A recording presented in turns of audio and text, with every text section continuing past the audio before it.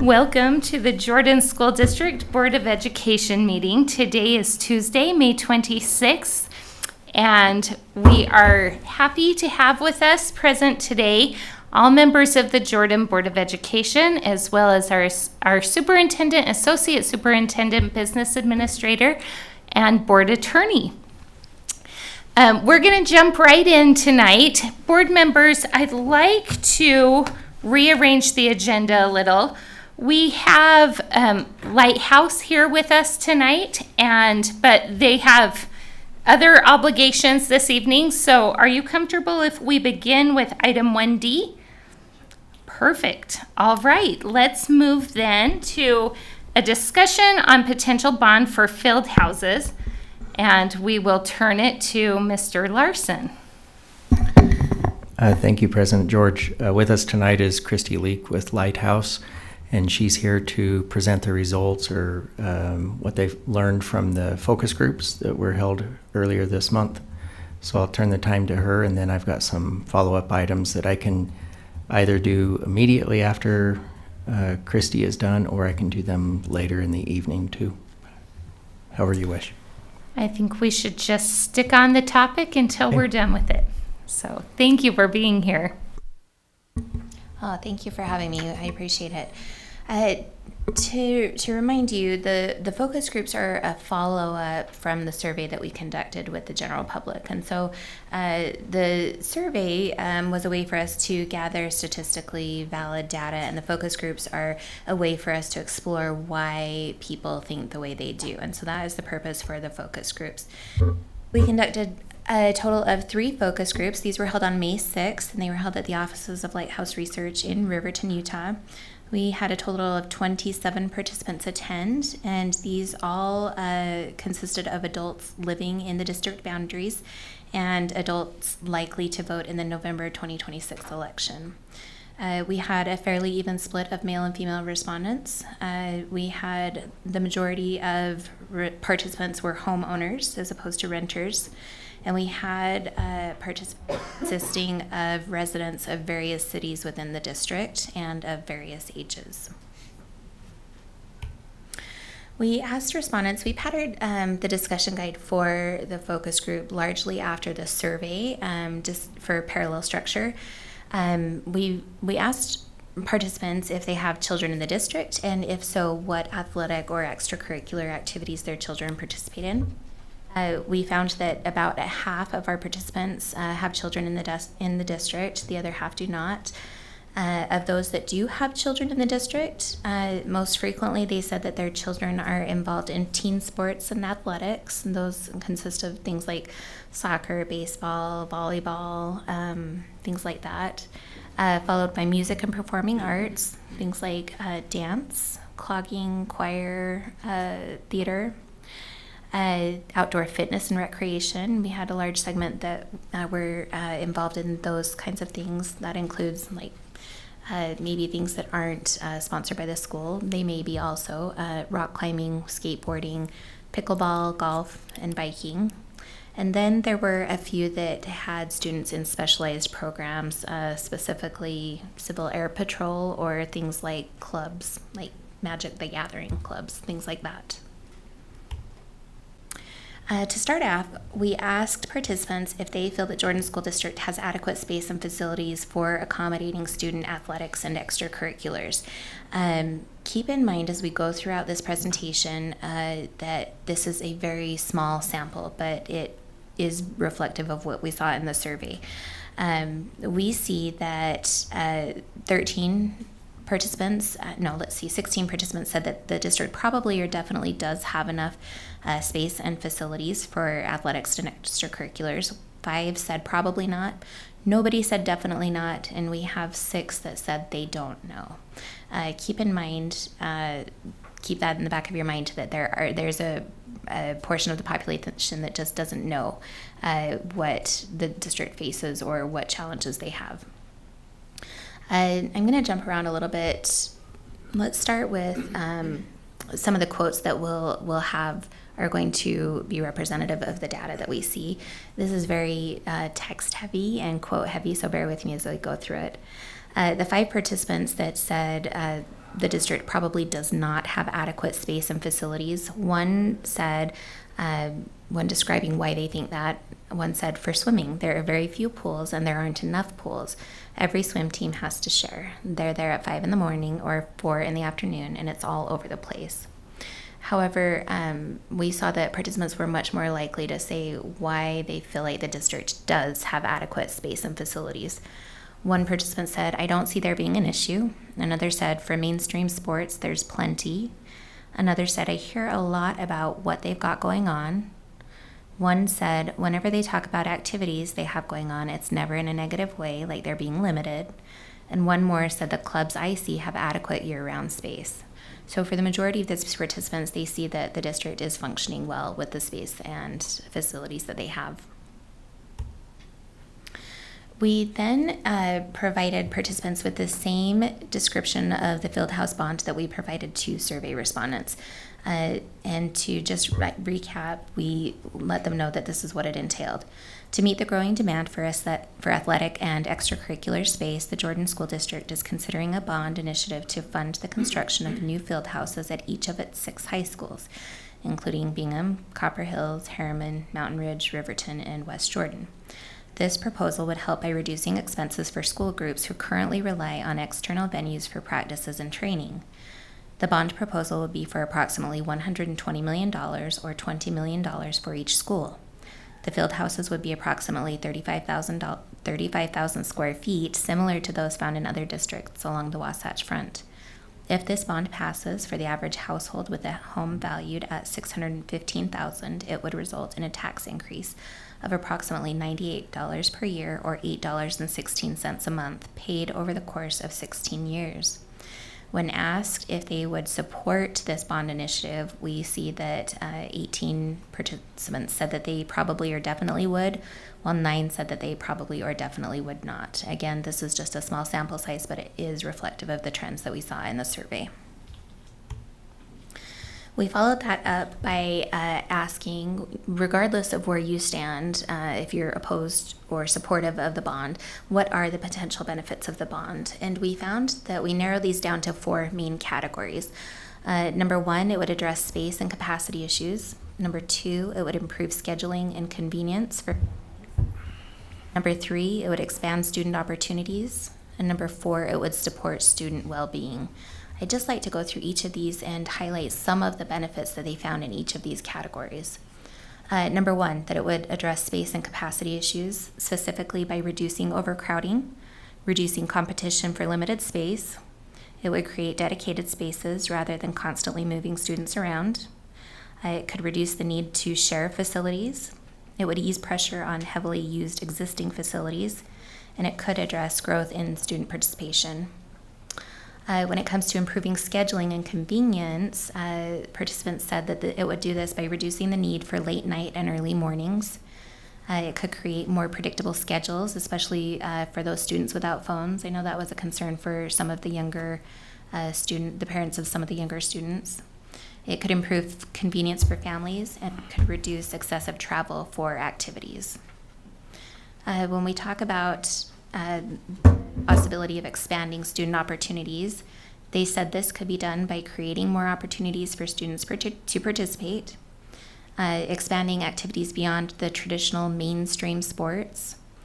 It could support clubs and extracurriculars and intramural programs, specifically for those that maybe don't want to play or aren't able to play on school-sponsored teams. It could have the potential for specialty programs, and it could provide opportunities that currently aren't available within the district. When it comes to supporting student well-being, participants said that the field houses could keep students active, help them be engaged, give them a place to belong, and help students avoid negative behaviors and support focus on academic success.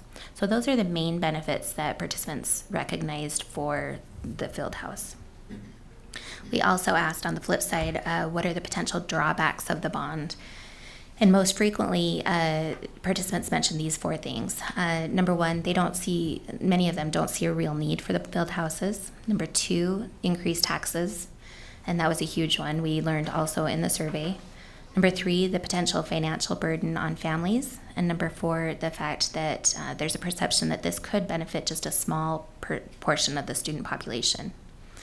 Let me share some of these quotes that participants gave about each one of these. When they said there's no real need, one participant said the facilities the district has might be sufficient. Another said, my kids never come home and complain about not having space. And another said, I haven't heard kids say they're lacking in opportunities. When it comes to increased taxes, one participant said, we just paid for a bond. We shouldn't have to pay again. Another said, every time there's an election, there's a new bond for something for Jordan School District. And one more said, how much is it going to raise our property tax? Multiple participants were concerned about the financial burdens on families within the district. One said, for someone on a fixed income, that could be huge. Another said, think of people on Social Security. One said, some people are just barely making it. Another said, not everybody can absorb another increase. And one more said that could be difficult for the elderly. The perception that the field houses could benefit only a small population of students. One participant said the only people the field house is going to benefit are the kids that are already super athletic. Another said not all kids are into sports. One more said, I don't think it's going to be so inclusive. So those were the concerns that participants most frequently saw with the bond. We found that overwhelmingly participants said that they need more information in order to make a decision about the bond, and furthermore, they said they expect full transparency from the district. I asked participants what questions they needed specifically to be answered in order for them to make a decision to support or oppose the bond. And most frequently, participants said that they need information about these things. Number 1, they need to know that there's proof of need, that really is a need and not just a want. Number 2, they want to know the overall cost and tax implications. Number 3, this came up organically, but we were prepared to ask it if in case it didn't. But they want to know about the long-term maintenance and operating costs. They want to know details and logistics about the facility. And they want to know specifically who can access and use the facility. These are the categories for the questions that they came up with. Specific questions under each of these can be found in the full report. To determine what would be motivators in encouraging residents to support the bond, we asked how important each of the following potential benefits of field houses would be to them personally. And what we found is that when we asked them to rate on a 1 to 7 scale, 1 being not at all important to them and 7 very important, we found that the one with the highest average mean rating was this one. It ensures all students, including those with disabilities, have equal access to safe facilities. And the one with the second highest average was it creates a community space for events, fitness, and activities for all ages. When we asked participants to say, okay, of all of these potential benefits, what is the most important benefit to you personally? We see that nearly 1/2 of participants said that the benefit supports student focus, behavior, and academic success through expanded PE and other programs was mentioned most important. I want to, just so that we can understand where participants were agreeing or disagreeing with these statements, I want to go through some of these potential benefits and talk about what they liked and what they didn't, just because we talked about each one of these individually. First, we'll talk about the potential benefit that it would support student focus, behavior, and academic success through expanded PE and other programs. In general, participants really, really liked this concept, but some failed to see how the field houses could yield such results. Those that said that they agree with this sentiment said, I agree completely with it. I think exercise helps kids focus better. Another said, I'm a big believer in motion creates emotion. If they're moving around, they're going to focus more in other classes. One participant said, I like to have academic success part of it. If it helps the kids learn, I'm all for that. And another said, it keeps kids away from video games. It keeps academic success in mind. Expanded PE, that's all very important stuff. However, we have those that, though this is important, they, as I mentioned, fail to see how field houses could accomplish this. One participant said, I'm in favor of that. I just don't think that field houses are going to do that. Another said, I'm supportive of these goals, but I don't know that a field house is necessary. One said, I just don't know without having some more specifics how they're going to achieve this goal. One participant said, my kid couldn't care less about PE and that's not going to be a benefit to him. And one more said, I think the only people that this field house is really going to benefit are the kids that are already super athletic. That was a sentiment that you're going to see over and over in this, that there's a concern that the field houses will not be all inclusive. Please stop me if you have any questions. The next potential benefit we discussed was the fact that it could provide year-round space for athletics, performing arts, clubs, special education, and other programs.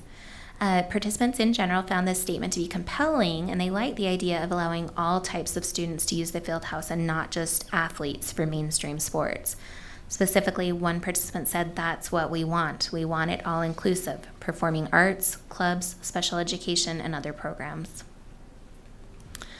When it comes to the potential benefit of reducing scheduling conflicts and late night practices by easing gym and outdoor field congestion, this was a potential benefit that resonated, as you can imagine, specifically with parents within the district that have children that have dealt with trying to get them places and sharing spaces and having weird times of practice.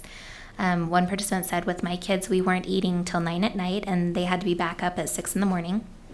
Another said if it reduces some of those late nights, that would be good. One said they always schedule the oldest kids the latest at night. You've got them going to bed at midnight and up at 6 to be to school on time.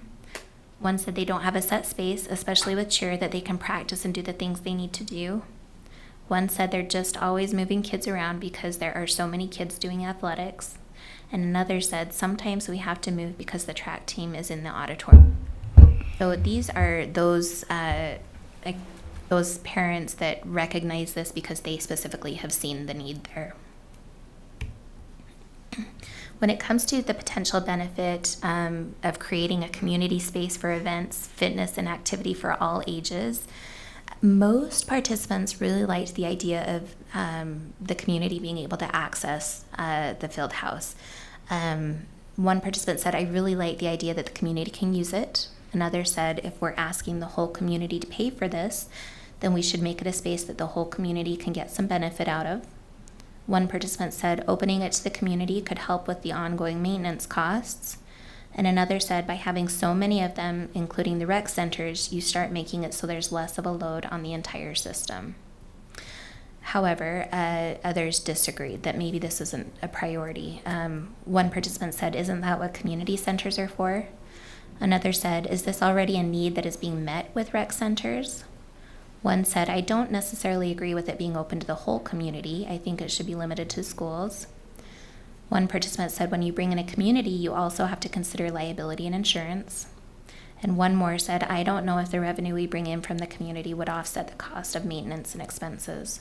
So again, they see both, we have both sides of that coin. When it comes to the potential benefit of attracting stronger coaches and keeping students in the district, participants, again, were mixed in their reaction. Let's look at some of the comments that people said that they're for this. One participant said, what we don't think of all the time is the kids going to other schools to play or moving because they have better facilities and better opportunities. Another said it could bring in strong coaches that would help keep the retention of the kids we have now and make them want to stay where they're at and not wander everywhere else. One said if we had good coaches, students could get into better colleges or get recruited so they have more opportunities in higher education. And one more said it makes it more exclusive. Certain kids can swim on a higher level and have better coaches. However, multiple others felt like this should not be the goal. One said that's not something that's important. Another said, I don't care about that. One said, I just don't care about sports. One said, I don't know why the focus would be on helping keep students in the district that are just focused on having a strong coach. One participant said to me, it's not about the coaches, it's about the students. And one more said, I think kids are going to come and go from the district no matter what. When it comes to the potential benefit of ensuring that all students, including those with disabilities, have equal access to safe facilities, participants really liked this thought. One said, everybody's important. Every student in that school is important. Another said, it's not just the super cool kids or the super athletic kids, but the kids who just need a human person that can be there and help them to be happy or better. However, other participants questioned if this is a need that is already being met in the district. One said, I think that they have access to those things now. And another said, I do not necessarily think that bringing a field house is going to provide that. And lastly, we have the potential benefit that a field wear and tear on existing gyms and facilities, lowering long-term maintenance costs. Some agreed with that sentiment. One said, by having so many of them, including the rec centers, you make it so there's less of a load on the entire system. We saw that quote before. And another said, we can rotate around and have the grass be a little bit better for the people that use it. However, there were multiple other participants who just did not feel that this argument had merit. One said, that's saving a little money, but spending a lot more. Another said, when I hear this one, I hear political talking points to try to pass this initiative.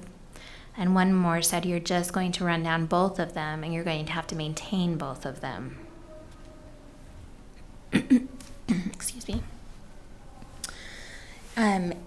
Once we had discussed all of the potential benefits to field houses, I wanted to gauge where their heads were at and if they would be more supportive of the bond or less supportive of the bond after discussing those. And surprisingly, they were less supportive of the bond after discussing those potential benefits. And the reason, my belief is that the reason for that is because more discussion yielded more questions. And as we saw at the beginning of the presentation, they need answers to these questions in order to know if they can support or oppose the bond. Participants who said they are likely to oppose the bond said that they need, number one, more information. Number two, they questioned if there is a real need for the bond. And number three, they just simply oppose another tax increase. However, participants who said they are likely to support the bond said that they consider the bond an investment in students, and they felt like the tax implications wouldn't be that significant to them personally. That concludes our presentation of the focus group research. I feel like it was helpful and informative to learn why they responded the way that they did in the survey. Hopefully you will too, but do you have any questions about the focus group research in particular? I have a question. I was there, all three of them, and that last wrap-up that you gave, it seemed to me that there was some outliers that persuaded everyone negative. Can you speak on that? Because the first group actually was more positive, I think, if you were to divide those groups out. So what power in these focus groups does one loud voice do to persuade others? So, great question. The one drawback to focus groups is that we do have what we call groupthink, where if somebody starts talking and they start explaining their thoughts, somebody else sees their insight and jumps on the bandwagon with them. We try to discourage this by using a handout, and you saw that we did that in the discussion group where I asked to capture their responses before we start talking. That way I get their initial gut reactions before any potential groupthink could go on. My other thought is when we look at these focus groups, you're right. Some have a tendency to be more positive while others have a tendency to be more negative. I will have clients come in and want to do only one focus group of something, and I always say that is a very bad idea because you never know what you're going to get, and you don't want to make decisions based on one group alone.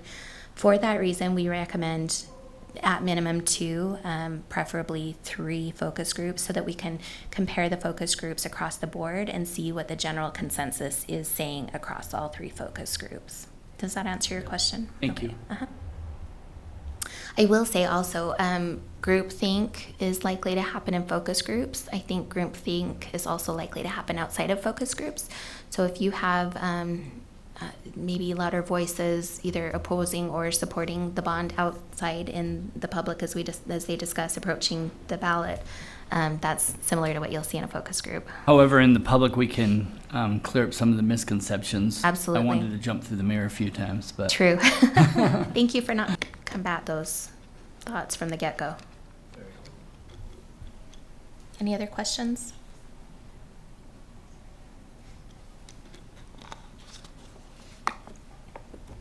Doesn't look like there's more questions. Thank you so much for being here. It was really insightful to be able to be a fly on the wall during those sessions, so we appreciate you. Of course, thank you for having me. All right, let's turn it over to Mr. Larson for some additional information. Yes. So as requested by the board, I worked with Zion's Public Finance to have them begin the process reviewing the numbers. They have a specific process they go through. Attached to board book is a calendar of events, as well as their analysis on what the numbers would show, as well as a sample ballot. The sample ballot is just that, a sample ballot, and the numbers are still in draft form because a lot of this would have to be determined with information we receive in June. Given that, though, let's see. So I wanted to start with a sample ballot and just point out the ballot for a bond requires a couple of different disclosures in it. One of them is how much the taxes would go up solely based on the ballot initiative. The second one is how much it would go up net of existing bonds that are paid off. And so there's two different numbers there that you'll see. They had indicated that the two numbers would be $74.01 and $71.02 for those two different methods. If you recall, my original estimate was $98, and that was done last summer. So Zion's made three different unique assumptions that I did not make, and so I just wanted you to know about those so that you can understand the difference. First of all, they assumed that there would be two separate bond issues, that we would break it up into two different groupings. I assumed one. They also assumed new growth. In other words, they took where our property taxes are today, the amount of assessed valuation in the district, and then they said, well, but we think it's going to grow this much over the next several years. And so they put in growth factors on taxable property. I did not do that. I just took existing taxable property. Can I ask what you mean by they assumed we would break it into two initiatives? Two bond issues. Okay. So thank you for stopping me there. So the bond would be a authorization to go out to the market and sell bonds, but it doesn't indicate how many times you would go out to the market to sell the bonds. The more frequent you go out, you can lessen the tax impact because you're splitting up the timing of when these bond issuances come on. So I had assumed one bond issuance, they assumed two, to split it up a bit.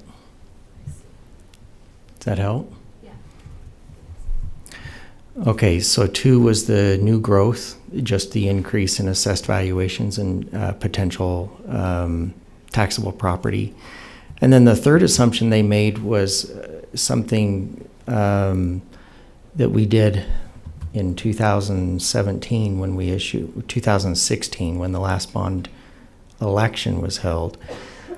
But that was, they took the amount of the bond and they reduced the principal balance by an assumed premium, 2% principal premium that would be issued on it. So what they're doing here is trading the amount of principal outstanding for a higher interest rate. And with a higher interest rate, you can sell the bonds at a premium and still get the total amount of money you want, but have it less outstanding, but your interest rate's higher. So perhaps a quick example that I hope helps explain this would be good.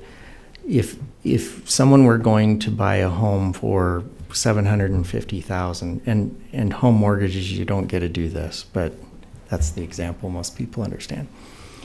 If you go to the lender and say, well, instead of loaning me $750,000, what if the debt I'm in is, say, $650,000 instead? So I'm going to lower it by $100,000, but you can charge me a higher interest rate. So instead of the standard rate, go ahead and bump that up a few percentage points, and I'll just pay you more. And then that difference in the going rate, market rate of the interest, and how much we're going to make the notes for, you're going to pay that $100,000 back to me because it's essentially prepaid interest. So they're going to upfront interest to us that then we then pay to them over the life of the bonds.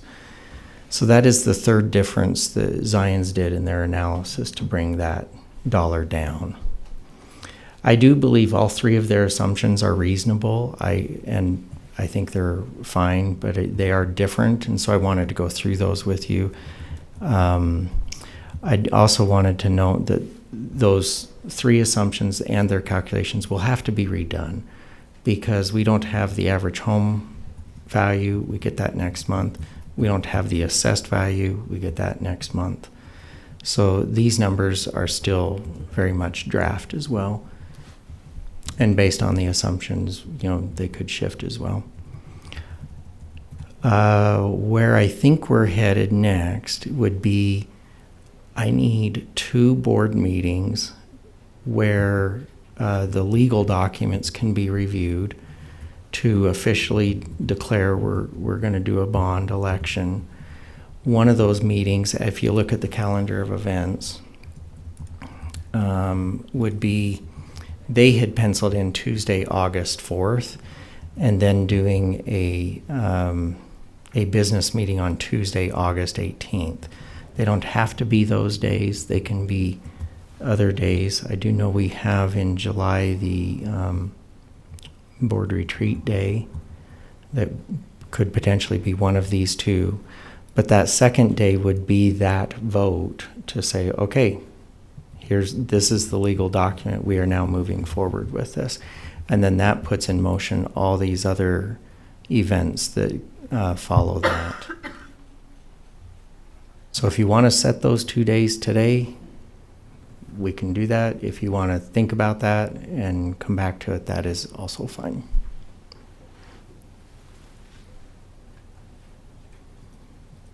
Any questions for me?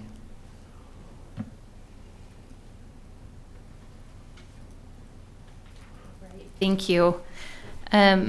Board members, I think the first question is, do we have a majority who are interested in moving forward with putting this as a bond initiative? On a motion? Or you just want to take a vote?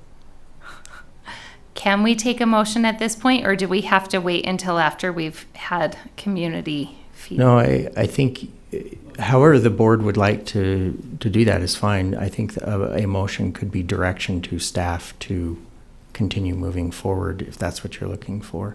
Okay. This legal document will have to happen though. This vote wouldn't be able to trump that later one, if that makes sense. Dr. Godfrey? If I may, tonight you can vote that for us to move forward, and then there are 2 required meetings with public input. So every vote to move forward doesn't mean that you can't change your mind later, but it just means more effort is invested on the part of Zions and Jordan District moving toward it. So that's all. But it doesn't preclude you from changing course. It just says keep going down this path. But then we'll meet all of the requirements when we have the legal document and the 2 more required meetings between now and the deadline in August. President George, I move that we direct staff to move forward with the legal document in preparation for a bond election for field houses. I'll second. Okay, we have a motion by Mr. Dunford, second by Ms. Wood, that we direct staff to move forward with preparing documents for a bond election for field houses. Did I gather that all? Okay. Is there discussion to that motion? I had a concern I wanted to share. As I've looked back over this issue, the way that I remember it, and correct me if I'm wrong, we had a high school coach come to us saying that he didn't have enough space for his wrestling team. Maybe a month later, we had, I think it was a high school principal that came and spoke in our meeting and said some of his students or some of his PE classes were happening in the hallways or the common spaces because there wasn't enough room to accommodate the students' physical education needs. So both of those situations spoke to the case that we don't have enough space in our high schools to accommodate the physical activity needs. And then if you look at the population of, or the student body, the number of students in the district, I think we're at the top, or close to the top of where we've ever been. Is that accurate? 55-ish thousand? Overall enrollment. Overall enrollment.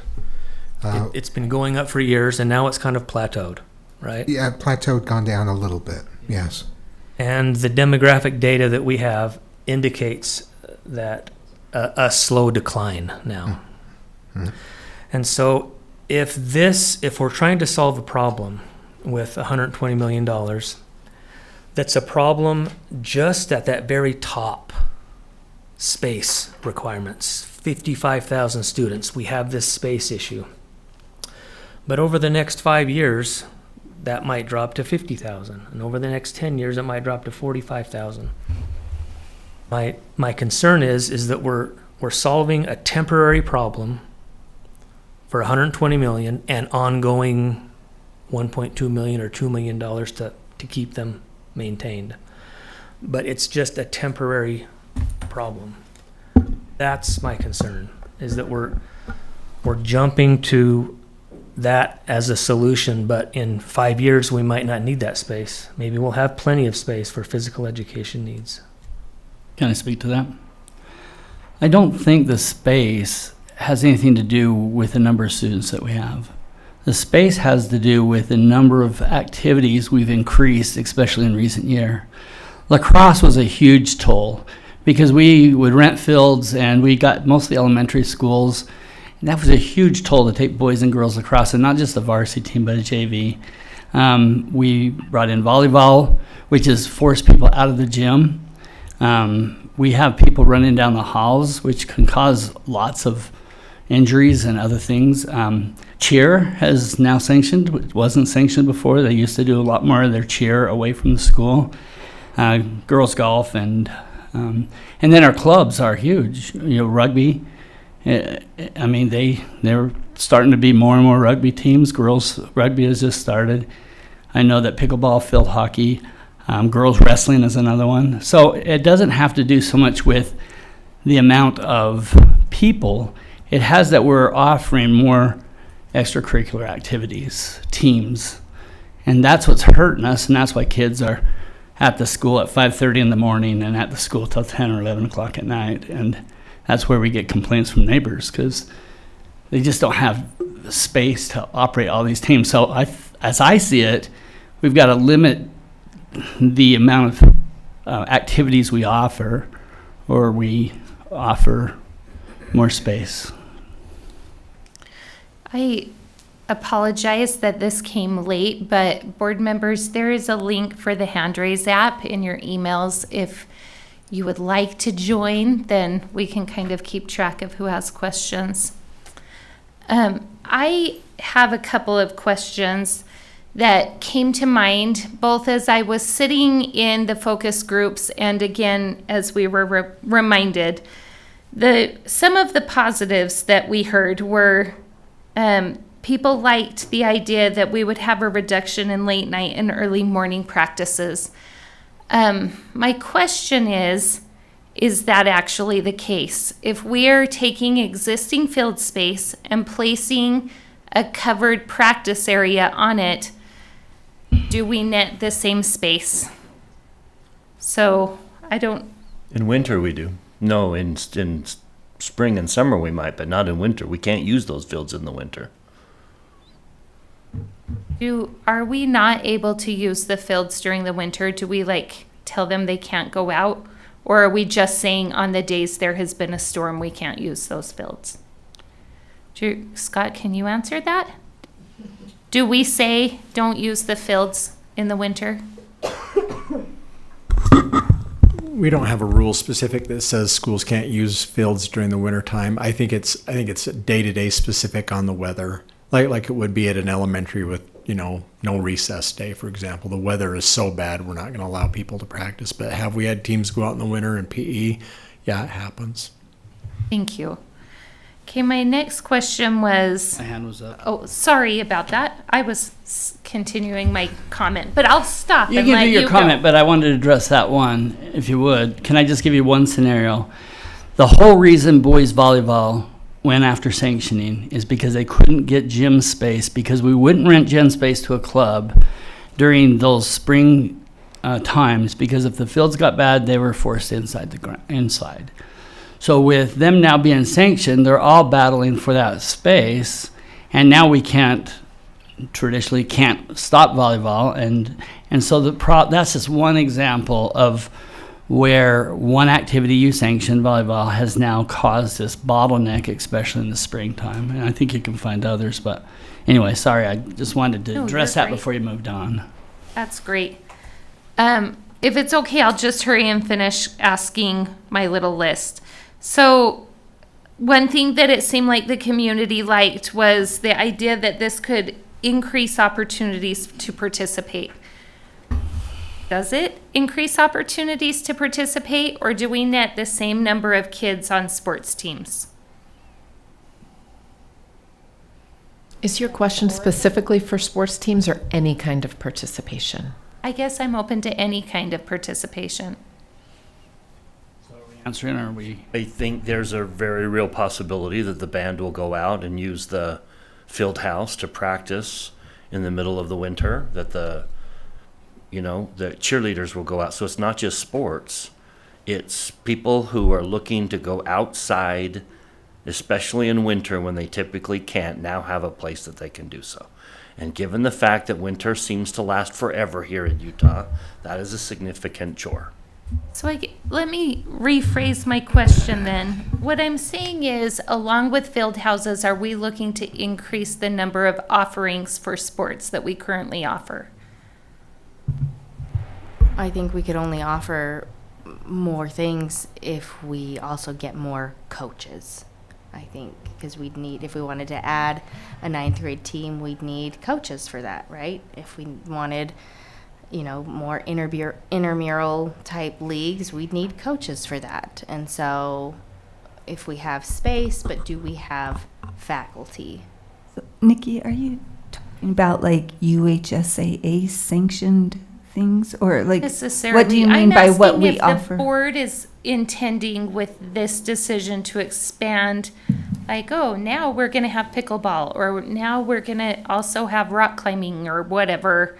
The things that we heard in the focus groups, I was like, oh, I don't know if it's actually giving the benefits that their feedback was telling us it would give.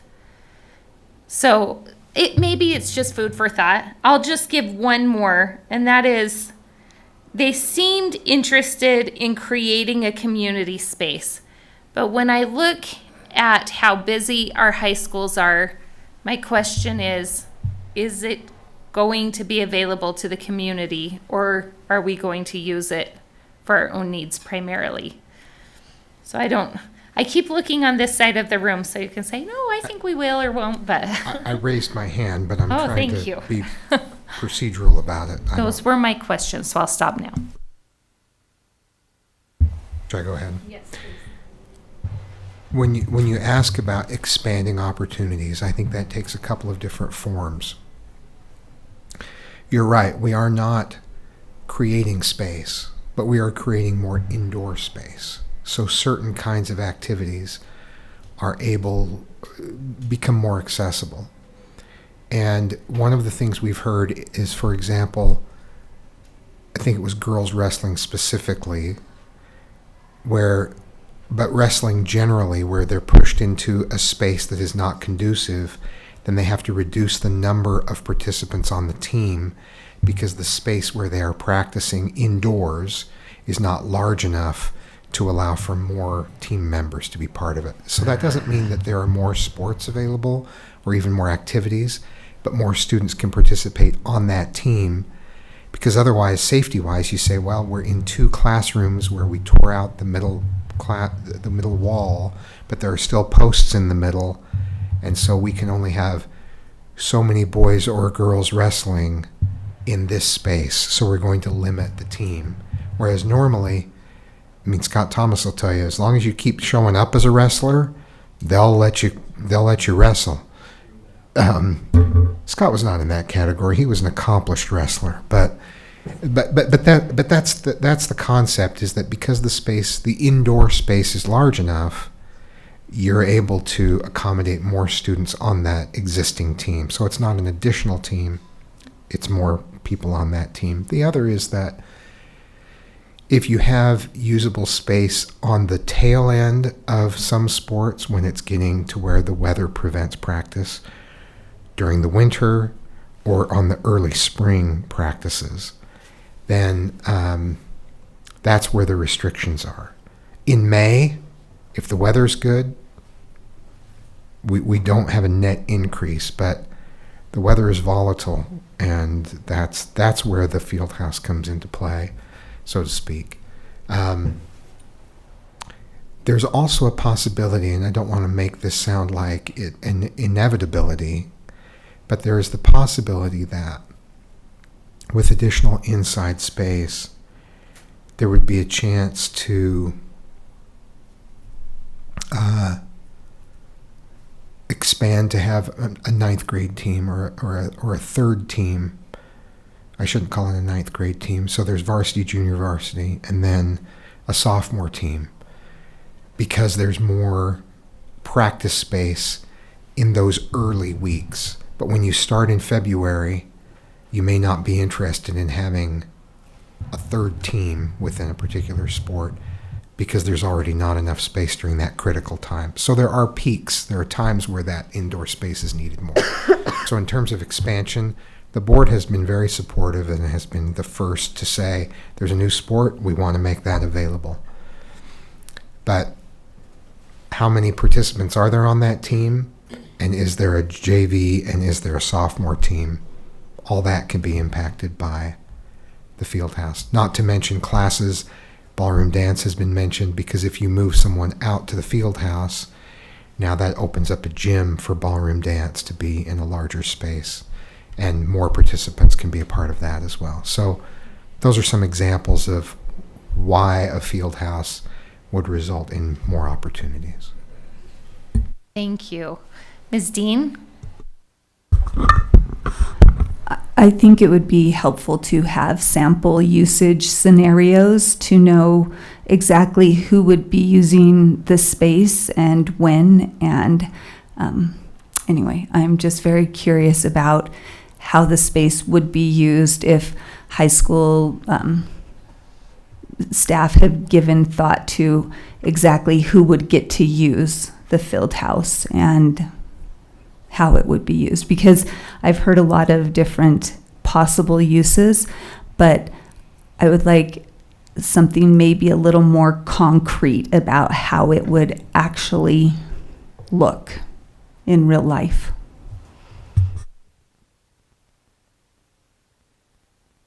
Hey, Dr. Godfrey? Sorry, can I respond to that as well? So are you talking about what will the actual usage look like in terms of school versus community use?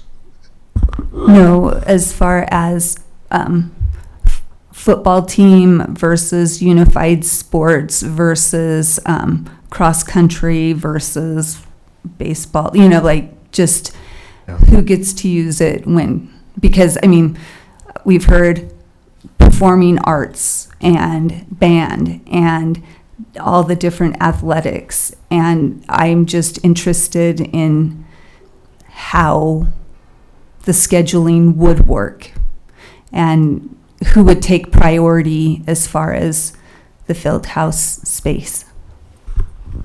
Can I address that question and your question about community as well? I want to be cautious about overemphasizing that this would be a resource for the community, The community is the next group that it would be available to after we take care of all school needs. So there would be some availability, but that would only be after, if we follow our current rental guidelines, it would only be after we'd met all school needs. And school needs vary from school to school because some programs are big. At certain schools, some programs are nearly non-existent at other schools, depending. So I think if field houses were approved by the public and put in place, we would have a meeting with all of those who schedule buildings to talk about how to do that in a way that's equitable and that reflects the board's intent to make sure that performing arts, unified sports, and that no sport kind of squeezes everybody else out.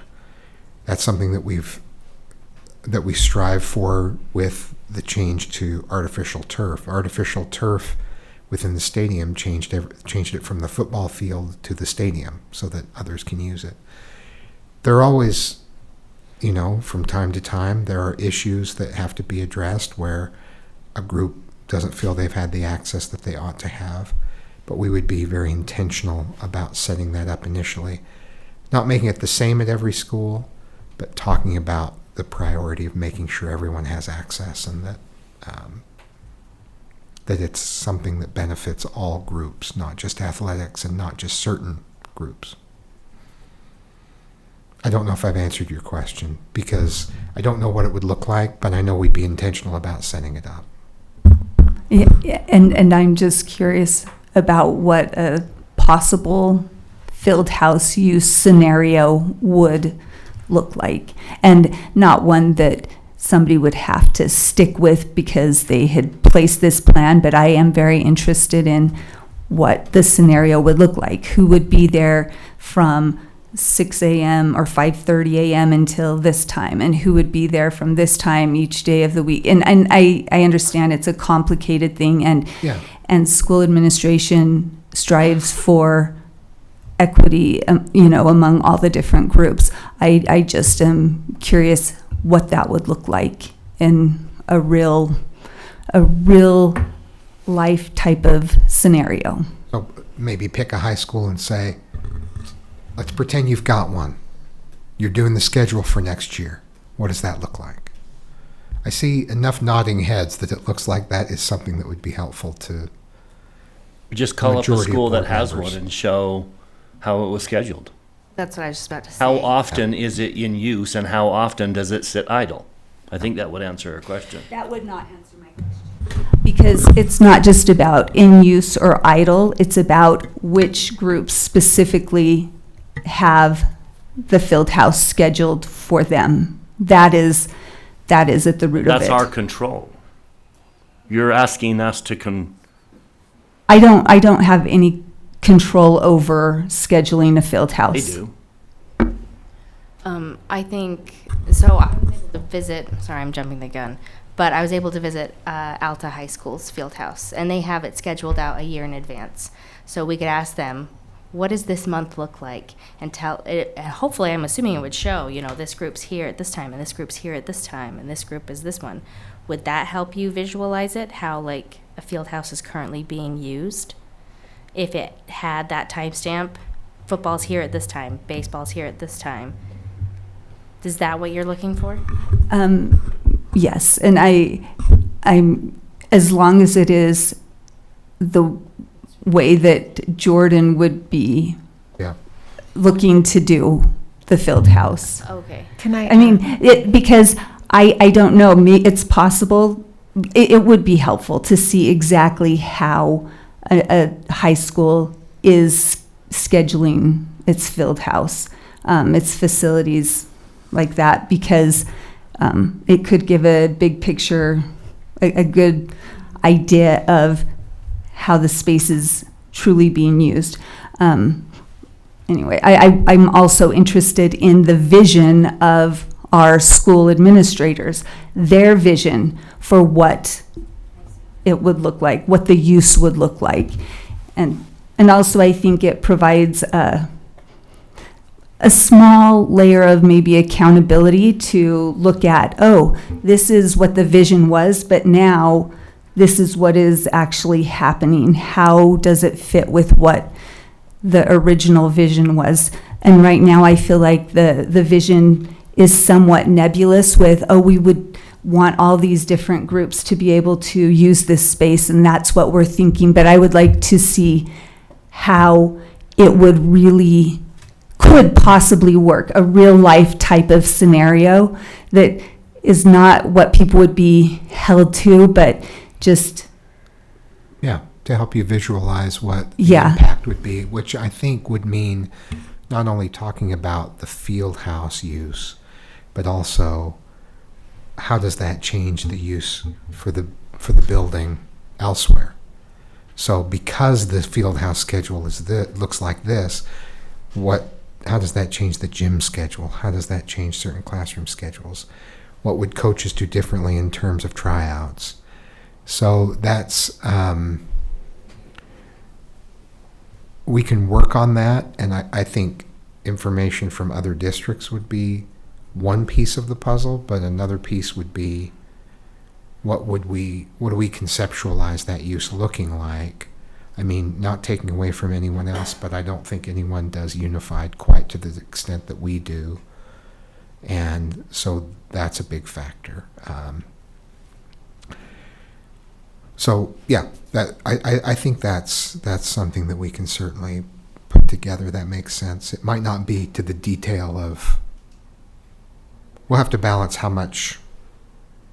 I mean, it doesn't have to be to 15-minute increments or anything. So I get the concept. Let's try to solidify what it would look like in a particular school and what the impact would be. Okay, thank you. All right, Dr. Robinson? Hope I remember all my questions, so I'll make a comment on that last one. So it struck me during the focus groups that they said that we have track teams using the auditorium to run in. They also mentioned that cheerleading, we're doing it in the halls and the common areas.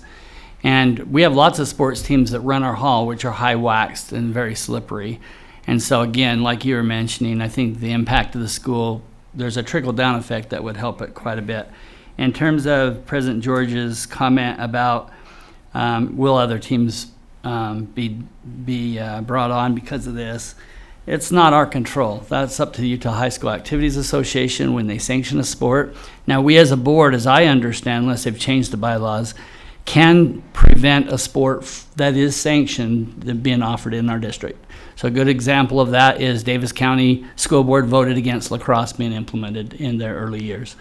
And so we could say, hey, rugby's coming on, but we don't want it. And so we could, as a board, if I'm not mistaken, can make that stand. I don't even know that we've ever had that discussion, because we've always had this idea that we want to sponsor and bring in as many activities and things to help kids as we possibly can. Another issue that I wanted to bring up is Dr. Godfrey brought up that the late winter, early spring would be a high usage, but I just wanted to bring a bigger focus that summer is even more important to me. I used to live right next to Bingham High School, and more than once every summer day their band would wake me up as they're playing their instruments pretty loud in the community at very early hours, and they do that because it gets so hot for them to be out there. And our football does the same thing. A lot of our sport starts pretty early in the summer, and having an indoor facility would help in the heat as much as in the sun. And then and winter. And the last thing that I wanted to talk about is community impact. We have many of our teams that are using the county rec facilities because ours are full. And so just that alone, bringing them back into our schools where they can practice, would free up the community centers for the community to actually use them. From using the gym to running to even renting their field space inside. That would help a lot. And again, we could do what we do with our outside field. We do have camps and clinics, and we bring in those young kids all on a regular basis to use our stadium fields. And so, again, those are just some answers to the conversations we've had just the last couple of minutes. Hey, Ms. Barrow, sorry I accidentally clicked you on, but You're fine. So I feel personally that, I don't know, I'm not quite ready to put this out for a bond. I've been doing a lot of research on my own. I have visited 2 different field houses in Canyons, asking the questions about how they're used during the day, as well as scheduling. And I feel like what we're trying to sell for a lot of these uses for a field house may not be realistic. What I found talking to admin at these other high schools is that it doesn't keep kids coming early or staying late. They still have it scheduled from 5:30 a.m. till 11 p.m. And if we're putting it on existing field space, like was mentioned before, we're not really, are we gaining anything? It's not like we added land somewhere. Unless it's a certain width or depth, it may not be very beneficial to a football team having like a full lineup and being able to practice, or being beneficial to a marching band practicing out in a field house. They need it to be a certain dimensions for it to be beneficial. If it doesn't have an upstairs with like extra classrooms for potential dance floors, it won't really fix some of our crowding issues that are within the school building. And they did mention that it is rented to the community, but mostly on weekends, and that the district handles that, but the schools do get priority. They schedule everything out, and then the district handles where there are spaces where they could potentially rent it out to the community. I just feel like there's a lot of missing information. I feel like we need to educate ourselves better on how this will be used before we can educate the public on how it's going to be used realistically. But that's just kind of how I'm feeling, things I've researched. Mr. Burnett. Thank you. Another concern I've had as we've been talking here is a really broad range of activities we've discussed we want to support in a field house. From, the fine arts to clubs to a variety of different sports in a 35,000 square foot area.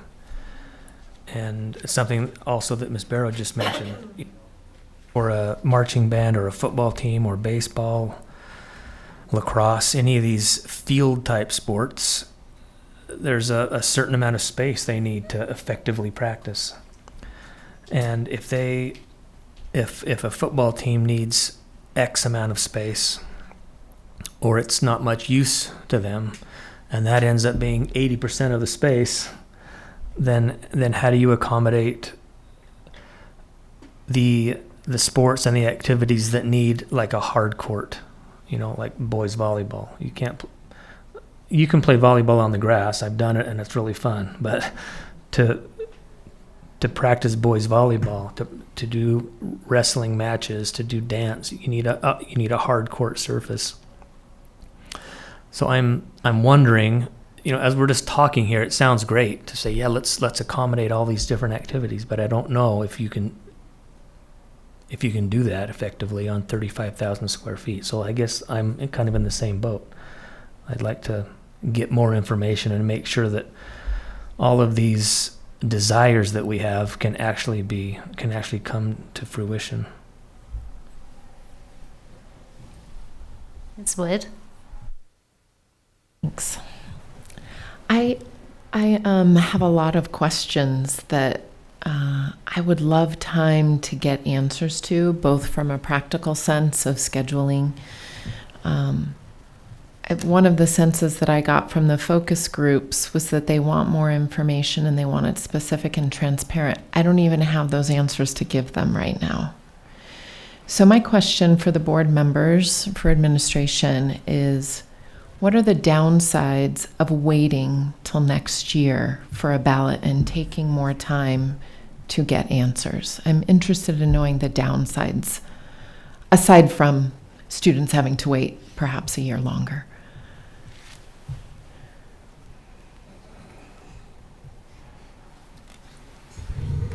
I think feel free to answer if you have an answer to that question. Well, my hand's up for that very answer.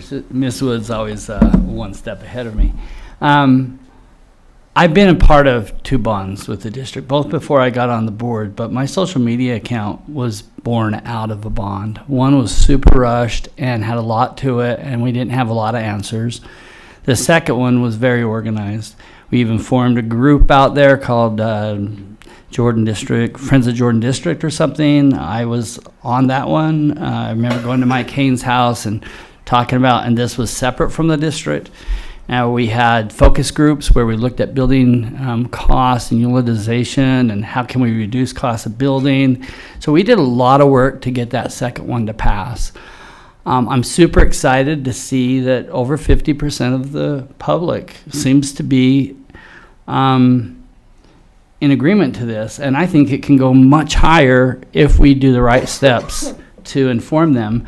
More importantly, there's a lot of misconceptions we have out there about our district, and I think that regardless of what we do, we need to clear up misconceptions that I heard in those focus groups, and we do really well with saving our money tonight. We'll make a huge savings on the taxpayer, but nobody ever hears about those. They only hear about small, inconsequential ones, and they never really understand how good we're doing. So I wanted to make the same kind of proposal. Let's keep this going. Let's keep moving, but let's not put it on the ballot this time. Let's put it on the ballot in November of 27. Seems weird that we're talking 27, but and let's keep working on this, forming some groups, forming some people, and seeing if this is the best thing. With summer coming, and so we really wouldn't jump on this until August. I just know how hard it is for us even to come up with newsletter ideas or those kinds of things. Our board's very thorough on what we do. I just don't think we have I think it could still pass. I just don't think that we have the ability to do it right with this election at this late a time. So that's what I would do. Is I would keep going, but I would put it on a future election. Ms. Barrow? Thanks. I remembered something I forgot to mention. But just on that note, I feel like if we weren't going to be educating people till August, that's when we're starting school and fall sports and planning schedules for holidays. I don't think it would be a great time, and it wouldn't look like we were being fully transparent, in my opinion. But I know that there are places in our district that need help, where there's overcrowding and it's dangerous for sports, especially wrestling. We've heard of that one. So if the full board does not move forward with this bond initiative, I would like to be more particular and pointed in just adding additions where we need them. Like, let's expand the wrestling room this year at this school. Let's expand a band and orchestra room at this school. Let's add an auxiliary gym at this school, and just be more precise, I suppose, in where we need that help, and instead of throwing, like $20 million and saying everybody gets this giant room, and then we have to figure out how we're using it. So, Dr. Robinson, was that a substitute motion that you would just add on? I'll make a substitute motion that we continue working towards a possible Fieldhouse bond in the 2027 election. I'll second. Okay, we have a motion by Dr. Robinson, second by Mr. Barnett, that we instruct staff to continue taking steps forward towards a possible bond election for field houses in the 2027 ballot. Did I say it right? Yeah, can I add, I don't know if this needs to be in the motion, but I think an ad hoc committee from the board and a community group would be really beneficial. I don't know if that has to be in the official motion, but I'd speak to the motion, and if you want it as part of it, I think that would be helpful. But And the creation of committees to begin preparing for that initiative. Okay, let's move into discussion. And if I can just quickly ask, is there anything procedurally that would prevent us from doing it in 2027? Like, you can do this any year. My understanding is yes. It just has to be on a general election in November. It can't be on a special election like April Okay. or June. It has to be the But November it's okay if it's election. the smaller election, like the city elections. Yeah, and there's debate whether that's good or bad. If it's on a smaller election cycle versus the larger one, I've heard it both directions. But Thank you. All right. Can Any I, other- can I please. just speak to a couple of the issues that came up? One of them is the information campaign, and you described well the difference between the two campaigns for our two most recent bonds. The general approach that we have heard from a national standpoint, because we're always paying attention, we don't know when we're going to need to bond, is that the campaigns are more effective, not just in the results, but in communicating when it's a shorter time frame. So in the past, we did an 8-month campaign of information, and the latest trends is that it's a more concentrated time, because that just gets the message across, and we go meet with lots of groups, and we communicate it in lots of different ways. So I'm not trying to move the board toward a particular timeline, but even if you said, okay, we want it on the ballot in November 2027, when should we start the campaign? I would still say in the fall, after everyone gets back from summer, is when we want to start the campaign. Because it's just, that's the common approach. So I didn't want you to be surprised if in 2027 you say, okay, we put it off, now we have more time to campaign, and we said, but we still would do a more concentrated campaign, whether your goal is transparency, a particular outcome, dispelling myths and rumors and misinformation. A concentrated timeline is generally considered to be more effective. John touched on another reason. There was a question, what would be the disadvantage of putting this off? One is, what type of election are you attaching yourself to? Is it a presidential election? Is it a midterm election? Or is it an election year that might have less of a turnout? And then you just have to decide, is that a positive or a negative? The other is that one of the reasons that this is a unique bond in that it's for a very specific purpose that is not related to enrollment. And we don't know how soon we might need one. We don't see one on the horizon being necessary for enrollment. But the greater the distance between this bond and an enrollment bond, the better chance that there's a vote truly about this specific issue, and the less chance that voting for this bond impacts the vote for an enrollment bond, for lack of a better term for it. Because if it's far enough away from that sort of increase, a lot of it can be paid down, or thoughts about a bond increase have dissipated. You also heard that there were some comments that, well, you just bonded, so why would you bond again when in fact it's been quite a few years since we last bonded. So keeping a distance between this bond and an enrollment bond does have advantages. There's less chance that it impacts the enrollment bond. What is an enrollment bond? That's a term I just made up, which means a bond to build schools to help house students. Generally, we have bonded the failed bond 15 years ago was not only to build necessary schools that were needed for enrollment, but also to make needed improvements to existing buildings. We heard from folks that that was not as compelling an argument as we thought it might have been. So then the next time, the bond was only for building buildings to accommodate enrollment. and that one passed. And that was it 10 years ago? 2016. So 10 years ago was, for those listening, 10 years ago was the last time the board went out for a bond. So that one was purely, we need more space for students, so this is what we're going out for. So that's what I call an enrollment bond. It's like, we have enrollment that requires more buildings. To me, this is separate from that. It's a special purpose. And the farther we get away from any potential future enrollment bond, or a bond to build buildings to accommodate students, the less chance there is that approving this bond impacts that one's chances of being approved.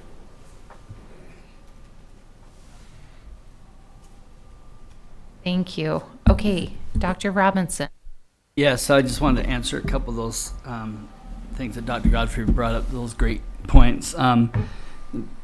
I'm not asking that we start campaigning today, but there's some questions still lingering in my mind. For instance, what about just putting a spring structure or a tent over it like we do swimming pools and other things? Have we explored that?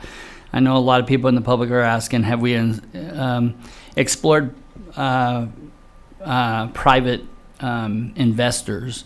And I personally can't say that we've done enough of that. I don't know if that's going to be very beneficial. Maybe it would. Maybe someone has 120 million sitting in their pocket ready to burn, but I at least think that needs to be explored. I'd like to have, before an election, like architectural designs of it, whereas I know we've seen places where it's fitting on the field, but I don't think we've had robust discussions about that.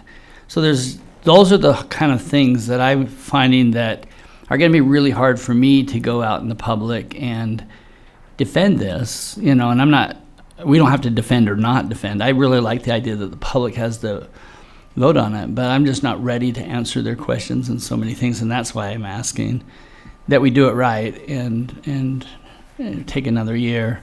I don't know if it's going to be a better time to do it or not, but I think I'll be more prepared in another year. Mr. Demford. I think if their concern is transparency, we would take a lot of heat in putting it in a municipality election. I don't think 27 is the time to do it. It's either 26 or 28. Because if you put it in a non-presidential election or a non-midterm election, you're going to be accused of sliding it in when people weren't watching. And if their concern is transparency, I don't think 27 is the time to do it. I just ask what your recommendation would be. 26, that's what my motion was. If 26 is off the table, I would say we're better off waiting till 28, which puts students 2 years out. 2 years out from starting a build. Okay, Ms. Wood. Do we know how long it takes to build? Have we discussed that? Just trying to think time frames. It's okay if you don't know.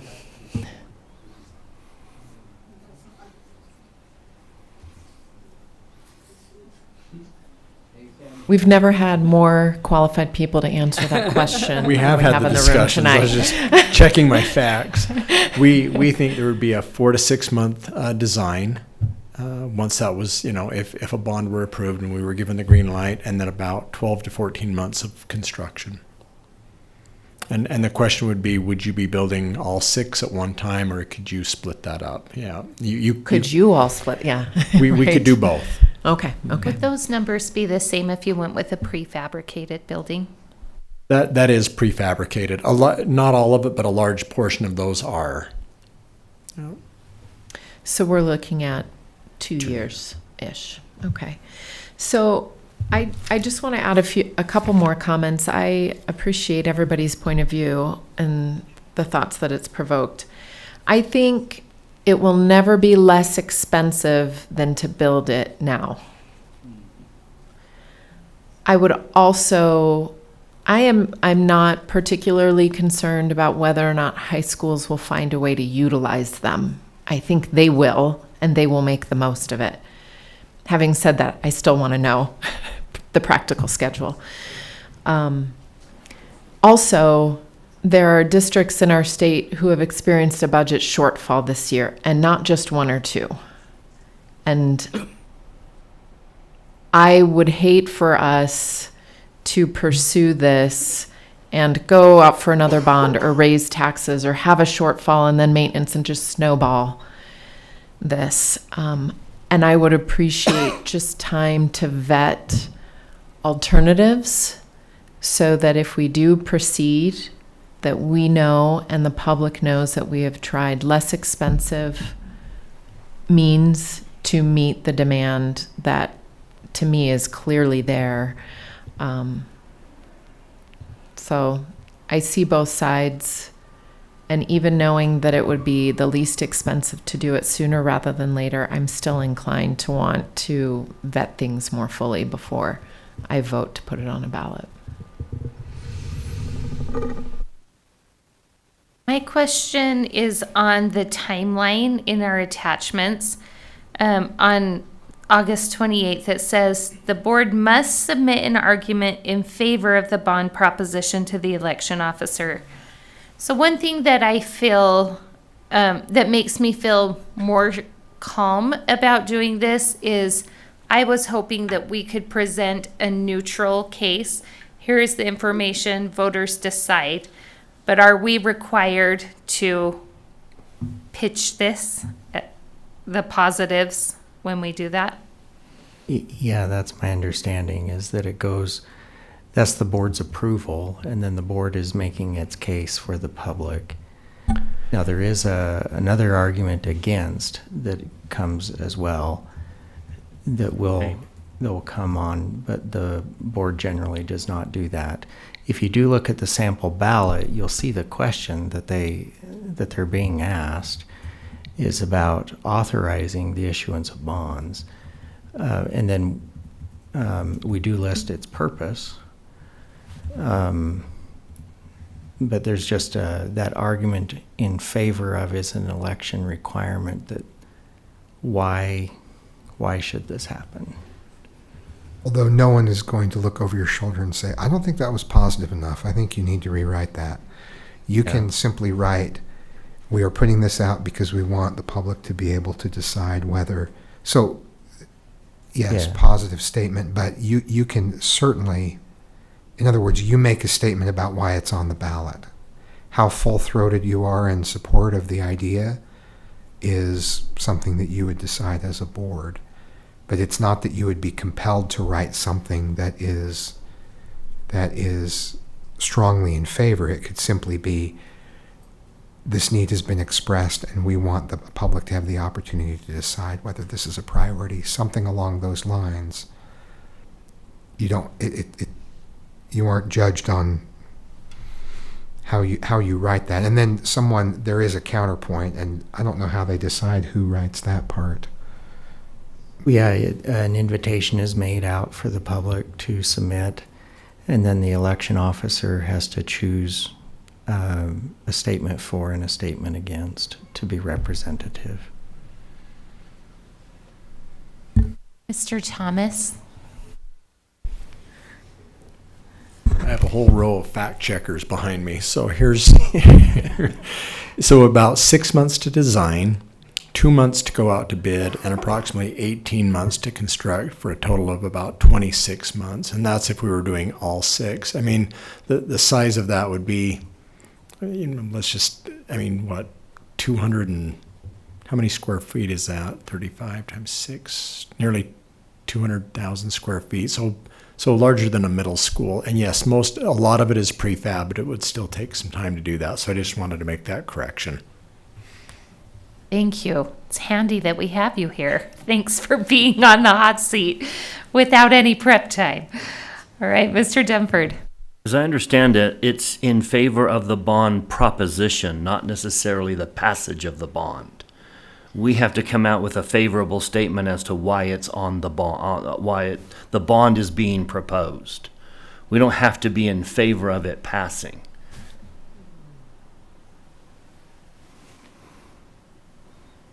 Thank you for clarifying that. Okay.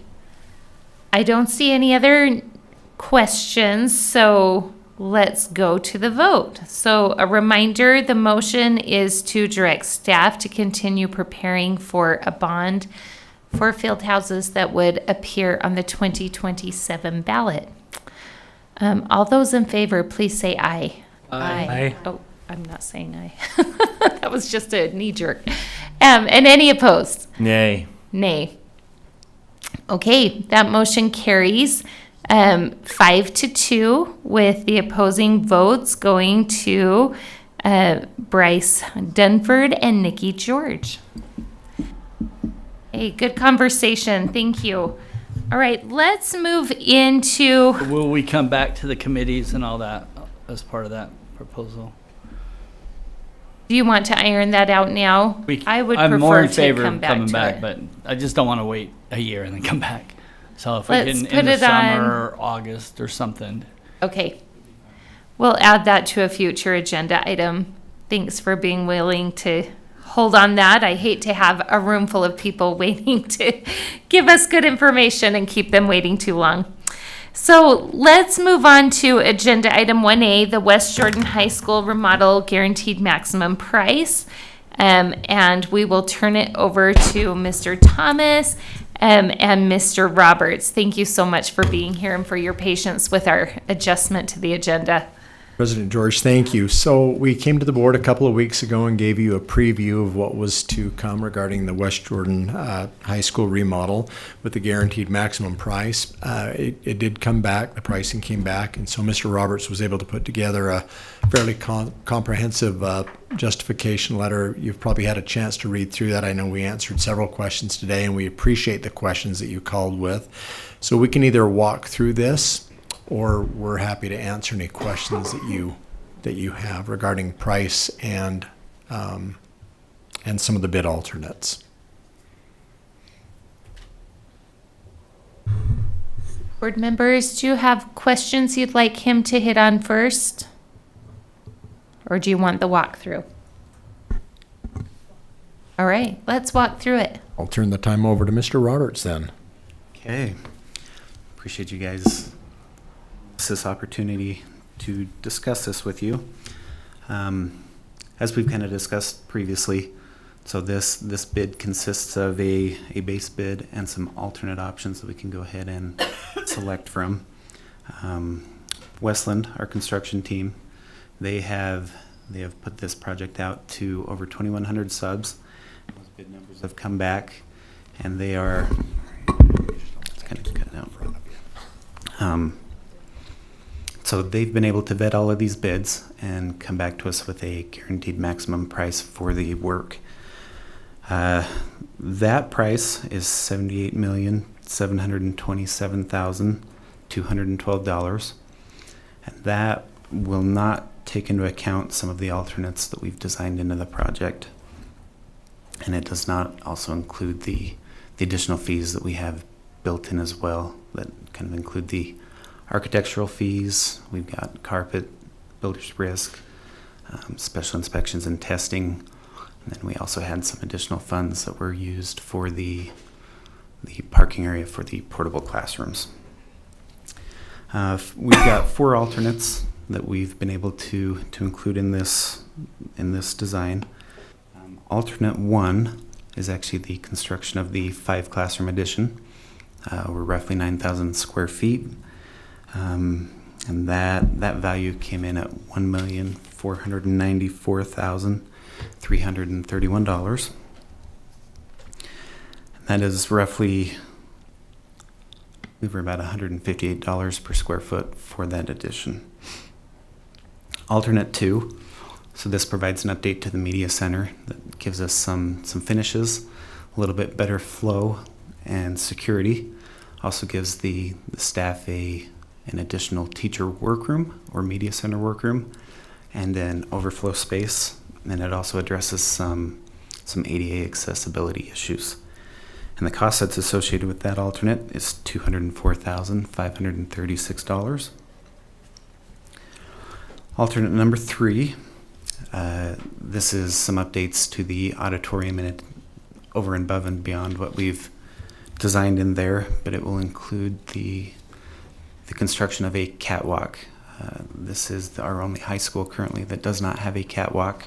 But that gives them a little bit more flexibility in being able to work with the lighting for any of their performances that go on in that space.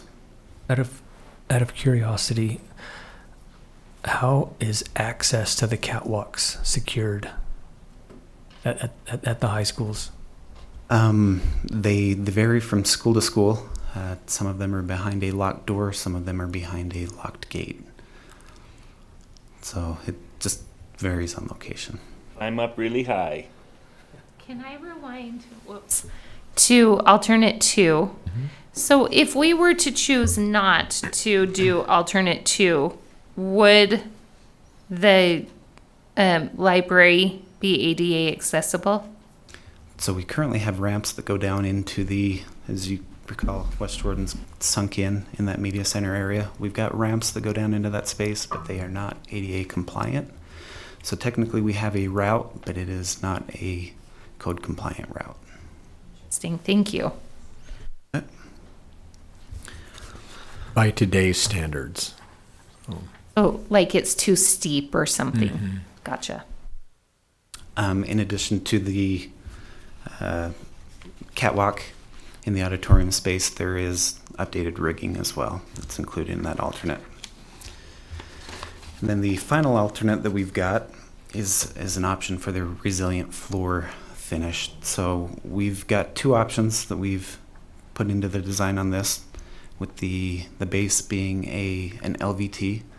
And this LVT we've actually installed in a number of schools, but we've had some concerns with the longevity of it, the care, and then the physical appearance.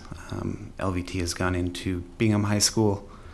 We've put it in at the Jordan Learning Center, and we've actually installed it in a few of these newer elementary schools in the gym and cafeteria.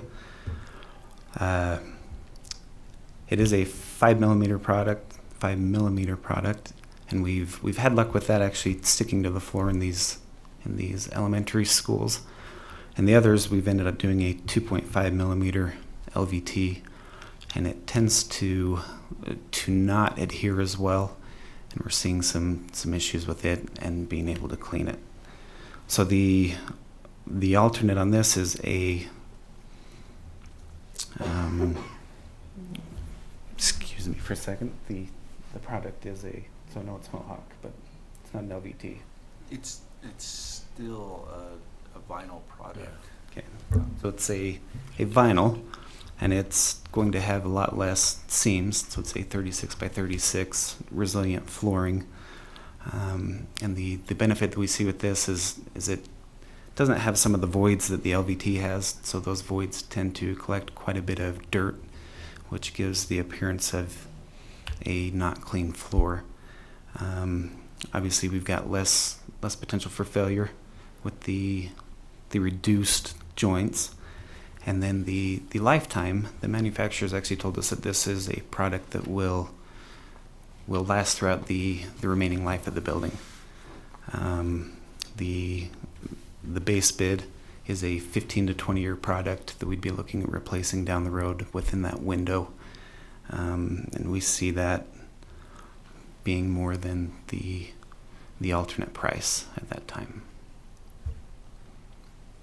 So if we were to take all 4 of those alternates, and including all the additional costs that are associated with the work, the total bid for the project would be $88,858,093.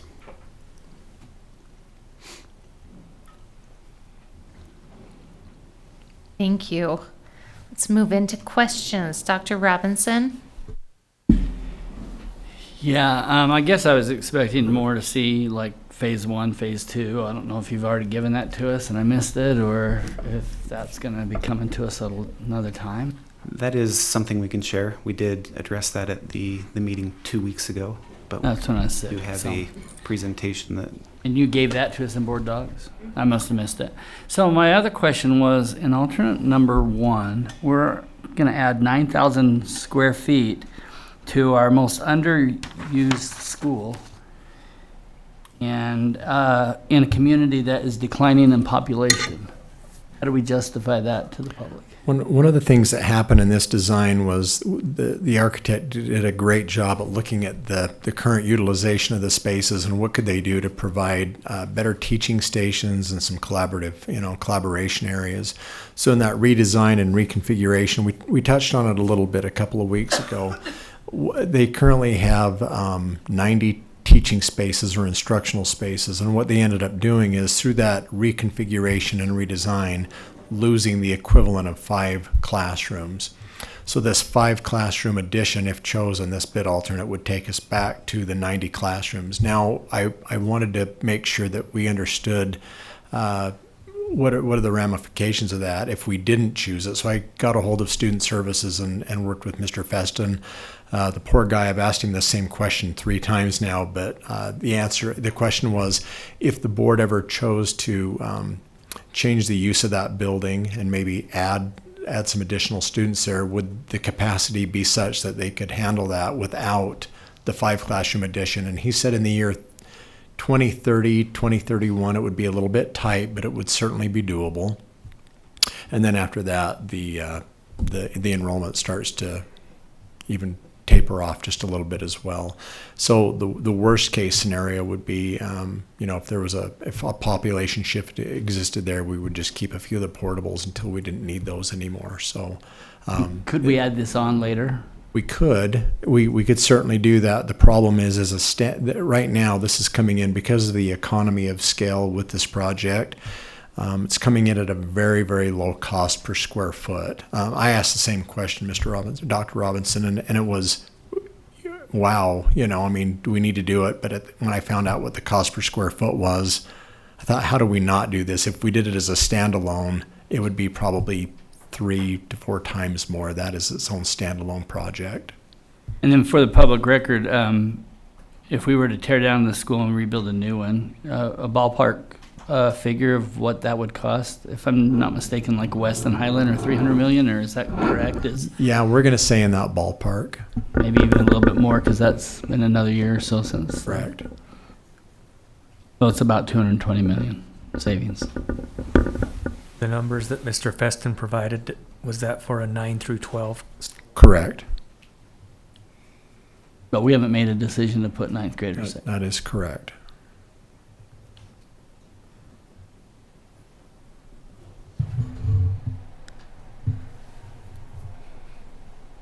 I just did some quick math, and it looks like about $166 per square foot with what you're proposing here. And we're paying like close to $450 with new construction. So that seems today's going rate. Yeah. What is new construction? I mean, $350 to $450 is the range I have heard. So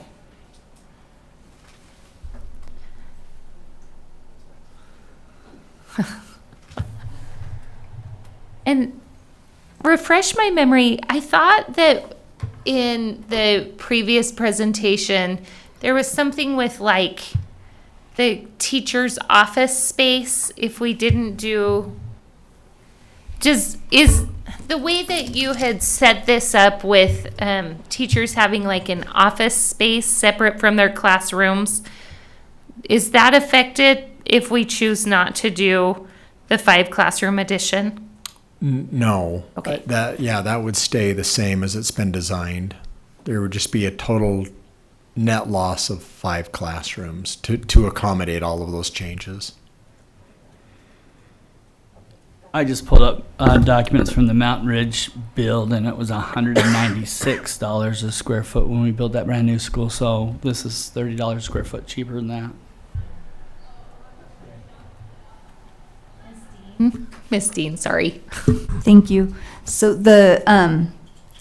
with alternate 3, I have heard from people from West Jordan High School about issues with the lights. Would this make it easier to manage some of those issues?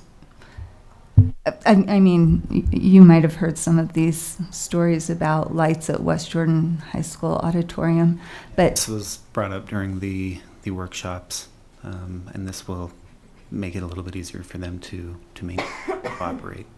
Okay, thank you.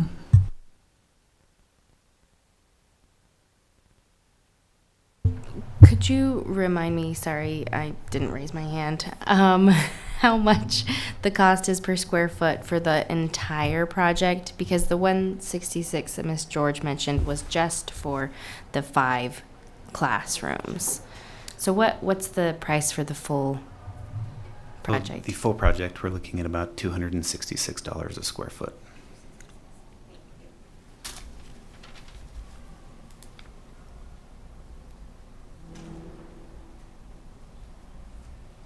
Is that with all the alternates or without? With the alternates, okay. So, and did I say 266? It's 226. My apologies. But that'll be all in.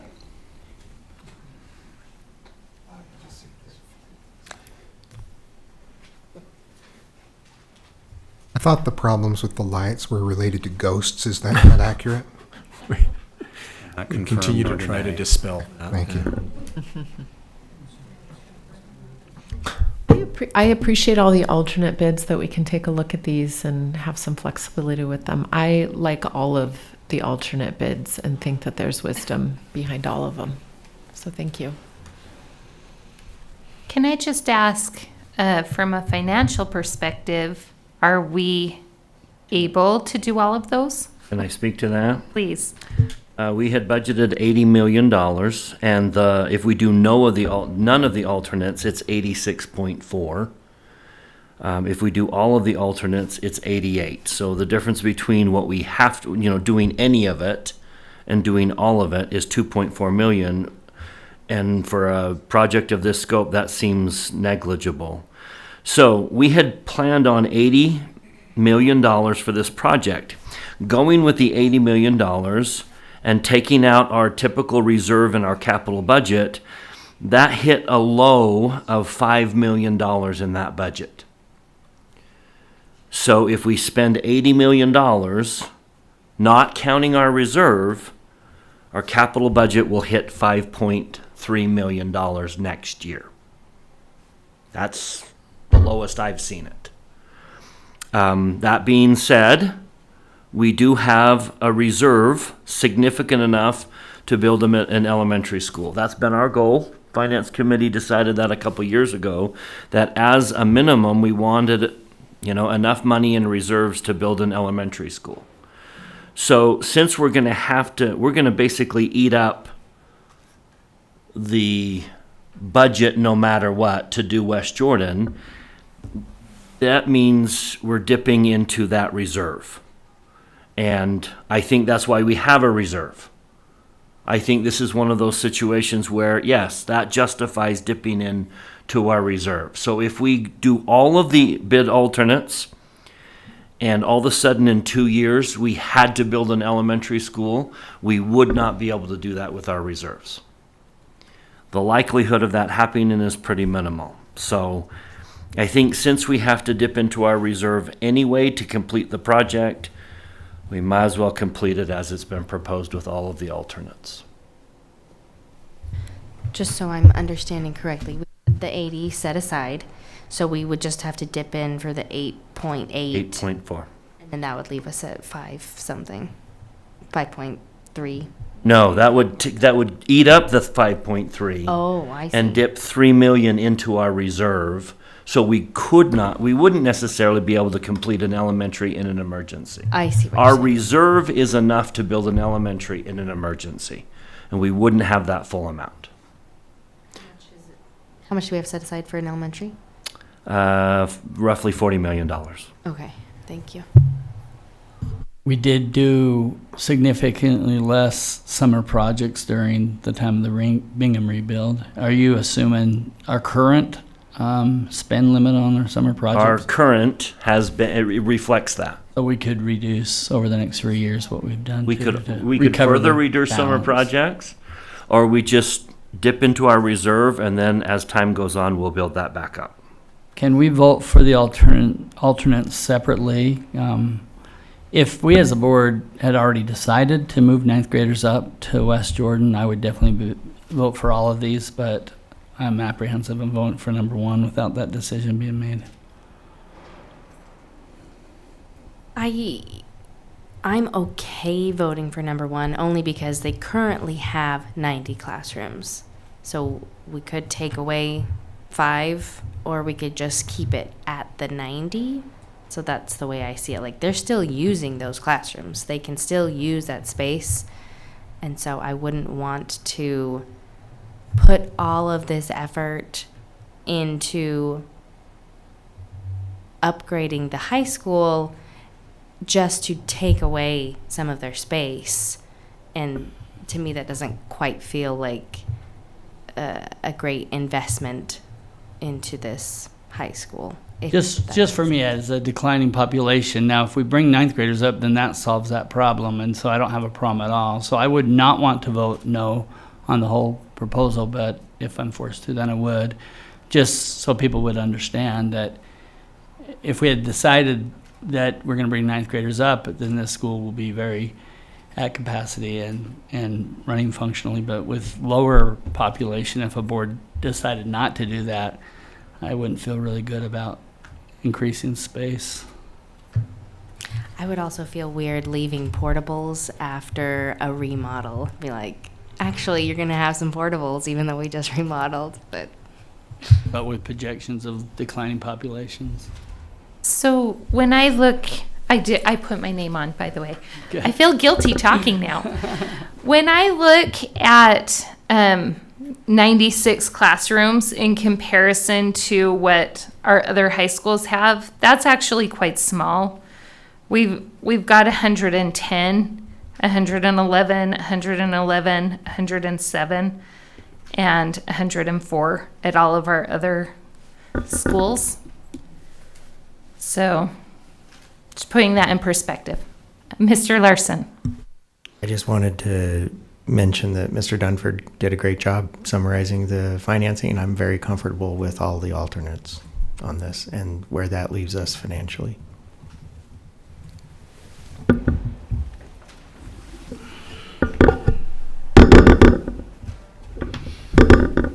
Okay.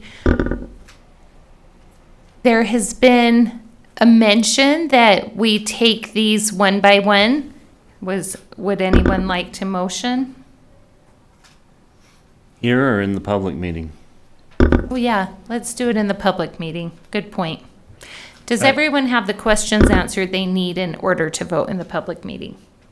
I would go back to Daryl. We are not going to solve the first question, but you have to vote on this tonight. I don't know how to solve your dilemma, because we will not make a decision on the other tonight, but we do have to make a decision on this tonight. So what information do you need to solve that, given the fact that we are not going to vote on the other issue? I probably can't, but it would help me a lot to be supportive on the others. And again, if you're bringing in a whole nother population, which I think is, we've mentioned, then maybe I'm super comfortable, but I'm not super comfortable if that's not a decision, which is not going to be made before. So solving the issue would be to have a motion that takes each alternate individually to vote on? I would like that. Or even 1 and then 2, 3, 4. Try to beat me to it. I'm not going to make a motion either way, so it just depends on whether or not you want my... So one of us doesn't make the motion in the business meeting? Oh, yeah, some of them can, Okay. but... Make it. You can make it. Yeah. I'll make a bid alternate. Okay. Is there any other questions that you need answered prior to the business meeting? Great. Thank you so much for being here with us. We appreciate the information.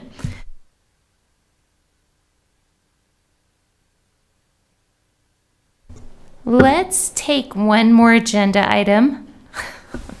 A review of district water conservation efforts. Luckily, we have the men of the hour at the table already, Mr. Thomas, Mr. Roberts. So let's go ahead and move into that discussion. Thank you, President George. And if it's okay, I've invited Steve Peart to the table. He's our Director of Custodial and Energy Services, and I hope that's okay. We wanted, first of all, we wanted to say thank you for giving us the opportunity to talk about this. We know that water use and water conservation is a very important topic every year, but especially this year. Due to the low snowpack, we've been aware of this, and so we've been having conversations. I'll just kind of briefly summarize where we're at right now with water conservation, and then let Steve and Ian answer any questions you have. We kind of take a three-pronged approach to this. Facility services plays a part in water conservation. Custodial and energy services does as well, and then we rely on our schools and their custodial staff to do their part as well. Starting back at the end of March, we saw this coming, so Mr. Peart was able to send out an email to head custodians, basically giving them our own restrictions when possible, and kind of forewarning them for what was to come. No daytime watering between 10 and 8 p.m., optimal watering times, limiting the frequency, avoiding wastewater. Gave some additional tips. We raised our mower heights to 3 inches to reduce the water needs there. Priorities, giving precedence to sports and practice fields for watering. Decorative lawn and garden areas can be considered a lower priority. And then our efforts with xeriscaping, where we continue to go through, we've done this for at least 10 years, some of the shrub beds around the school, some of the, what we refer to, and we've, stupid grass around the school that kind of gets cow trailed down anyway. We've been able to go through, excavate that, and put rock in those areas. So we continue to do that. And then Mr. Peart sent out another one on May 19th at an advisory and custodial workshop, kind of the same things in terms of watering schedule. One of the things that we've done typically is we have not yet received anything official from the state. Usually the state will hand watering restrictions down to the county, down to the cities, and then to us. And when they've done that in the past, we've been quick to get those out to the schools and comply with those. In addition, at 38 of our schools currently, Steve, maybe 10 years we've been putting the weather track clocks in. About 10 years. So they're in all of our high schools, most of our middle schools, and several elementaries. We have about 31 schools left to go. But what that does is the weather kind of tracks the use of those clocks. And so if it's a rainy day or the humidity is high, then it goes ahead and monitors that. Did I say that correctly? And yes. Kind of controls the water there. I can't think of a day in the past month and a half that a concerned patron or a good neighbor has not called us with concerns about a broken sprinkler head or watering, and so we've been able to send Steve and his crew out to attend to every one of those and thank those patrons for their concerns. We on facility services standpoint, we have during the summer a full-time electrician that does nothing but attend to sprinkler needs in terms of solenoids and things like that. So watering over 1,000 acres of lawn is quite a task. And so we take it serious, but do we have broken heads and broken valves? And I mean, all the things that a person would have broken in their yard or need repair of. We ask our custodians after every mowing cycle to go back through and do a test. So sometimes you'll see those sprinklers on during the day. More than likely, hopefully, they're just doing a test run through their sprinklers to make sure that the heads haven't been broken. And then if they are, they either replace those or they put a work order in to have those replaced. So sprinklers and lawn care in the summer months is a big, big deal. Did I miss anything, gentlemen? Oh, did good. Any questions from the board that we can answer specifically about water conservation? It's gonna continue to be a huge deal this summer and every summer. Tell me a little bit about maybe in the past, the state has come down with water restrictions. Yeah. Does that come? Who does that come from? And give me an example of what that might look like. So a couple of years ago, some board members might remember, I believe it came out of the governor's office, and then and correct me, I think it went from the governor's office to the county, and then the county was able to share that with the municipalities. But I remember having water restrictions a couple of summers ago, and then what we end up doing is we go out and adjust our clocks to meet those restrictions. Custodians can override those. I mean, it's always nice to have nice green fields, but it's pretty obvious when someone's overwatering in a time of drought. But we're able to go out and kind of adjust those clocks to certain hours, times, or days.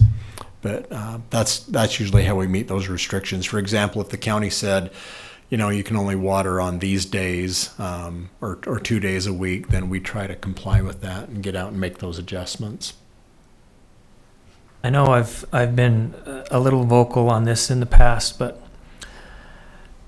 something comes from the governor's office. What is the legal standing of that as far as our responsibility to adhere to it? Maybe Paul knows, or are we required to do what the governor tells us to do? No. And I'm not saying that I'm opposed to water conservation, but I just want to understand the process. Right. Yeah. And when those restrictions come, I mean, I think the best answer is we try to comply the best we can and still maintain our fields to a certain degree of usability. For example, play fields, if you don't put some water on them, they just get dry. And is it okay for them to dry up? It is. But the problem is when you have 800 little rototillers out there with their shoes on tilling up the grass, then we have bare spots. And so you have to keep something on there. But yeah, we're able to identify the different areas and try to comply to the best of our ability to maintain usable fields. Ms. Dean? What is being done to maintain trees?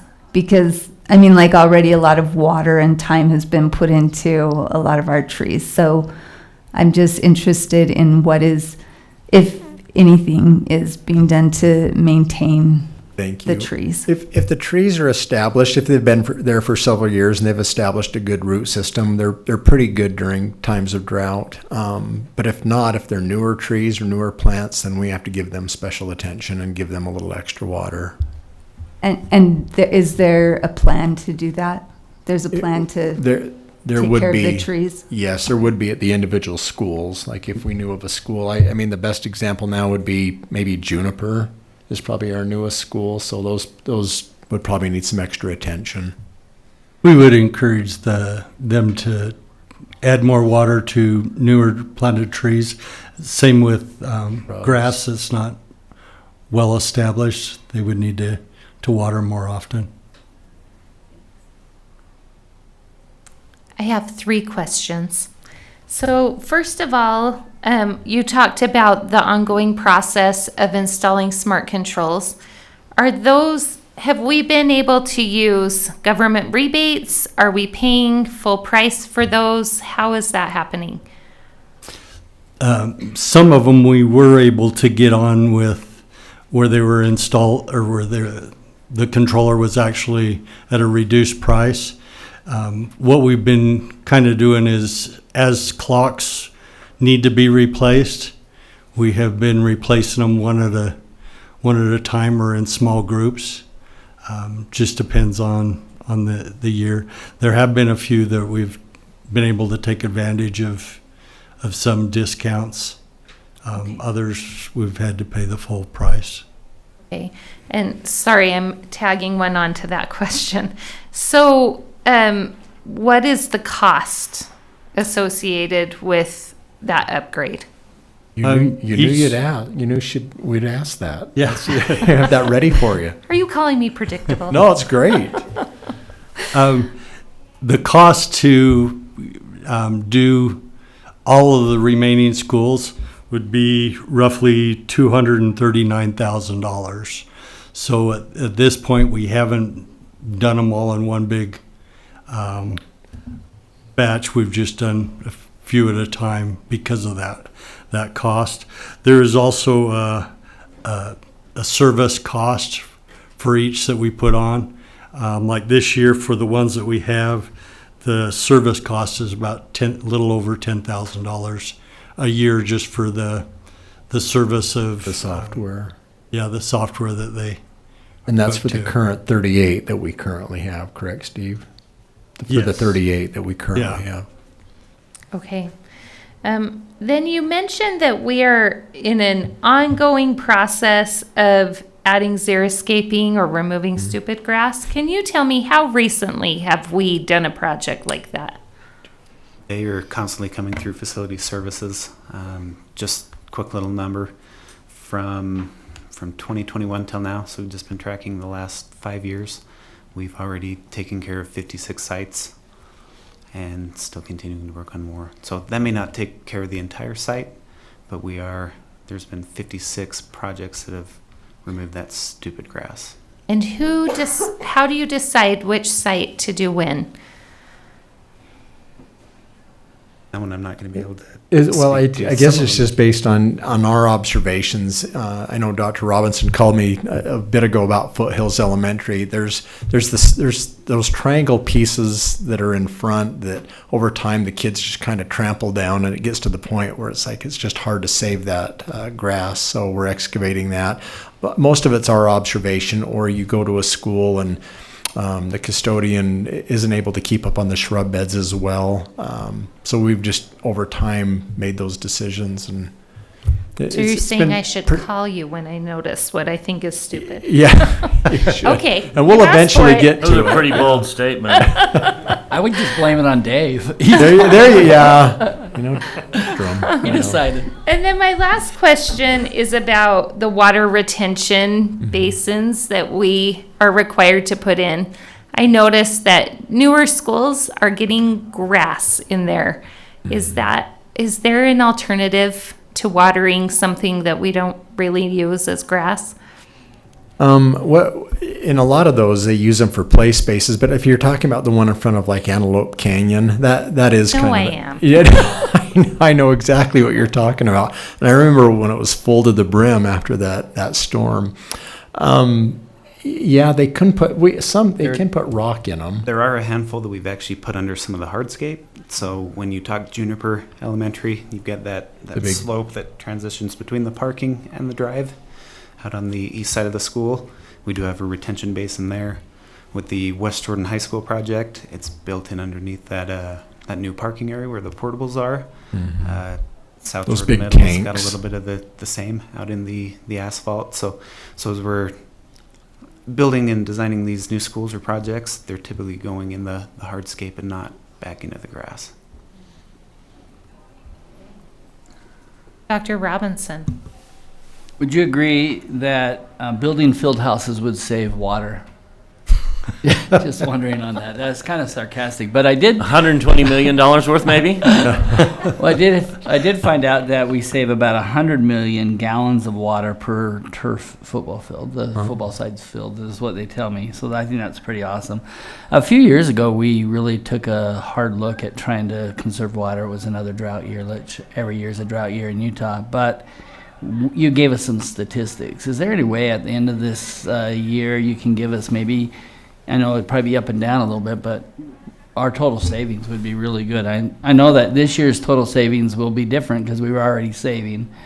But so maybe even a 5-year look or 10-year look. I don't know if you saved that kind of information, but that would be a really.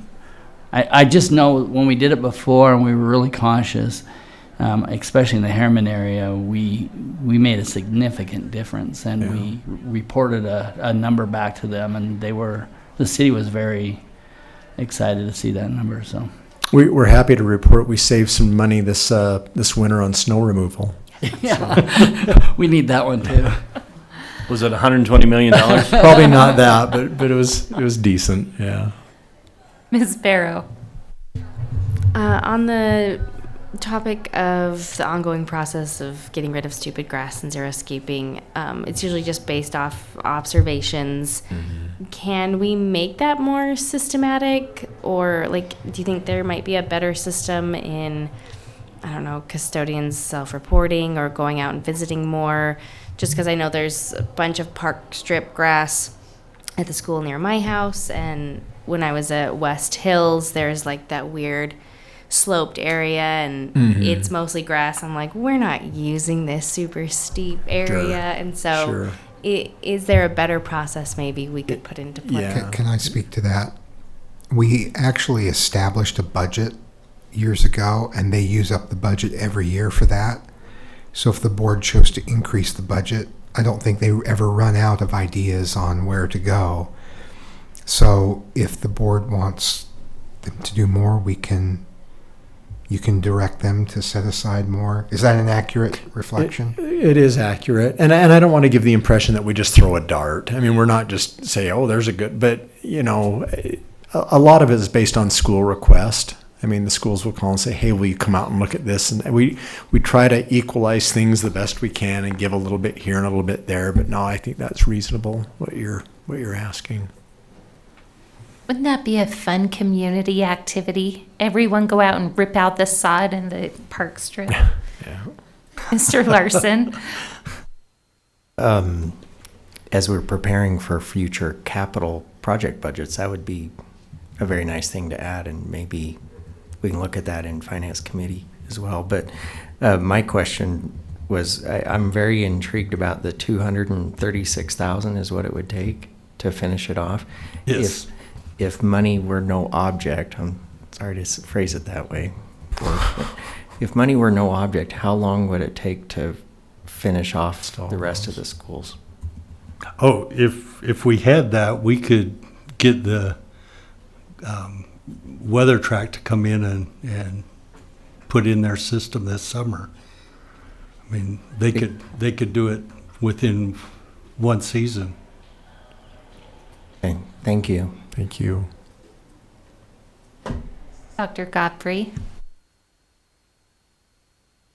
Sorry, I already interjected. Didn't follow the rules. No. You'll get to come I'm all in set. anytime. I'm all Most of set. the time, we make a comment and look at you for an answer.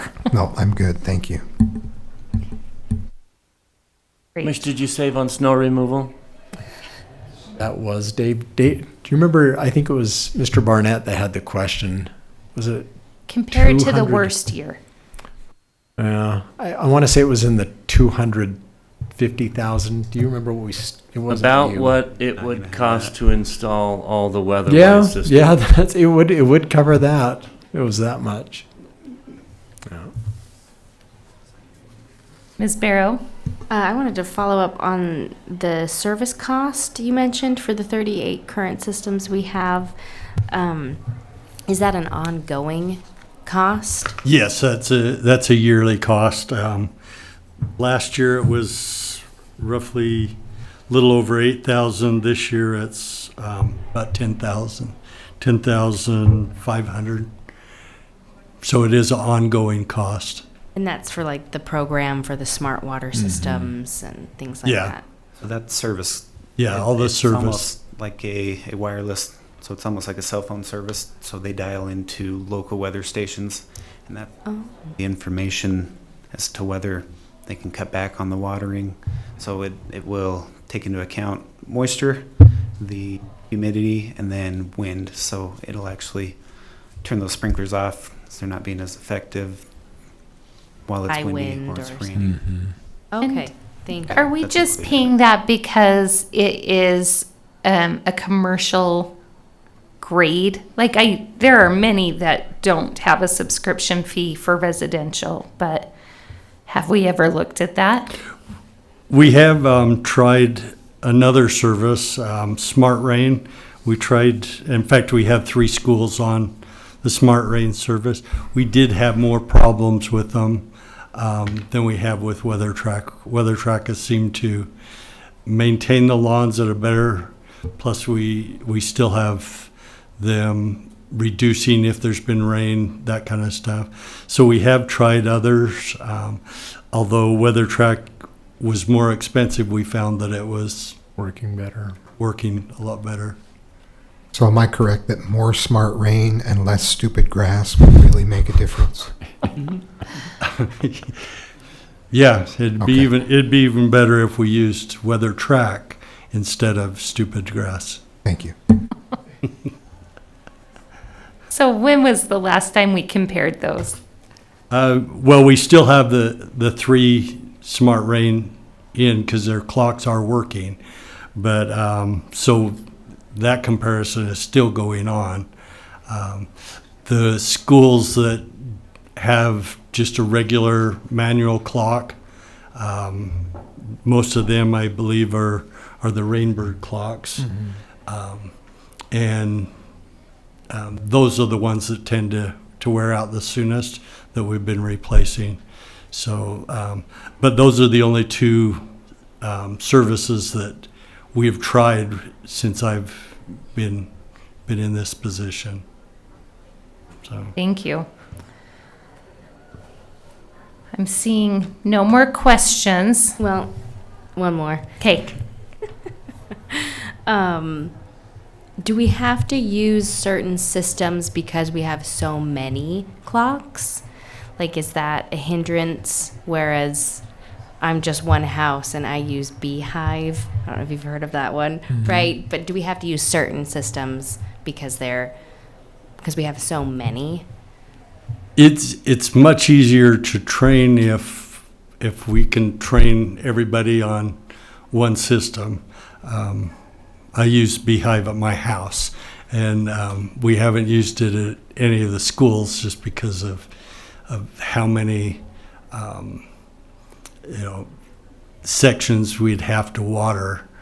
That would be concerned. Some of our schools have multiple clocks, even with the weather track. I think Mountain Ridge has like 3 at their, and they have thousands of heads, so that does play a factor in it, the reason why we're doing it. But it's also easier if the custodial staff, they learn from one system, and then if they move and rotate around, it's easier to train. But that doesn't mean that we couldn't investigate other possibilities. So.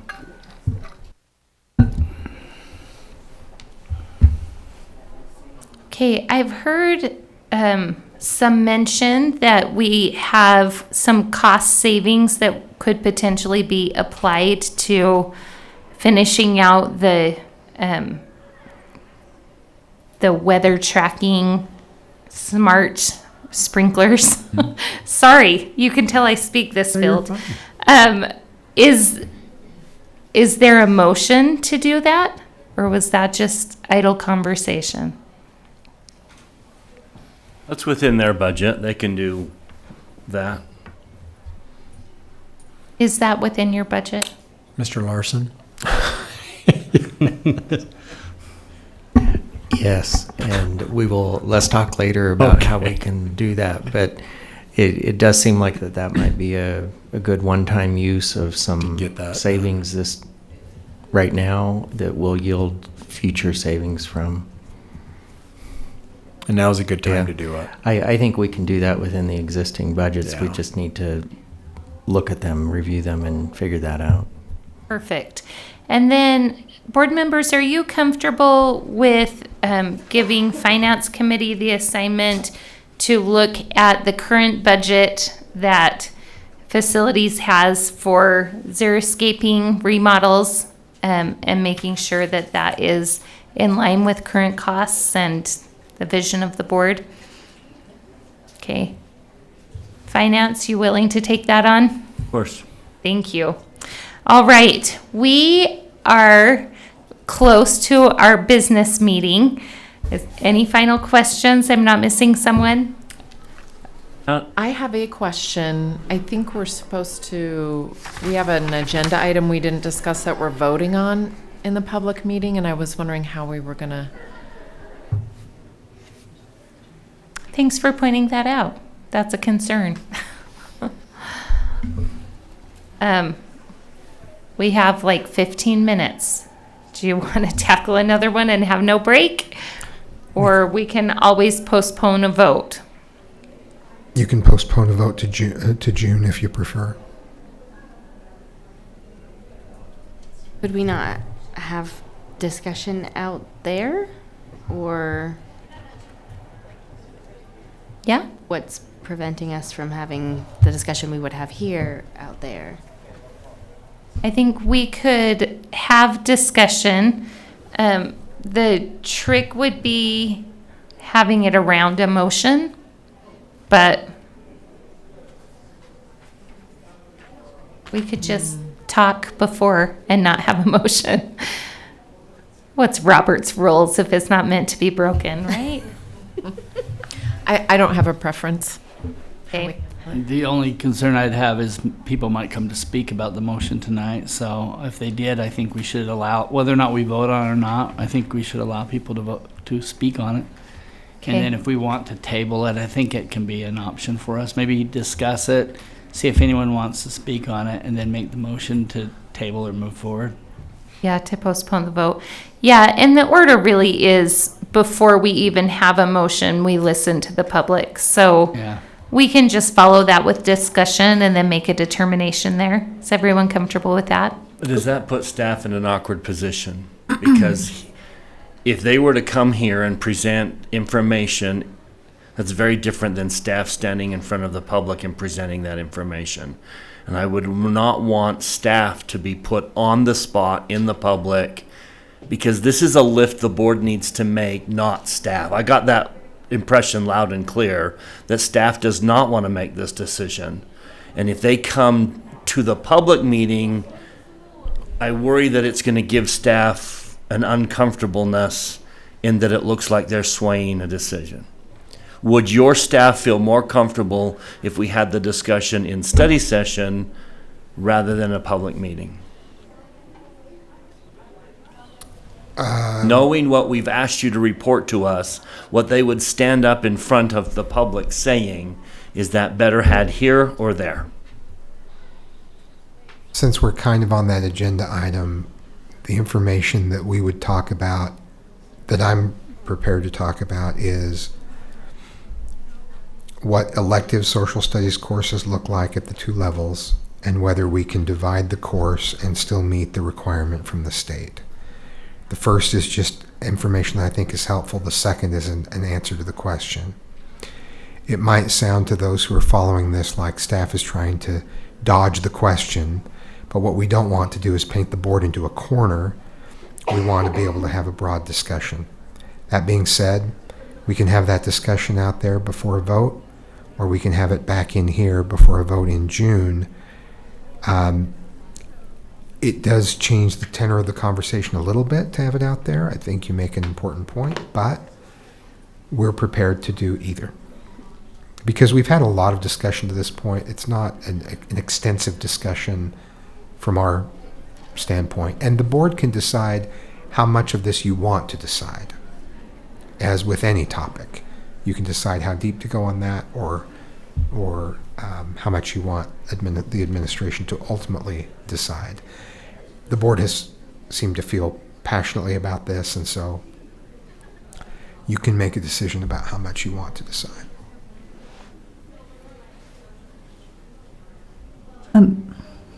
Please. I would prefer to postpone the vote until after we were able to have the discussion in a study session. I would agree with that, but I do think the public comment should go on tonight. Yep. That's fine. So when we go out, we'll still have the public comment, and then we can just make a motion to postpone a vote on that agenda item at that point. Okay, great. Let's go ahead and take a short break. We'll be back out for the business meeting at 6:30.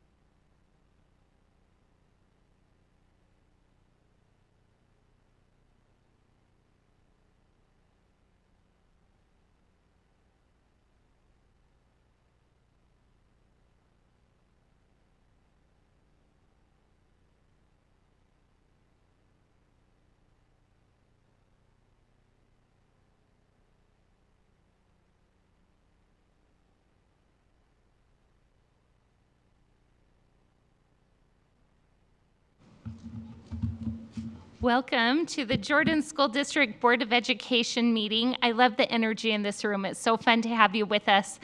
Today is Tuesday, May 26, 2026, and present with us this evening are all members of the Board of Education. We'll start down here. We have our board attorney, Paul Van Komen, board member Lisa Dean, board member Suzanne Wood, Aaron Barrow, Brian Barnett, I am Nikki George, Bryce Dunford, and Daryl Robinson, as well as our superintendent, Anthony Godfrey, associate superintendent, Mike Anderson, and our business administrator, John Larson, as well as many people that we're excited to welcome into the room. We're going to get started this evening by welcoming our Riverton High School here to do our opening. So we're going to start with a flag ceremony with Mariah Acuna, the junior class secretary, and Carson Davis, the junior class president. We'll turn it over to you.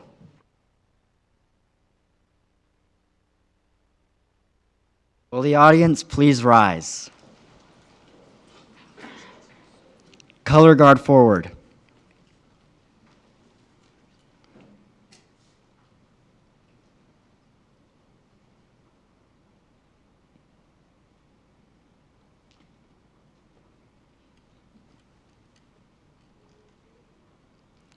Color guard, post the colors.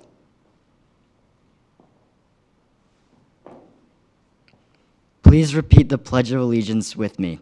I pledge allegiance to the flag of the United States of America and to the republic for which it stands, one nation, under God, indivisible, with liberty and justice for all. The audience may be seated. Thank you. All right. Oh, and thank you, Adam Scott, for doing the Pledge of Allegiance. I apologize. Separate agenda item there. Okay, we'll now invite the Riverton student body officers for our reverence.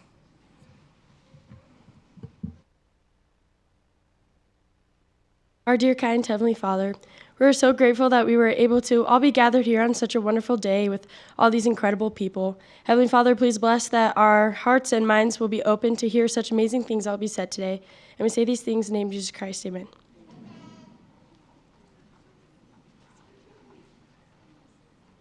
Okay, let's move into celebrating schools with Seth Christensen, the student body president at Riverton.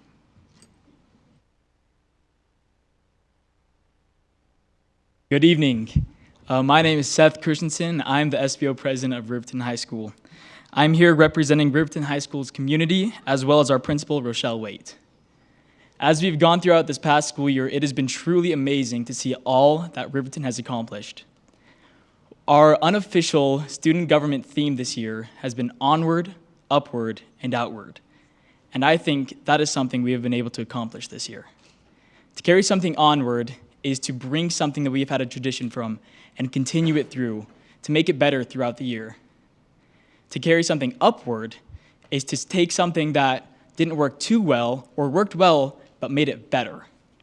And then to carry things outward is to carry things towards our students, to make them feel loved and make them feel as if they are a part of the Riverton community.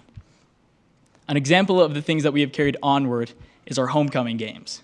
We've had great student sections throughout the year, and in our homecoming game, along with Cypress Credit Union Carnival, we have had a record-breaking amount of people showing up. It has truly been amazing watching what we've been able to accomplish when we have worked together throughout this year. To carry things upward, we would like to bring the example of Silver Rush. We have taken all the ideas from years past, the wonderful traditions that we have had, and we have improved upon them, and we've made them better.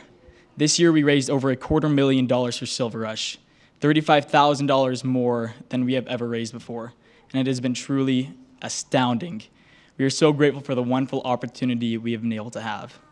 And then finally, we have been able to carry things outward towards our students. Throughout this year, student government has collectively written a personalized letter to every single student, every single teacher, every single administrator, every single member of the faculty at Riverton High School. We have made sure that no one fell through the cracks. We've made sure that every single person at our school feels loved and knows that they are appreciated. I may be a little biased, but I say I don't know a school that does that as well as Riverton. We are so grateful to be able to be here, and we are so grateful for your contributions. None of it would have been able to be possible without the wonderful school board that we have. So thank you to Jordan School District. Truly, without your support, none of it would be possible. We wouldn't be able to have those homecoming games. We wouldn't be able to have any football games. We wouldn't even have a student section. We wouldn't have a Silver Rush. We wouldn't even have a gym to have a Silver Rush in. We wouldn't have the ability to go out and serve our community. And finally, and I say most importantly, we wouldn't have the higher ability to love the people that surround us every day if it wasn't for you, if it wasn't for your contributions. So again, we say thank you from the people of Riverton High School. Thank you for making our students feel loved.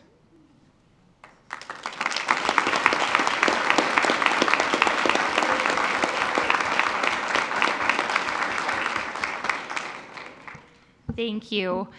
It's always the best part of every board meeting when we're able to hear about the amazing things that are happening in our schools. And I think the ability to carry that attitude of gratitude with you throughout your lives is going to serve you well. So thank you so much for exemplifying that for all of us, for the extra effort that you put into appreciating the students in Riverton. Okay, with that, can I invite anyone who is here supporting a Riverton student to stand up, whether you're an employee, a parent? We would love to give you a round of applause.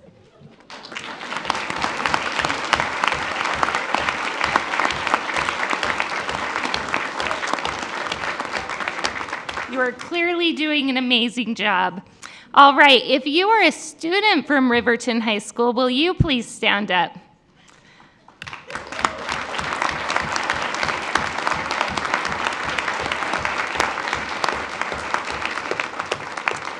We would love to invite each of the students to come up to the dais. We have a little pin to give you, and we would also just like to shake your hands and thank you for being here. So if you'll start on that end, just go down and we'll give you each a handshake.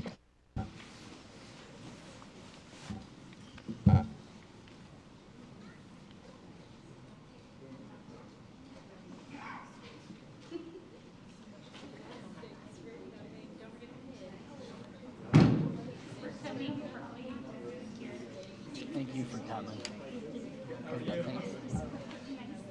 Thank you so much. Thank you so much. Good work, you guys. Good job, you guys. Good job. Thanks for coming. Thanks for coming. Thank you for coming. Thank you. Thank you. Thank you for coming. Thanks for coming. Thank you for your service. Thanks for coming. Thank you so much for coming.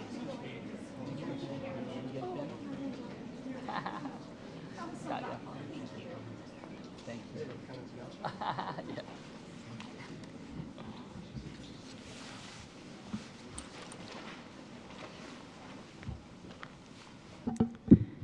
I have great students. Thank you again, and please, we are not offended if you need to leave early. Go get ready for those finals this week.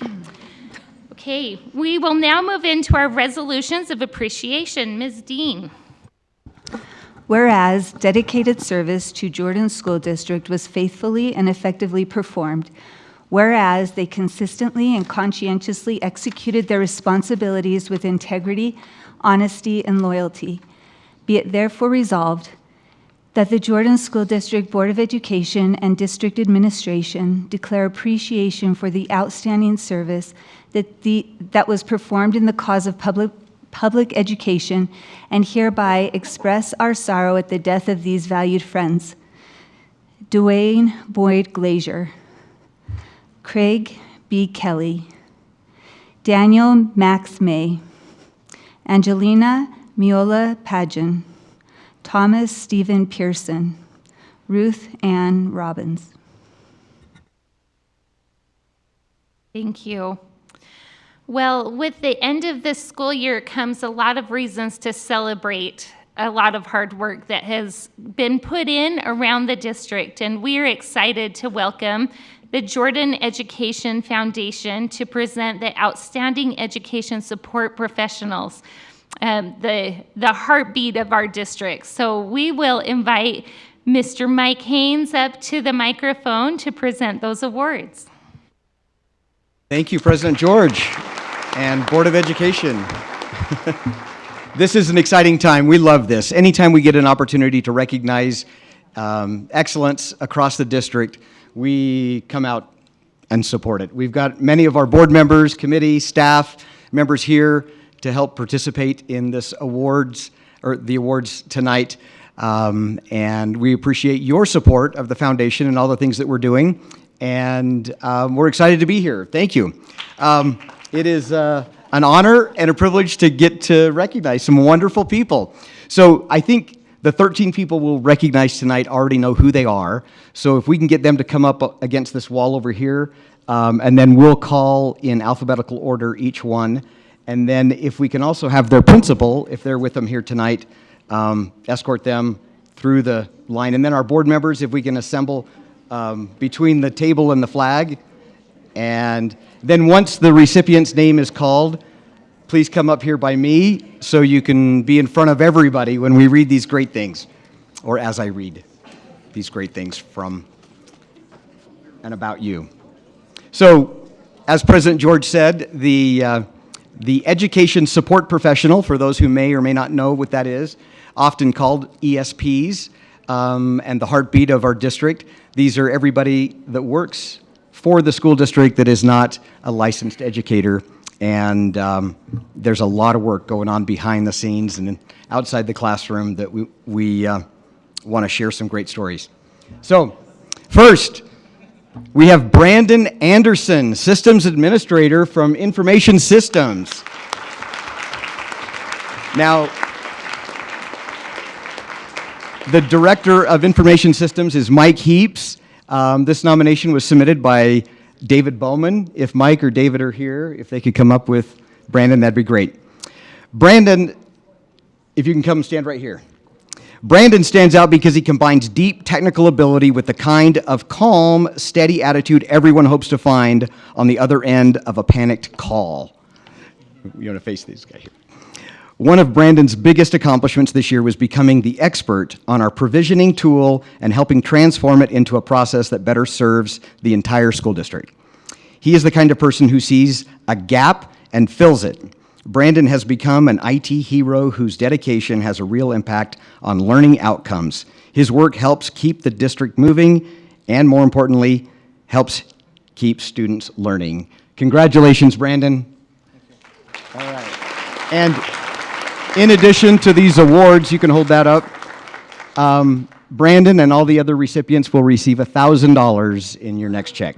So congratulations on that. And that $1,000 comes from donors in the community that want to recognize outstanding excellence. So $1,000 for each one of you. Congratulations. Thank you, Brandon. And if you can stand right over here, and we'll form a line over here for each one of them. All right, next, John Hawkins. John Hawkins is the head custodian at Black Ridge Elementary. Principal is David Butler. And this nomination was submitted by Principal David Butler. John's dedication to the job is extraordinary. John's commitment to excellence is evident in every corner of our building. One of John's most notable achievements is ramping our sweeper team. Under his leadership, morale has soared and expectations have been raised. John's expertise is unbeatable. His background as a retired car mechanic gives him an exceptional ability to troubleshoot and repair virtually anything in our school. He never hesitates to step in, and his can-do spirit ensures that problems are solved before they escalate. Congratulations, John. All right. Come on over here.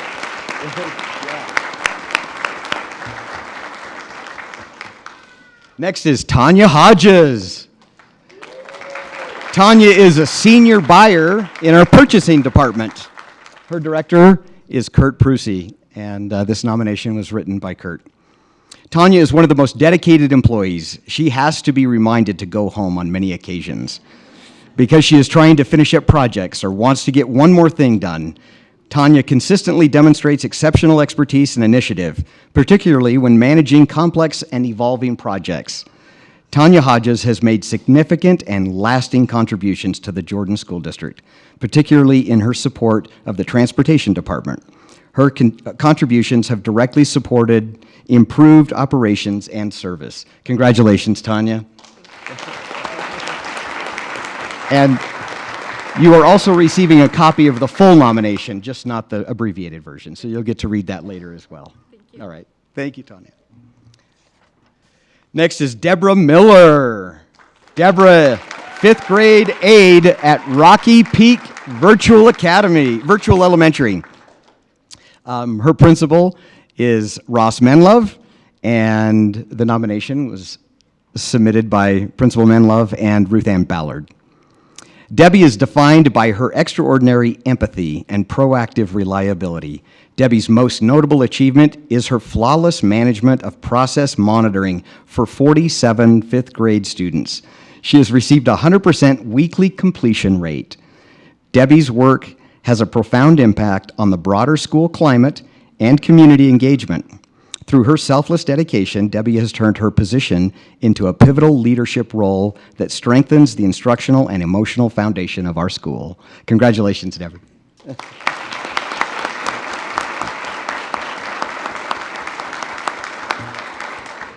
Evelyn Najarro.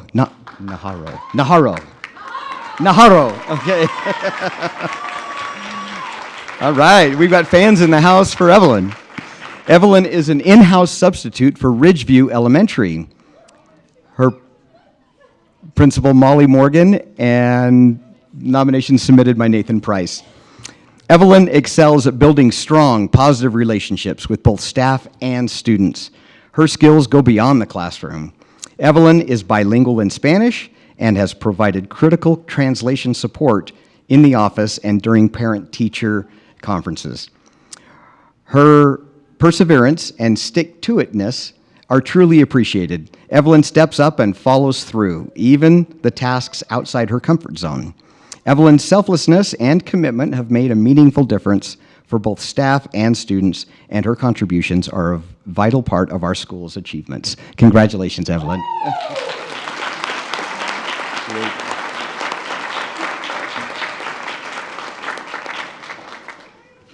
Sheila Rapp. Yes. Sheila Rapp is an administrative assistant at Heartland Elementary. Principal there, Buddy Alger, and nominations submitted by Principal Alger. Sheila doesn't just meet expectations, she knocks them out of the park. Her dedication, compassion, and team-first mindset make her an MVP at Heartland and a true example of what it means to help our entire school community succeed. Sheila genuinely wants what is best for Heartland and pours herself into making sure everything runs smoothly for students, staff, and families.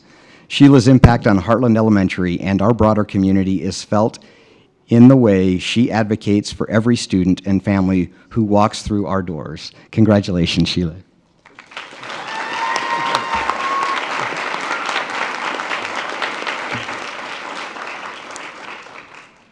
Italiana Schumacher. Did I say Italiana right? Is it Italina?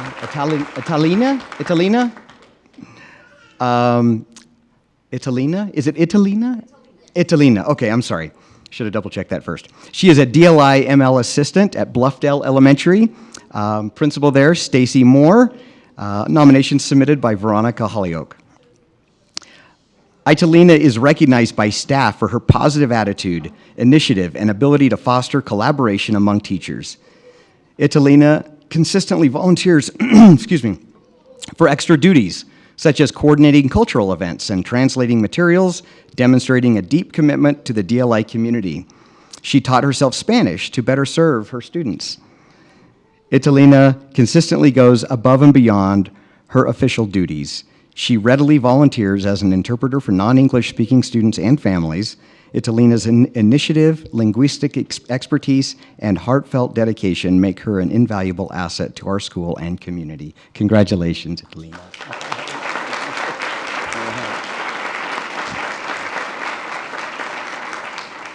Mandy Shaw. All right. Mandy is a transportation router senior at the transportation department. Department head there is Paul Bajera. Nomination written and submitted by Paul Bajera. Words truly can't express what Mandy Shaw means to the Department of Transportation and the impact she has on Jordan School District students, families, and schools. Mandy's distinctive ability to evaluate and analyze special education routes in order to maximize efficiency is simply amazing. People have trust and confidence in Mandy. Mandy successfully navigates the numerous complexities incorporated with special education routing on a daily basis. She has been instrumental in exploring, analyzing, and developing the most beneficial and efficient methods for transporting our students. Congratulations, Mandy. I love it. That's so fun. Jolynn Snellgrove. Jolynn. Jolynn is a WIDA Access Testing Coordinator in Assessment, Research, and Accountability with her department head, Ben Jameson. Nomination here submitted by Ben Jameson.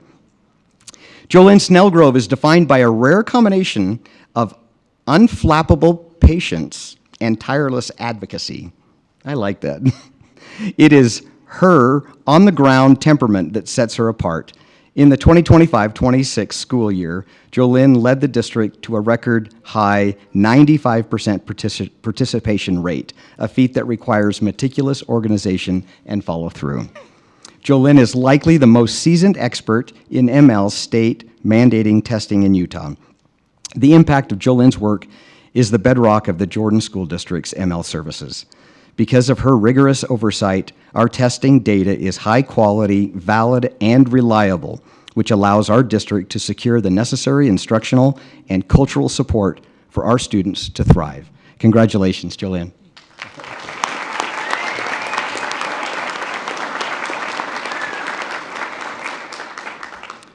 Rosa Tecalco.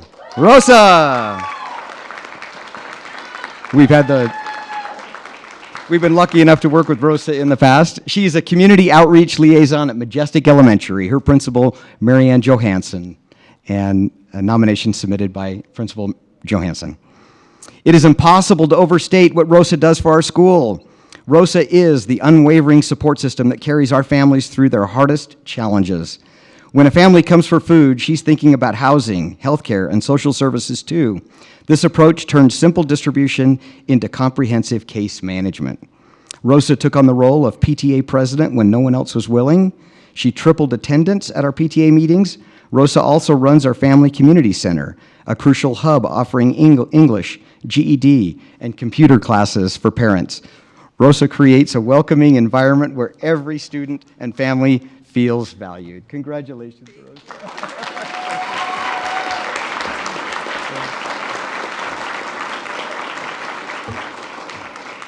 Stacy Ulch. All right. Stacy is a registrar for JATC. Principal Sonia Burton submitted nominations by Stu Hudnall. Stacy possesses rare combination of technical mastery and ownership mentality. Beyond her technical work, Stacy took initiative to lead our school's social committee, organizing faculty events that have meaningfully strengthened our staff and culture. Stacy has accomplished what previously required 2 people and done so while managing a workload that far exceeds a typical registrar's scope. She has improved our day-to-day reporting accuracy, our cross-district coordination, and our overall administrative reliability. Congratulations, Stacy.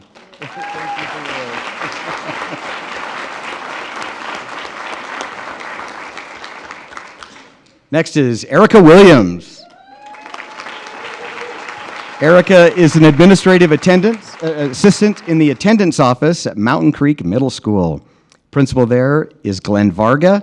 Nomination submitted by Principal Varga. Erica genuinely cares about people, and her positive energy is felt throughout Mountain Creek. Erica plays a key role in helping students and families feel comfortable. She ensures new students have a lunch buddy and thoughtfully matches them with peers. She is creative and highly responsive to individual student needs. She builds lasting connections by taking an interest in students' passions. Erica is a key part of what makes this school what it is. She is an important part of the culture at Mountain Creek and someone the staff is grateful to work with. Congratulations, Erica. Thank you.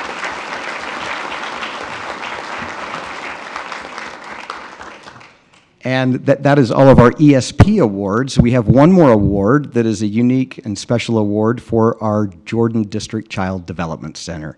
This is a award of excellence. There's a lot going on over there, as Principal Christy Whiteside can attest to. So we are privileged to recognize Abby Ample. Abby is a physical therapist at the Child Development Center. Again, Principal Christy Whiteside, and nomination submitted by Principal Whiteside. Abby is an incredible, knowledgeable professional and warm provider. She consistently makes each family feel seen and empowered. She is an amazing advocate for very medically complex children and their families and helps connect them to a variety of resources and equipment. Abby is skilled at dedicated physical therapists. She is always motivating our team to grow in ways that we did not think were possible in the beginning. Abby has stepped up in countless ways to help not only with the motor team, but the entire staff and the families she serves. Abby has such a caring heart and truly considers what is best for families first and foremost, and also is a terrific support to her colleagues. Congratulations, Abby. That is great.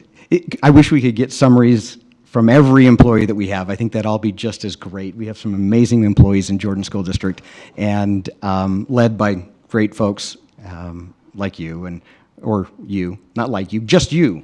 There's no one like you. You're the best. So thank you for letting us take some time to recognize these incredible employees. And is there anything, would you like to have them come forward? We would. Or we pictures? Actually, if I can ask, can we like to wait until your arms are good and full to invite you to shake our hands, we hear you're good at juggling. So if you would mind just walking through, we'd love to give you a handshake and a pin if you'd like one.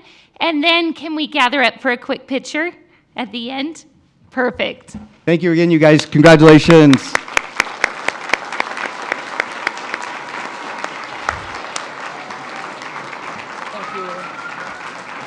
There you go.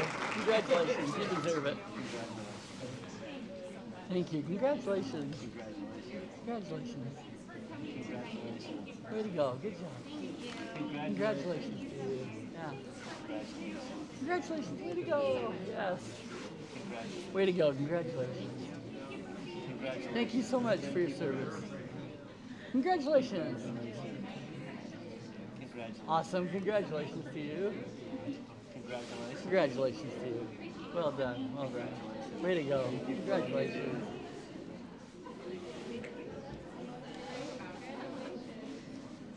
Thanks so much. Congratulations. Thanks for coming today. Congratulations on the award.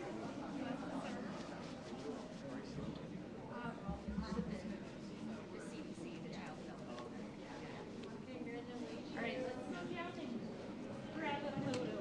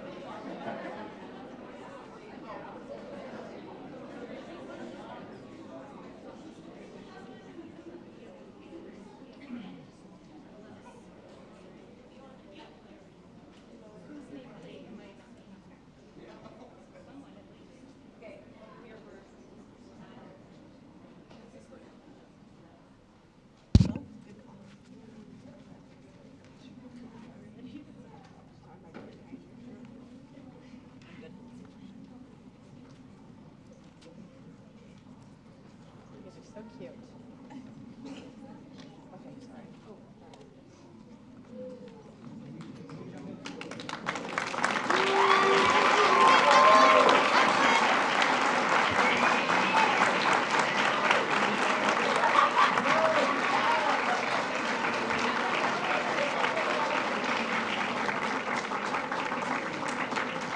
Yeah, picking out the student.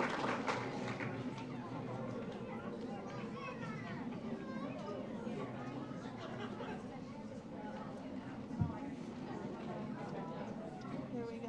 Keep going. Come on. You're friendly. You know each other. Ryan, come on. Keep going. I can't see you.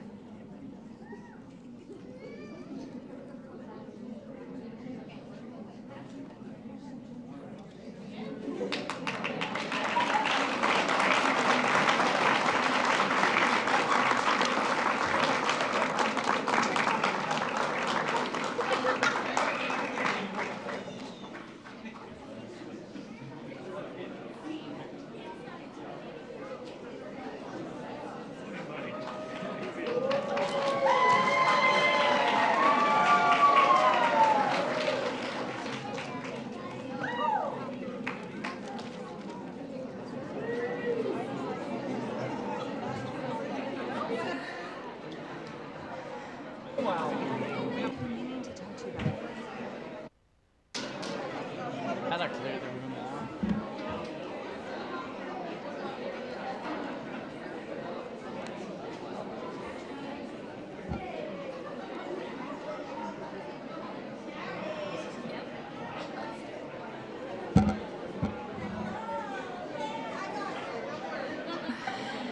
As they're walking out and we're about to start inviting our next group up, I just want to say a huge thank you to the Jordan Education Foundation. Talk about things that could not happen in our district without amazing volunteers, and we have two prime examples. Our foundation members who are a volunteer board who go out into the business community and gather funds and meet the needs of students and teachers in our district. We are so grateful for you. Thank you for being here. I know you're trying to get out of here, so should have said that first, but thank you. And speaking of people that we could not do the work of the district without, let's move into our next agenda item, which is our PTA and Reflection Award winners. So we are going to invite Jessica Navarro and Sonia Delaney up to present those awards with a huge amount of thanks to them as well. Hello, we are excited to be able to be here tonight and recognize two wonderful groups of people. So, first of all, we are going to start with to recognize some of our Reflections participants. So, we had about 80 students from Jordan School District whose entries moved on to the state level to be judged there. And that is a lot of competition. And of those, we had 16 who won awards there. And so we've invited those students to be here tonight to be recognized. Two of those who moved on to the state level won an award of excellence at state and represented Jordan School District at the national level. And one student even won an award of excellence at the national level. So we're very excited about that. But we will just call these students up and we'll just have them line up over here like the last group did, and then they can go through and shake your hands if that's okay, and we'll do the picture. So we will start, and these students, they have already received prizes and recognition from the region level and the state, but we just wanted to invite them here to let them be recognized here. So they're not getting another prize tonight, although we do have treats outside afterward. So these students, let's see, we'll start with photography. We have Naisha Shristha, and then she won an award of merit, or an honorable mention, I mean, at the state level. And then in music, we had 3 awards of merit. Those students are Naya Namani, Maury Cameron, and Ariana Shami. Merit is like second place, so super close to going on to national. And then in literature, we have an honorable mention that went to Eleanor Hatfield, If any of you are here, feel free to come up. And then, let's see. For film, we had 2 honorable mentions. They were Desiree Graham and Carlos Torres. And then we did have an award of merit in film, which went to Russell Jenkins. And for dance, we had 2 honorable mentions. They went to Elsie Peterson and Bella Bland. And then an award of merit went to Olivia Nelson. And one of the excellence winners, and this is also the student who won an award of excellence at the national level, is Sloan Caplet for her dance that she did. And she is I can't remember, 2nd grade. So super cute dance that she did, and it won an award of excellence at national. And then we have in 3D art, 2 honorable mentions went to Cora Lamunyan and Samantha Da Silva. And we also had the other award of excellence was from 3D, and it went to Madison Lundquist. And then last, we have from 2D art an award of merit that went to Evan Talarico. So let's give a big round of applause to these students.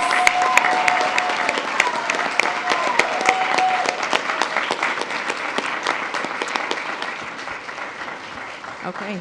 And the board would love to shake your hands as well. Or did I cut you off? That's what I was going to say. Okay, Thank you. perfect. So if you would just walk through, and then we'll meet you at the end for a photo too.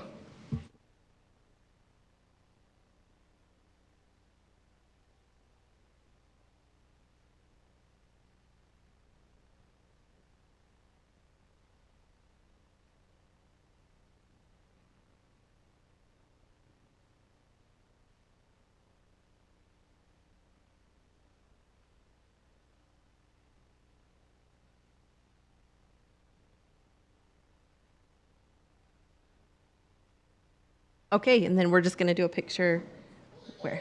I don't know. You want up here still? Do you want it by the flag or in the middle? We'll let you make the call, Sandy. You're the photographer. Do you think by the flag? Okay. Do any of the parents here have objections to your student being photographed? If so, we don't want them to be in it. So is that okay if we post this picture online? Okay. Speak now or forever hold your peace.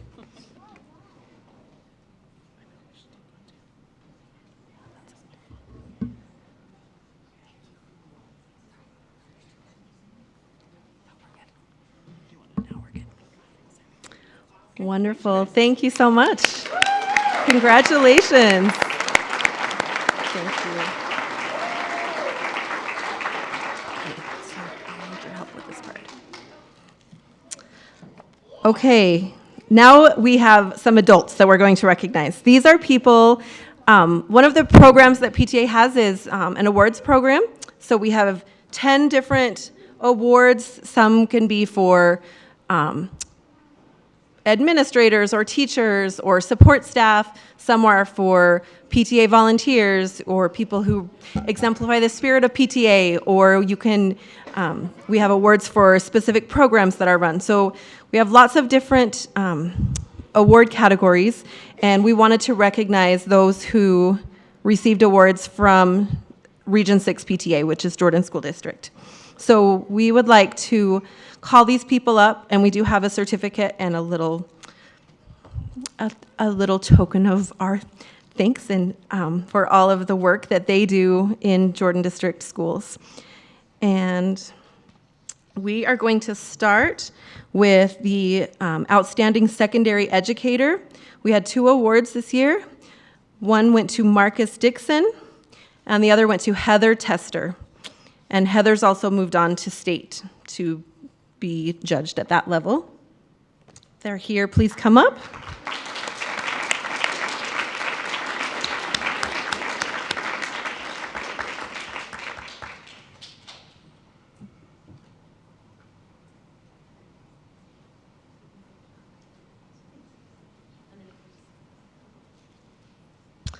All right. Next, we have Outstanding Support Staff. And we had also 2 award winners in that one. We have Bill Flint from Riverside Elementary and Marguerite Christensen from Foothills Elementary. And Marguerite competed at the state level also.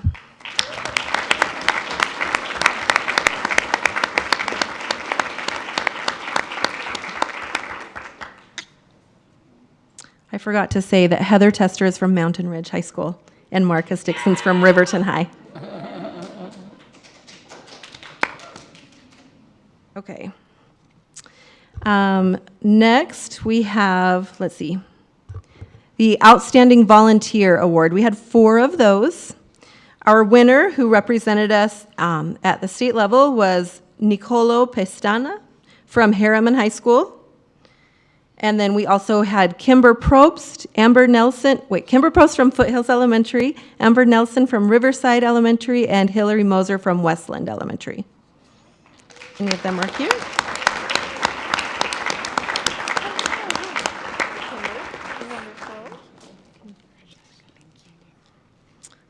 All right. Then we have Outstanding Elementary Educator Awards, 2 of those.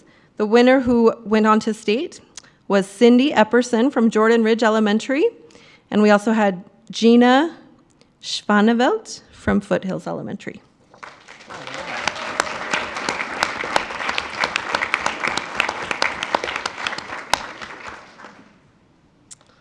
Okay, Spirit of PTA Award. We have 2 of those winners tonight. One from Foothills Elementary is Dana Miller. And the winner who went on to state was Danielle Goff from Fox Hollow Elementary.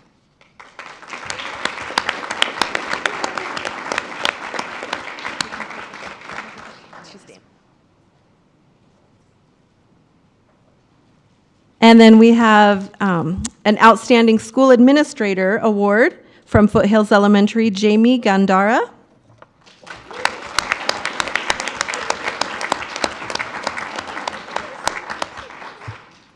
Okay, and then these 2 awards, we just had one from our district, but then when they went and competed at the state level, they also won an award at state, so that's very exciting. The first one is from Fox Hollow Elementary, and it goes to the award was written for this person and also the Fox Hollow Elementary PTA. It's the Utah PTA Engagement Award for their Multicultural Week and event, and that is Jessica Santos. Is she here?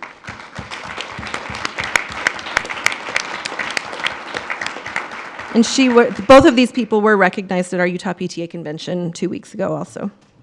And then the other is the Utah PTA Development Award, and this is from Fox Hollow Elementary for their PTA Den Dad program, and this award goes to Eric Lindblom.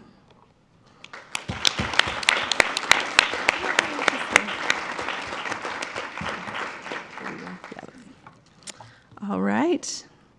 Thank you all for being here. I know this is such a busy time of year, so we appreciate those of you who were able to make it, and then, yeah, if you want to shake their hands. We'd love to shake each of your hands as well, if you guys would come on down the line.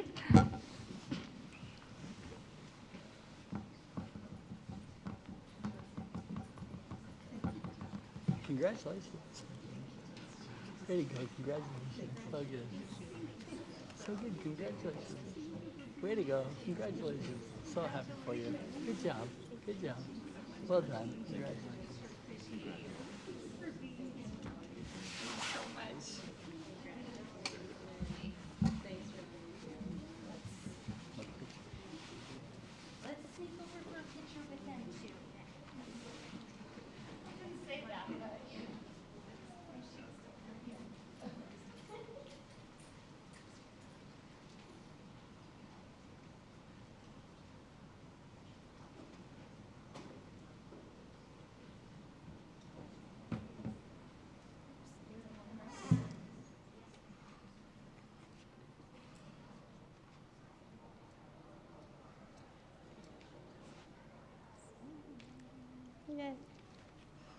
All right. Wonderful. Thank you. Thank you.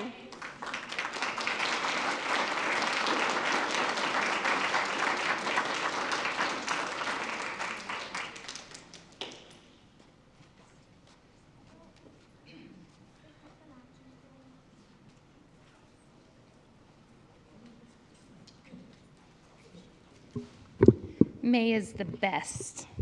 All right, we are now going to move into board member recognitions, and if I can just take the privilege of starting off this time, I invited one of our amazing teachers, Mr. Mark Sanderson, who I don't see yet, but he's here. Oh, hi. Would you come forward while I brag about you for a few minutes? This is one of our language arts teachers who teaches currently at West Hills Middle School. And he emailed me clear back in November about an amazing opportunity that he was going to bring to his students in connection with the Candy Bomber.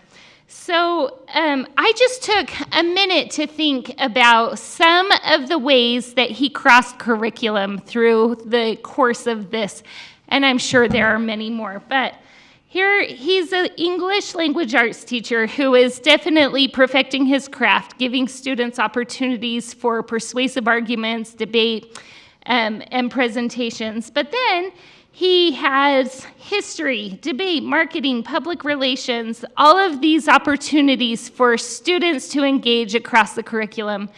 And as the board has been spending a lot of time thinking about ways that we can fit all of the important, essential elements into a school day, I think it's very appropriate to honor a teacher who is making the most of students' time in his class.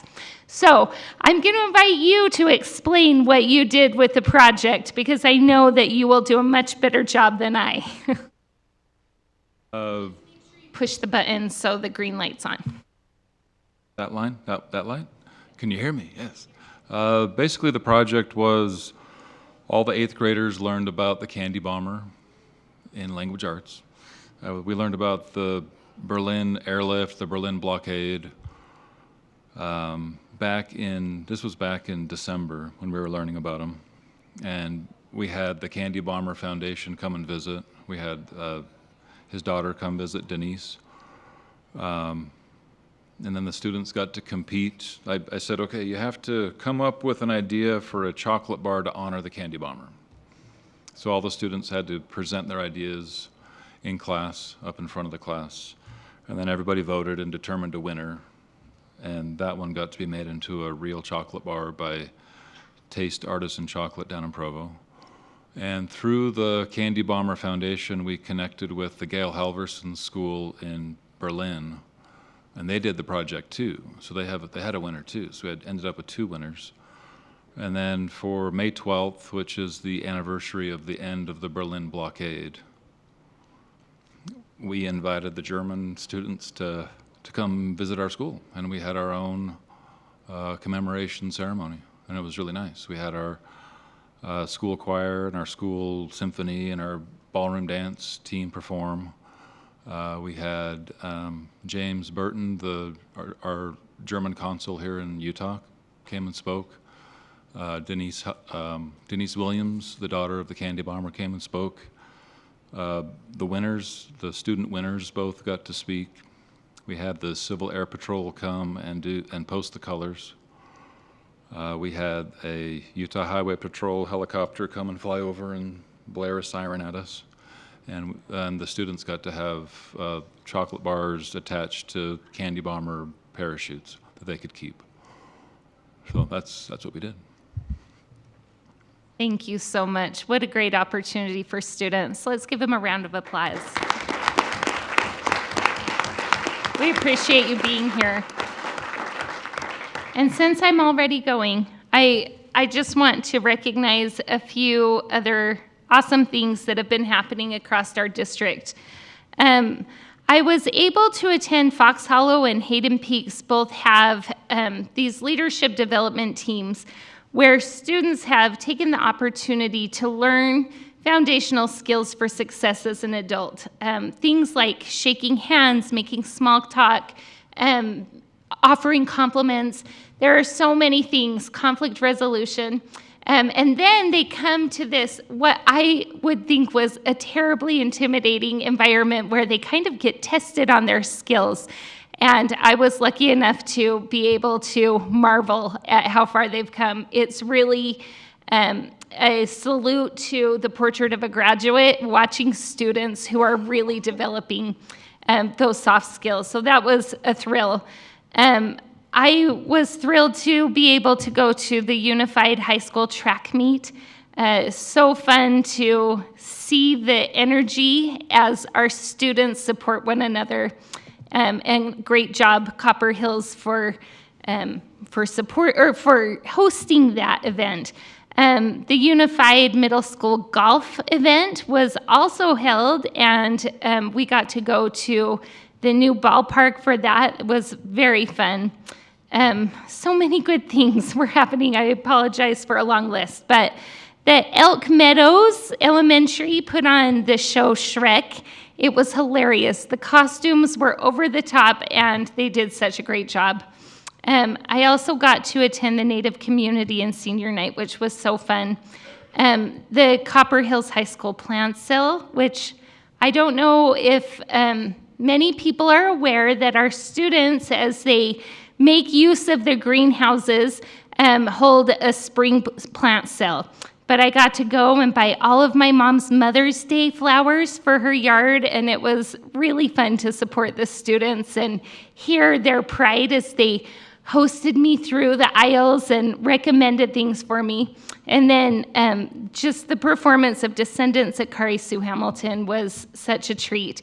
They do such a great job in making sure that every student has an opportunity to shine, and it is a delight to be there. Other board members?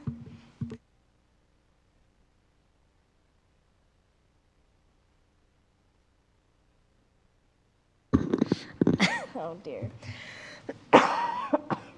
Excuse me. I've got quite the long list, but I also was able to go to the Candy Drop event at West Hills Middle School, and that was such a lovely opportunity to see what the students had learned and in order to celebrate all that they had accomplished. So it was really wonderful. I was able to, so these are not in order of when they happened.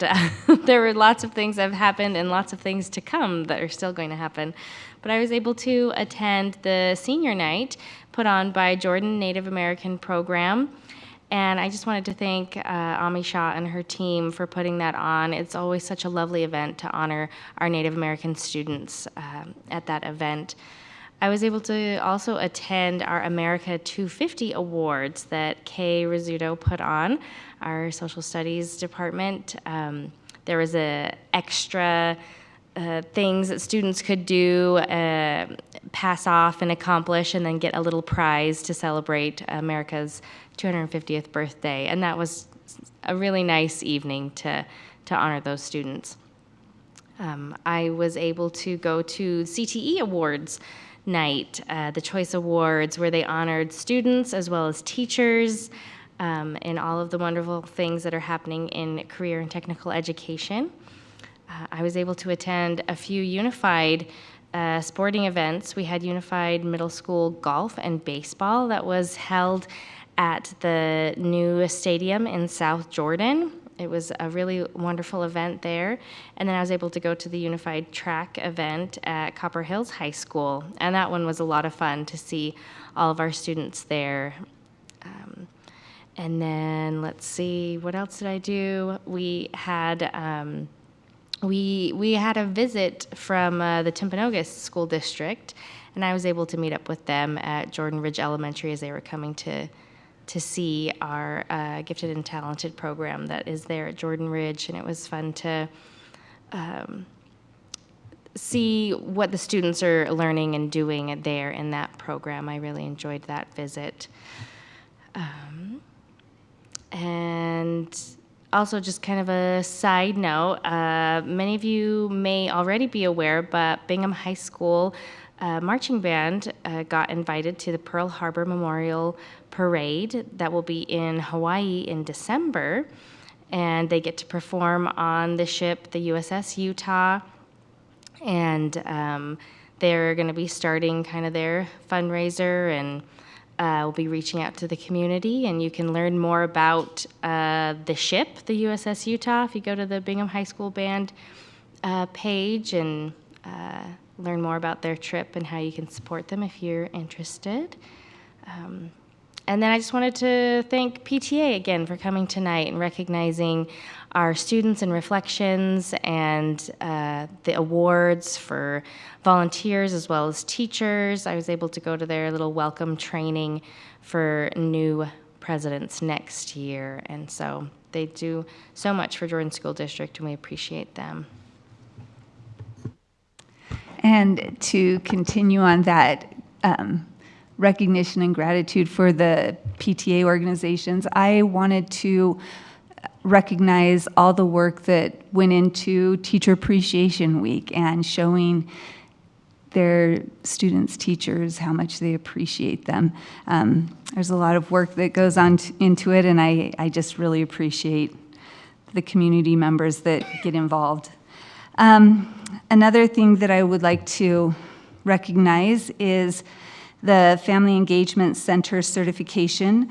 On May 13th, this involves parents and family members that are that take English classes through the Family Engagement Center, and they were recognized for completing the course on the 13th. And I really appreciate that we have programs where we help the families in our district become more empathetic communicators and more engaged citizens. And I believe that when families are able to communicate with their students' schools, that there's just a better outcome for their student. And also the Majestic Elementary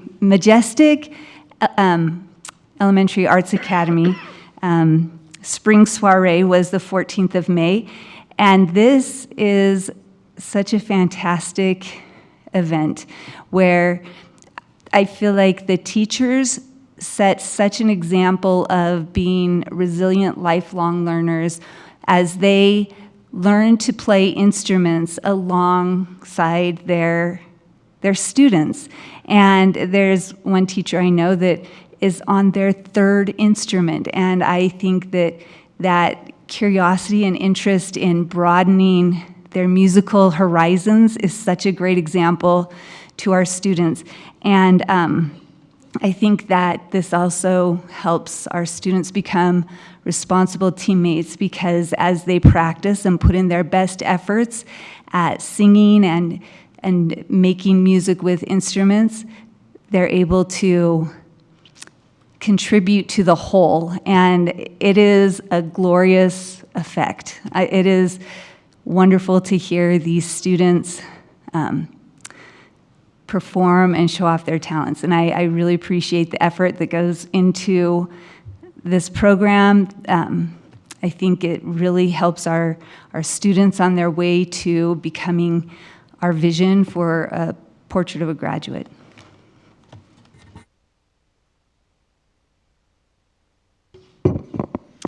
I just want to quickly recognize two groups of people. First, the students and staff who participated at Kari Sue Hamilton School in their musical Disney Descendants. I really thoroughly enjoyed the experience from beginning to end, celebrating the students and staff as they performed the arts. Secondly, especially because they were here earlier tonight, a shout out to Riverton High School. Their girls lacrosse team won state in overtime for the first time. What a thrilling win. Just want to shout out to them and their coaches.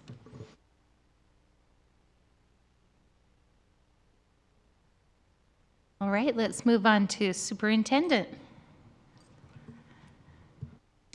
Thank you very much. I would quickly highlight a couple of things. First of all, when you see the ESP awards earlier and the PTA awards, you can see the wide scope of different positions and jobs in the district. And it really takes everyone. We have different roles, but the same goals, and that's to provide a great education. And it takes a wide range of folks to do that, so we appreciate everything that they do. The other is that I appreciate everyone who is getting students and everyone else across the finish line, whether that finish line is just the end of a year of instruction, or finishing 6th grade, moving to 7th, or finishing 9th to go to 10th, or graduation. Just like Portrait of a Graduate shows, it takes everyone working from preschool all the way to post-graduation for many students. So I just appreciate everyone managing these last couple of weeks and making the most of that. So thank you very much. Thank you.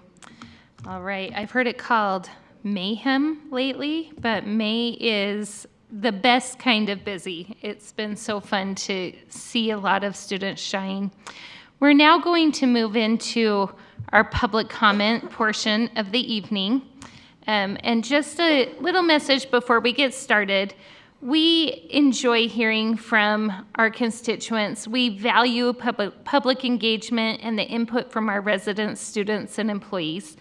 But a few reminders: the board will not take comment on personnel issues or statements regarding the character, professional competence, or physical or mental health of an individual during board meetings. And so we would just ask that if you're here to speak about an individual, we would be so grateful to hear from you, but if you would include those comments in an email so that we can respect that parameter. Those wishing to have comments heard by the board are asked to list the topic they intend to discuss, as well as their name on the sign-up document or email. And a reminder that we're broadcasting this, and so please keep comments age appropriate. The board does not discuss issues that are not on the meeting's agenda. The board may ask staff to follow up on issues raised or may address them at a future meeting. But just a reminder that silence by the board on an issue does not suggest support or opposition to the message that was given. So at this time, we're going to begin public comment on items not listed on the agenda. As always, in-person comments are heard first, followed by comments received electronically. And both in-person and emailed comments can last a maximum of 3 minutes. I understand that there may be some here speaking for a group, in which case we will give a 6-minute allotment. But we would ask that you please be respectful of that time. And a reminder that when you're called to the podium, please state your name as you begin. So let's go ahead and begin with Janet Blackmer, who is here representing a group. Would anyone here that Janet is speaking for please stand so the board can recognize who she's speaking on behalf of? Thank you. You can go ahead and sit down, and we will give her 6 minutes on the clock. I'm now? Okay. Thank you for having me speak tonight. I appreciate this. By the way, my comments are carefully timed, 5 minutes. Your neighbors east of Copper Hills High School were hopeful last summer when told that new light and sound systems would be installed on the field. We had complained for years about the old systems, and facilities assured us that because we're important, the new technology would be such an improvement that, quote, we wouldn't even know the school was there. Unfortunately, the opposite has occurred. Our neighborhood has experienced ongoing and unreasonable disruption from a poorly designed sound system. When the east-facing speakers were replaced, we were told that adding speakers to face west, away from us, would balance and direct sound toward the stadium rather than into nearby homes. But this was never done. As a result, we've spent the past year enduring excessive amplified sound in our yards and inside our homes, even with the windows closed. We have repeatedly invited board members and administrators to visit our homes during practices and games to hear what we experience firsthand, but no one has come. At the same time, the problem has worsened because amplified music during practices for multiple sports has transformed this into near daily intrusion into our homes and yards at all hours of the day and evening and on many Saturdays, every season of the year. This affects peace in our homes, outdoor enjoyment, quality of life, and even health, as numerous studies confirm. I supplied you with a letter from my therapist confirming those effects personally. We have also been told that all possible adjustments have been made, yet no one has ever followed up with residents to determine whether those adjustments actually solved the problem. They did not. A practical and affordable solution exists. Repurpose existing speakers by installing them on the east poles facing west, away from homes, using remote connection technology. The speakers and labor are covered. The only expense is the scissor lift for installation and a few parts. And we're told that Granite has a scissor lift. Maybe we can get it. Most importantly, this solution benefits everyone.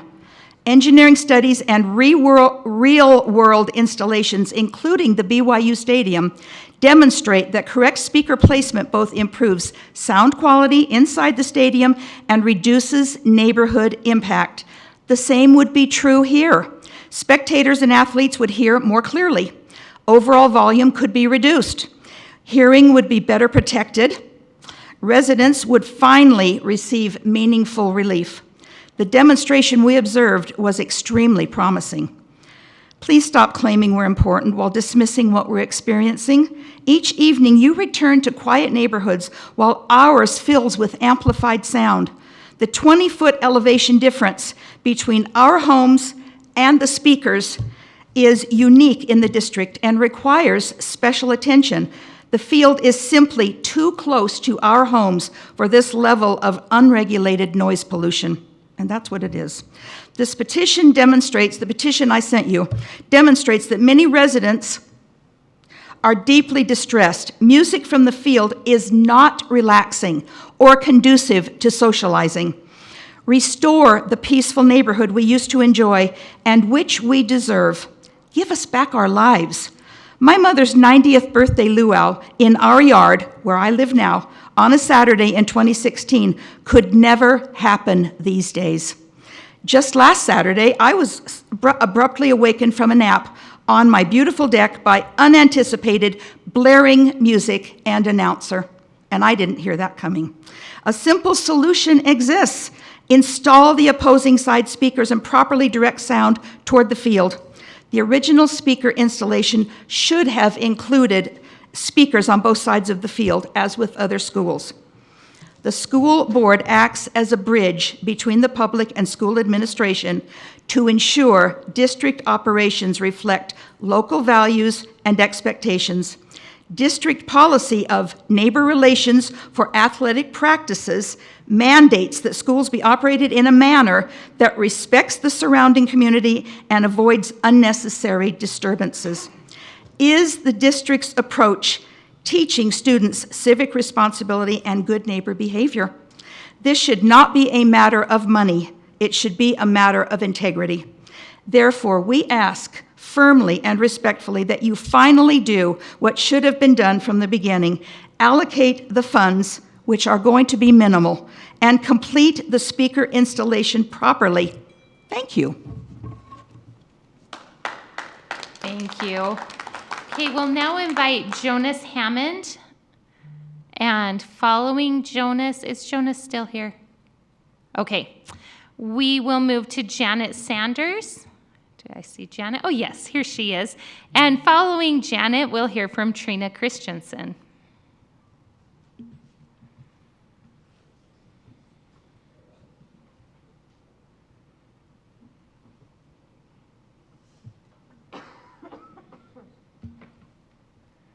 So to be clear, I was intending to talk about social studies mostly. So I didn't know if we needed to wait until later in the agenda for that, or if we were doing that now. So that is on the agenda. Yeah.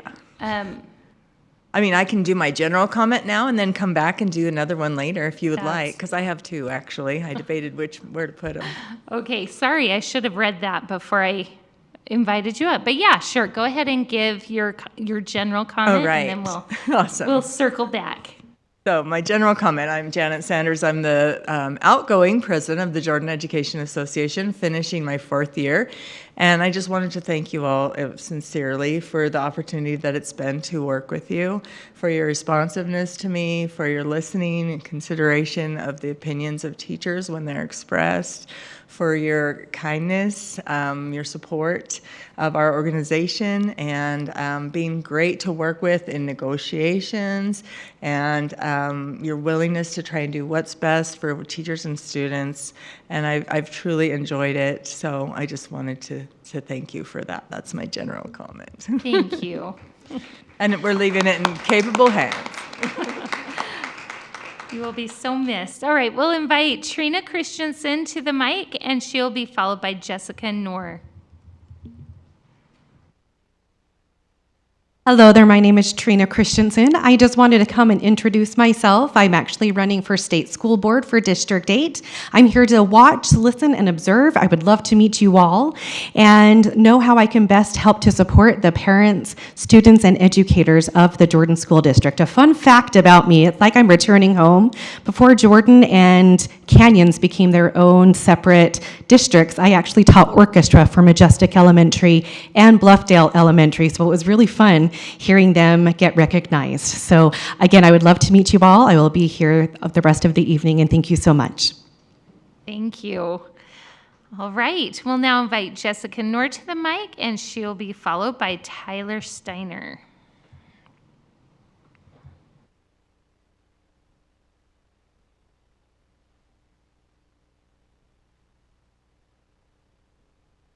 Hi, my name is Jessica Knorr, and I'm the parent of a second grader and a fifth grader at Southland Elementary, as well as a preschooler who will hopefully one day attend Southland and participate in the Chinese dual immersion program. I am here to advocate for my children, their teachers, and the Chinese dual immersion program. When my oldest child first enrolled in Chinese, I simply thought it was a wonderful opportunity to learn a second language. But after his second year in the program, I realized it had become so much more than that. Chinese is not just a skill my children are learning, it has become part of their identity, part of who they are and who they are becoming. My children are not simply learning Chinese, they are growing up in it. I was so impressed with the DLI teachers and the impact of this program that I volunteered as the PTO Chinese co-chair representative. I have been on the PTO for 3 years. I care deeply about supporting the teachers and helping ensure the continued success of a program that has meant so much to my children and provides such an incredible opportunity for children in my community. In speaking with several teachers and families, I have heard genuine concern regarding the transfer of Mr. York. He has been an exceptional advocate for our school community and for the Chinese dual immersion program.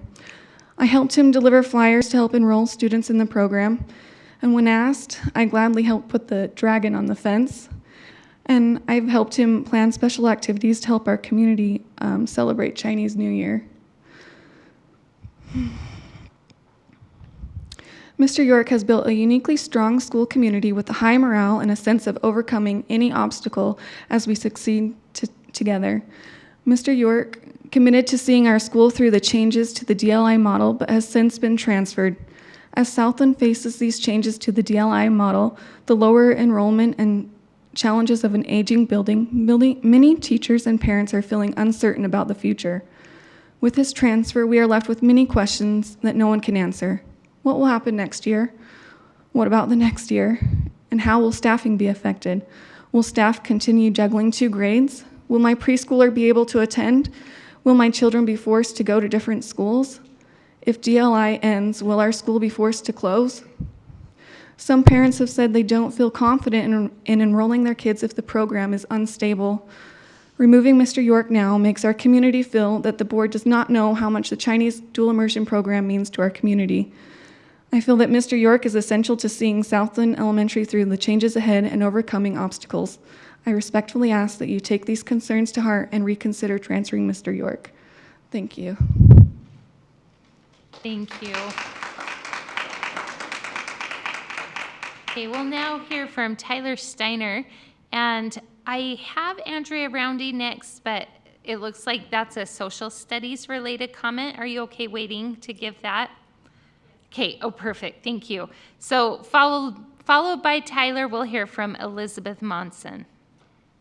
Hi, I'm Tyler Steiner. I'm here to comment on the future and stability of the DLI program at Southland Elementary. Dear board, members of the school board, thank you for your time tonight and for your continued dedication to our community schools. I'm speaking to you wearing a few different hats. I'm a community member, I'm the spouse of an educator, most importantly, I'm a parent.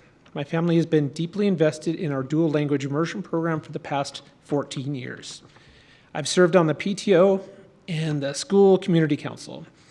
I even traveled to China on the Bridge program. Because of this deep history, I come to you tonight from a place of genuine care and concern. The future of the program is at risk. To be completely candid, parent confidence is wavering. Enrollment numbers are declining. The future of DLI already feels incredibly uncertain to many of us. That is why the decision to remove Mr. York feels like such a critical blow. We are looking at a future where our children will be placed into a brand new model. Mr. York agreed to help launch this model. Now he will be no longer there to steady and support it. Navigating a major transition without the leader who built the foundation is a massive risk. As a parent, it makes us incredibly anxious about the quality and longevity of the program. This directly impacts my own family. This transition hits very close to home for my family. My youngest daughter will be entering the 3rd grade next year, so she's going to be right in the middle of these new changes. Like any parent, I just want to ensure that she and her classmates have a stable, positive environment where they can truly thrive. Furthermore, I want to speak about change. This new model places an immensely heavy workload on our teachers. They must now learn two entirely different curriculums. They must compress complex content to a much shorter time frame. Our educators are already deeply stressed. They are trying to maintain the high standard of quality education our kids deserve. Garrett has helped both staff and families navigate these changes. Losing his leadership right now feels like pulling the rug from under a team that is already stretched to its limit. I know you have incredibly difficult decisions to make. However, I ask that you consider the immense value of stability. For the sake of our teachers' well-being and our students' academic futures, please reconsider the jeopardy this decision places on our DLI program. Thanks for your time. Thank you. All right. We'll now hear from Elizabeth Monson.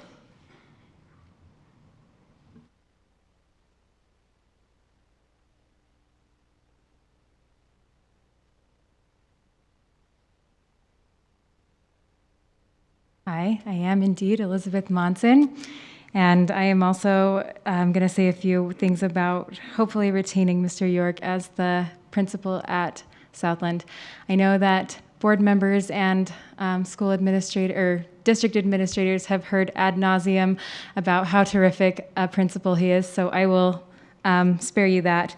And we've also heard a lot about how much of a champion he is for the DLI program. And I have children in DLI as well as in not DLI.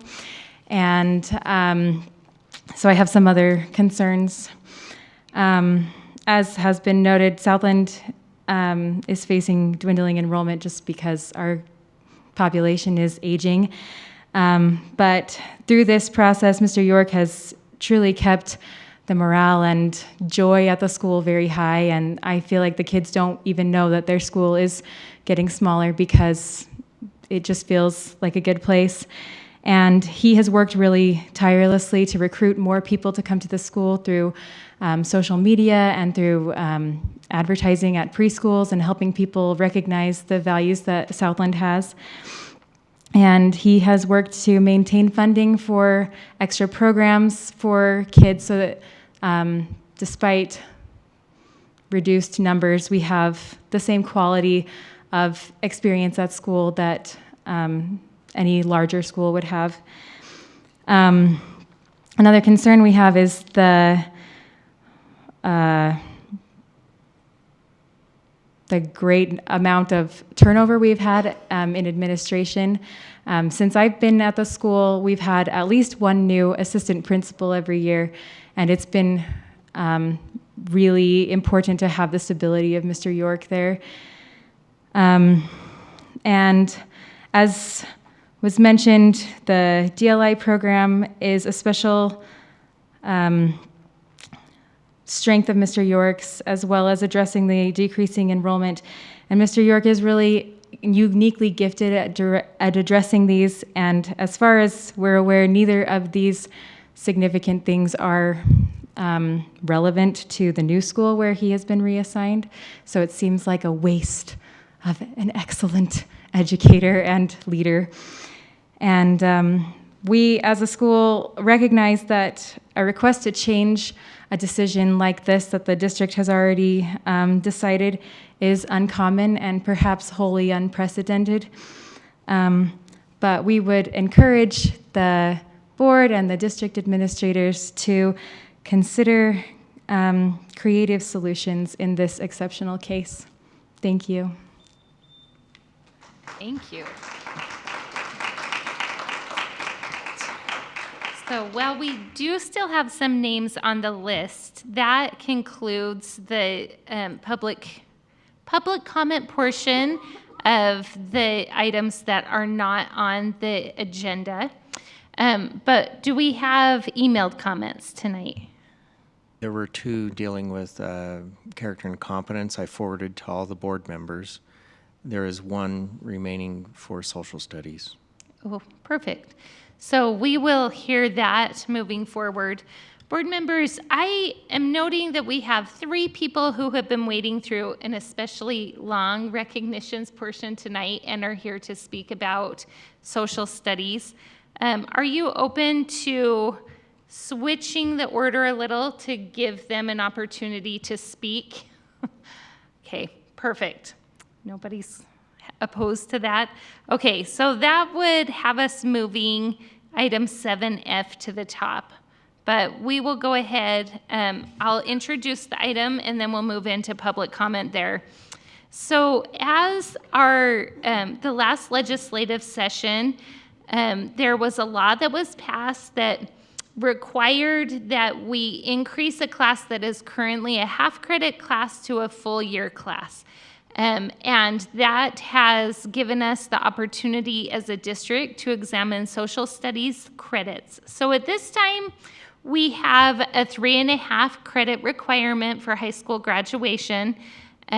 If we were to leave every class the way that it is now, plus add on that additional half credit, that would increase our requirement 1 semester beyond the required social studies that the Utah State Board of Education requires of schools. So we are now at a point where we're making decisions on whether we will reduce what is currently a full year class to align with USBE, or how we'll move forward with that. So that's just a little review of what's been going on for those who may be listening. So we'll now invite public comment on this topic. So let's go ahead and invite Janet Sanders back up to the mic. Thank you for catching that for me earlier. Same thing, 3 minutes, public appropriate comments, etc. I don't need to say that. But. Hi, I am, as you probably know, I am a 30-year plus social studies educator. I've taught every grade, 7 through 12. I've taught every subject of social studies besides Utah Studies. So I have a lot of experience, and I have seen how the standards have changed over the years for the different subjects. I want to start off, though, with a reminder of the survey information that I shared with you from people who chose to answer the survey about what they would like to see. And these were teachers within the district. Of the people who responded, and there were 81, 68.4% wanted no decrease in credits. And if that was not on the table, only 9% wanted to cut world geography to a semester. 27.6% wanted to make world geography only 9% wanted to cut world civ to a semester. 27% wanted to make world geography a semester, and 64.5% wanted to cut an elective. According to a counselor at one of our large high schools, only about 25% of the seniors that they work with have a full schedule of classes. And I asked if that included JATC online and release time. And they said yes, if they have anything on their schedule, that counts. So that includes work release, that includes everything. And 25% of seniors. I teach I teach U.S. government right now. And I can tell you that I have so many students who only come to school for 1 or 2 classes. And when that is the case, they are so much less engaged because they've moved on. They're thinking they've moved on to the other things they're doing in their lives. Increasing by a half a credit is not going to be a burden. Even a student who takes 5 AP classes still has 3 more full credits that they could fit in their schedule if they like. There is room for choice. There is plenty of room for choice. If the validity of the information that I'm talking about is questioned, would it be worth it to do a study? Could we reach out to more people as a district and see what they say? I even talked to my own students, okay, very unscientific study, but without any preface of what I would like to see or anything like that. These are my regular regular U.S. government and civics students. And these are high school seniors, mostly, some juniors. I asked them to vote which of these 3 options. I said, if they decide they want to cut credits, which of these 3 options do they like best? No one voted to cut World Civ. No one. Can I have an extra minute, please? Only a few wanted to cut world geography, and most wanted to cut an elective. So I think that they learned valuable skills in social studies that relate more closely to Portrait of a Graduate than any other subject, perhaps, and that those classes need to be protected. There's just too much. There's too much to teach. So please don't decrease the credits. That would be my request. Thank you. Thank you.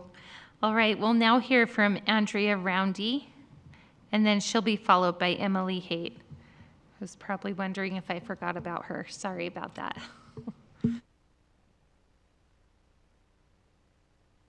Hi, I'm Andrea Roundy. I teach at Mountain Ridge High School as well. I've taught social studies for 17 years and have taught all of the classes. I currently teach AP World History and Concurrent Enrollment US History, and next year we'll be teaching AP Art History. And so I think I have a unique perspective on the skills that our classes teach. And that's the thing I'm the most worried about, is the writing skills, the reasoning skills that take longer than a semester to develop, that our kids will be losing if they miss out on that second half of social studies, particularly world history. Robert Austin from the State Board of Education, the social studies specialist, once said that while STEM teaches kids how to create an atomic bomb, social studies teaches why we shouldn't. And I thought that was a really good way of putting it, of understanding not just how things happen, why things happen, making those connections across time and space. I've also had numerous kids come back. Just had one last week who came home from her first year at college and said that the things that she learned in social studies have prepared her better for college than any of her other classes. My colleague sent you some data from our AP programs that illustrates the success that our kids have going forward. Those that take an AP class as a sophomore or as a junior end up doing better in most of their other classes. They learn how to write, they learn how to reason, they learn how to use data and analyze sources, which is a transferable skill, not just in social studies, but in biology, in any of the AP classes that require writing. My concern is by cutting world history, that we will lose the advantage that we have over other districts in our AP programs. We're very proud of our kids. On average, we perform well above the state and global average, and I'm concerned that by cutting that requirement, kids who are 15, who still need guidance on what they're going to do in the future might make a choice of taking an easier route rather than one that will serve them best. And sometimes as the adults, we need to be the ones that guide them in those choices rather than allowing them to perhaps take an easier route. So while I don't want to jeopardize anyone's jobs, I realize that no matter what happens, people's jobs might be at stake. I do think that academics should take precedence over electives. Thank you. Thank you. All right, we'll now hear from Emily Haight.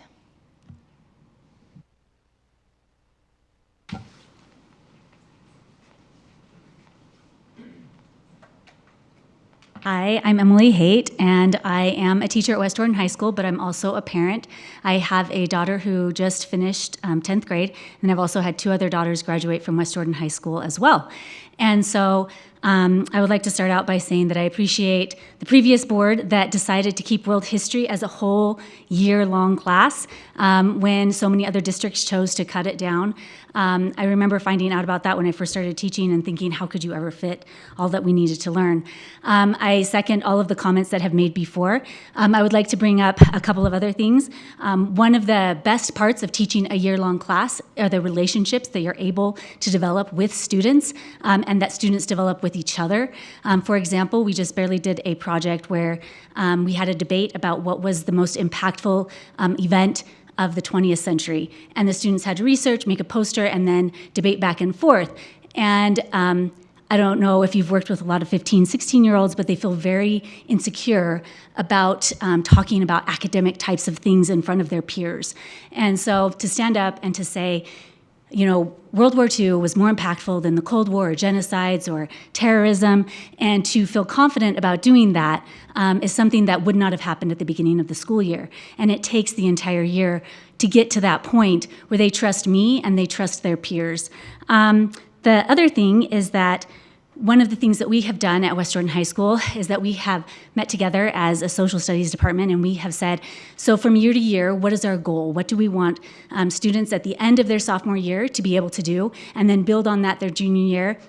And then by the time they're a senior, we want them to be able to write a research paper that has these elements with it, right? And so we build on those skills. And there is a difference between different types of credit. Between social studies credits versus other elective credits, there just is a difference in the types of skills that are learned. We also have the opportunity having the counselors come into our social studies classes, and we help the students with registration every year for their next year. And so I teach 5 world history classes, and so I've taught that for like 4 years now. And it's been great. I love world history so much. But here's what I'll tell you. A lot of students, they do not want to take academic electives or core type of classes as their elective. That's just not what they would like to have happen. And so they do, I feel like, need to have that guidance where this is just what we're doing. I also did do informal surveys of all of my classes, just asking them, what do you guys think? And invariably they were like, oh, you know, how could you fit all of it into one semester? And then I said, oh, but would you decide to take both of the classes, right? If you had ancient history and modern world history, would you do that? And they were like, no. And so that was like, they were just like, I would not do that. So anyway, thank you for your time. Thank you. We sure appreciate you being here. You enrich our conversations. And we have one online.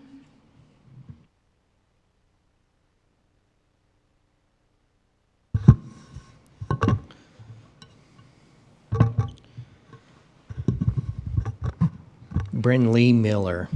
Dear Jordan District Board of Education, I am writing you today to voice the general student opinion on the current world history credit debate. My name is Brinley Miller, and I am currently a junior at Harriman High School. I know that the choices made regarding the world history credit requirement will not affect me directly, but I want the upcoming students to have the same opportunities that I had. The Utah Board of Education has required the U.S. Gov classes across the state to now be a full year instead of only a semester. In listening to the most recent board meeting regarding this change, I noted the 2 possible options to account for this credit change. One option was splitting the current world history class into two separate classes, modern history and ancient history, and requiring only one of the semester-long classes for graduation. The other option, which I believe to be the most beneficial, was to lower the elective credit requirements by 0.5 and keep world history the same. It is my suggestion as a student that the board endorse lowering elective requirements by 0.5. This is for two directly important reasons. One, students are easily able to obtain elective credits and will not choose to take another half credit of history if it is not required to graduate. Two, a full understanding of world history, both ancient and modern, is crucial in the development of personal values and opinions.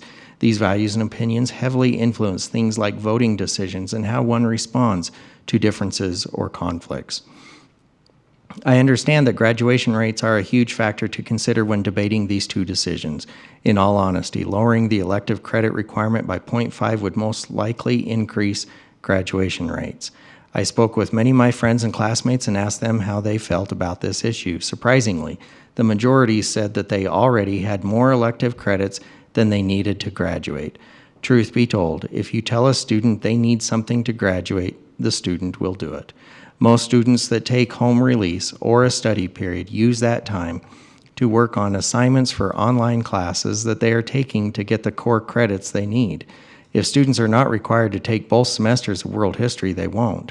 In other words, cutting the world history class in half would only be detrimental to students in the long run and would also make teachers learn a new curriculum and shorten the time they have to teach these very important lessons. Social studies is constantly thrown aside in favor of other core curriculums like math and language arts. What does it mean about us as a community if we do not place equal value on individuals' unique cultures and knowledge of how we got where we are today, and also on standardized test scores or knowledge of numbers or grammar? Our world is incredibly complex. It's made up of hundreds of unique stories. I personally find ancient history fascinating, and there are definitely some lessons I've been taught in that portion of my world history class that I don't think I could go without in my life. I'm going to guess there's at least another minute. Can you email that to the board? I will email it. Thanks. Can I make a motion? Please. I move that we postpone a vote on social studies graduation requirements until our next business meeting on June 9th. Second. Okay, we have a motion by Ms. Dean, second by Ms. Barrow, that we postpone a vote on the social studies credit discussion until our next meeting. Is there discussion to that motion? Yeah, I would like to just say we didn't have adequate time in our study session to discuss this before we came back, and so part of that is there's still some questions maybe that we need to ask before we answer this. So we're not postponing it for no reason or we want to dodge it or anything, but we do want to make a right decision. I'm thankful for everyone who's reached out to me on this topic. It's an important topic, and I've really enjoyed the engagement that I'm getting too many messages to engage with everybody, but I'm certainly thankful for the ones who have reached out.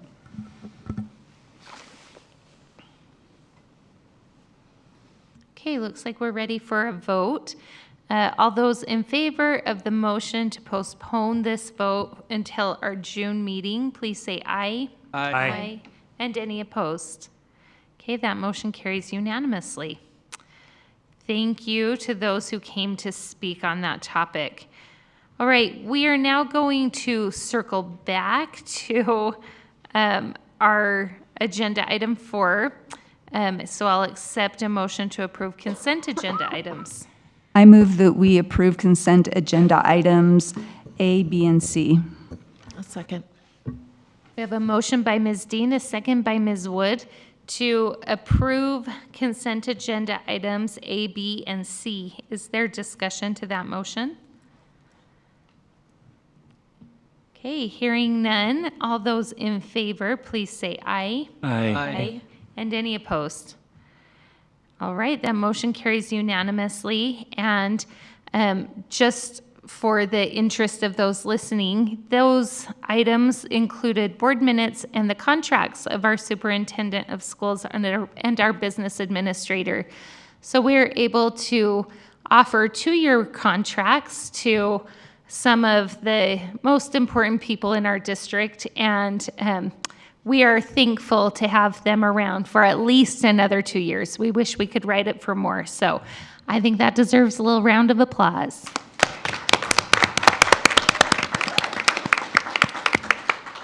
A couple of the best in the state. All right, let's now move on to general business. I'll take a motion. I move that we accept the consent agenda items A, B, C, and D, which are expenditures, financial statements, non-compliance report, and fraud risk assessment. Second. Okay, we have a motion by Ms. Dean, a second by Ms. Barrow to accept the consent agenda items A through D. Is there discussion to that motion? Okay, hearing none, all in favor, please say aye. Aye. And any opposed? Right, that motion carries unanimously. Let's move on to bids. I move that we accept the bid for Bingham High School athletic uniforms and apparel discount incentive. Second. Okay, we have a motion by Ms. Woods, second by Ms. Barrow, to approve the bid for Bingham High School athletic uniforms and apparel discount incentive. Is there discussion to that motion? I had a few questions on this one. Let me pull them up. So it was mentioned in the letter something about like 4 years. This could come back again, or I can't find that spot now. But I was curious if this is going to be coming back to us every year, or how that contract was going to work.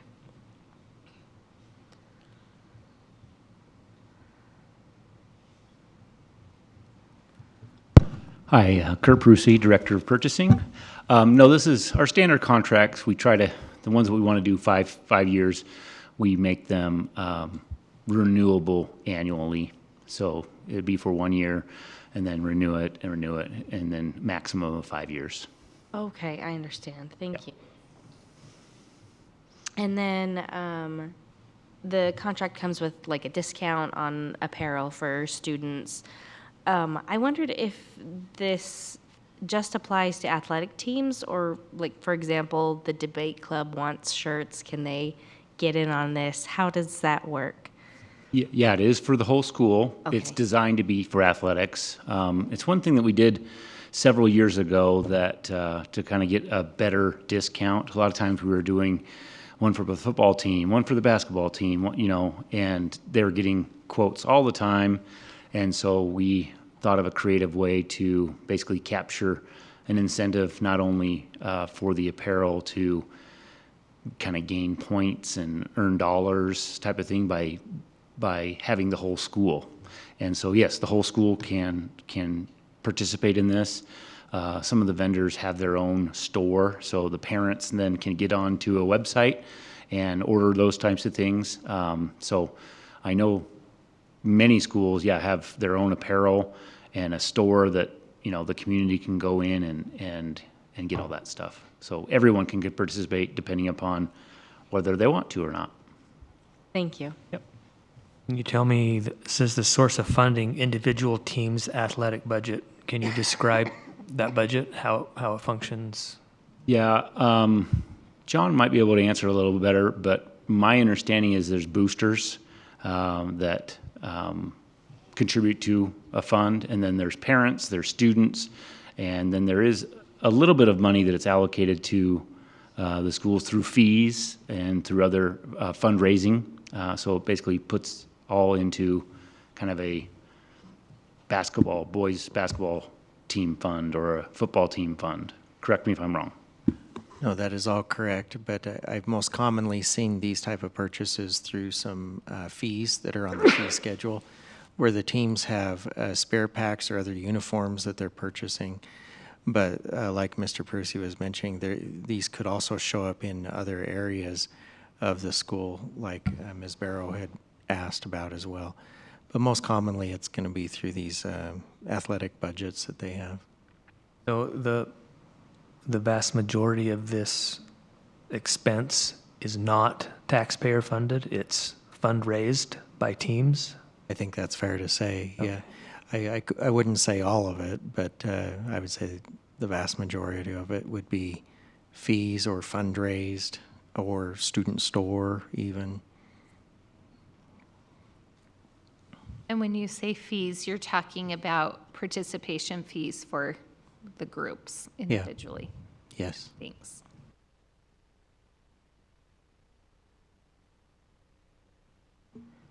Any other questions?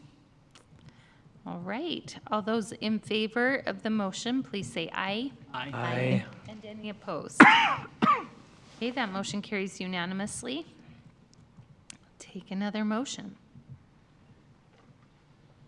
I move that we accept the facility services theatrical lighting upgrade at Elkridge Middle School. Second. Okay, we have a motion for Ms. Woods, second by Ms. Barrow, that we approve the bid for theatrical lighting upgrade at Elkridge Middle School. Is there discussion to that motion? I should have clarified this beforehand, but in the summary award, the purpose says to upgrade the existing lighting, but in the summary letter, it says sound system will also be upgraded. So I just wanted a little clarification on that.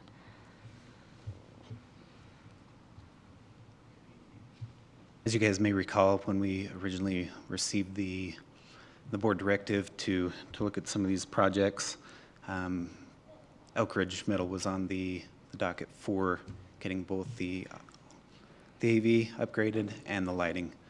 As we narrowed those down, it was determined that we were only going to look at the lighting, and then ultimately it was pulled, and then we added it later on. So the title of that did not get updated, but we are looking at the audiovisual components of this project as well. So it is both. And then there was a mention on, I believe it was the summary award, where it says that they're the lowest responsive and responsible bidder. What does that mean? So that means that the bid was complete. Kurt may correct me if I stumble on this, but I believe both bids were complete, and both of them did fulfill all the obligations of the bid. So they were just the low bidder for the contract. Thank you. Other questions? All right, hearing none, all those in favor of the motion, please say aye. Aye. And any opposed? Motion carries unanimously. All right, we'll now move into our special business items. Who wants to make the first one? I move that we approve the recommendation for the 2026-27 negotiated agreement for licensed employees. I second. All right, we have a motion by Ms. Wood, a second by Ms. Dean, to approve the 2026-27 negotiated agreement for licensed employees. Is there discussion to that motion?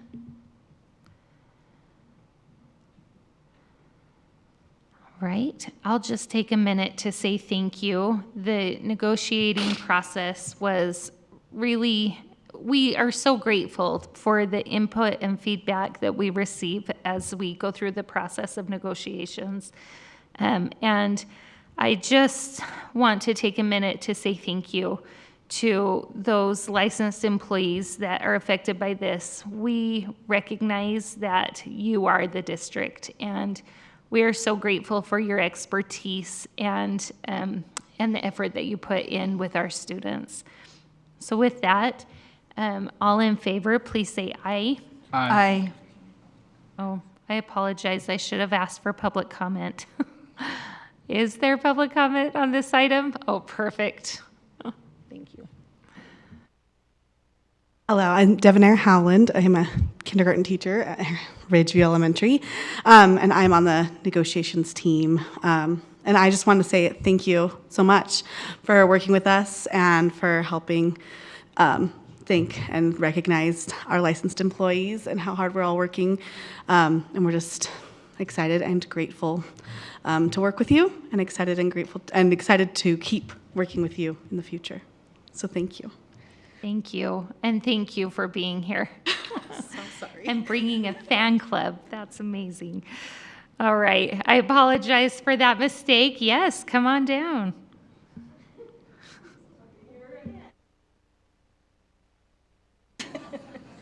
Again, I'm Andrea Roundy. I'm also on the negotiations team for the high school. And I just wanted to thank you guys for being so workable with us. It's been a really easy process. This is my second year on the negotiations team, and I've really enjoyed the process and getting to kind of see how things work. And I appreciate you looking out for us and listening to us and allowing us to have a voice and to be able to represent the needs of our teachers. So thank you for approving our negotiations. Thank you. It really is a delightful process. Okay, with that, we'll now move into a vote. The motion is a recommendation to approve the 26-27 negotiated agreement for licensed employees. All those in favor, please say aye. Aye. Aye. And any opposed? Okay, that motion carries unanimously. We'll now move into a recommendation to approve the 2026-27 negotiated agreement for education support professionals.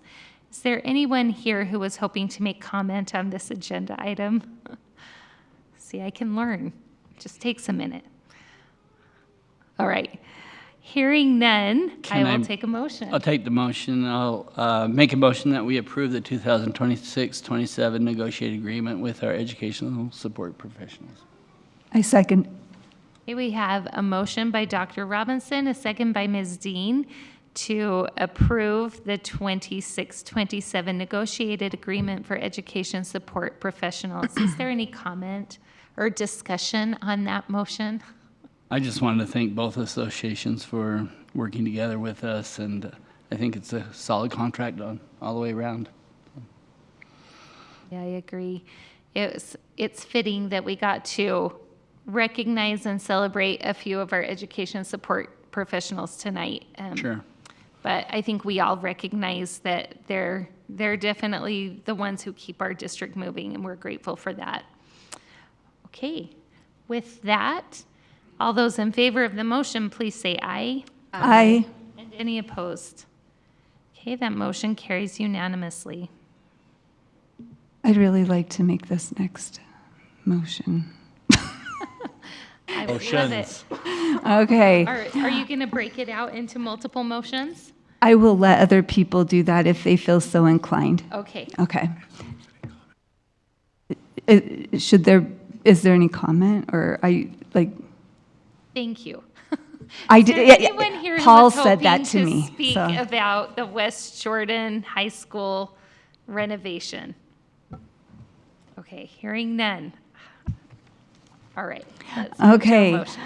I move that we approve the guaranteed maximum price provided by Westland Construction for West Jordan High School remodel project. Second.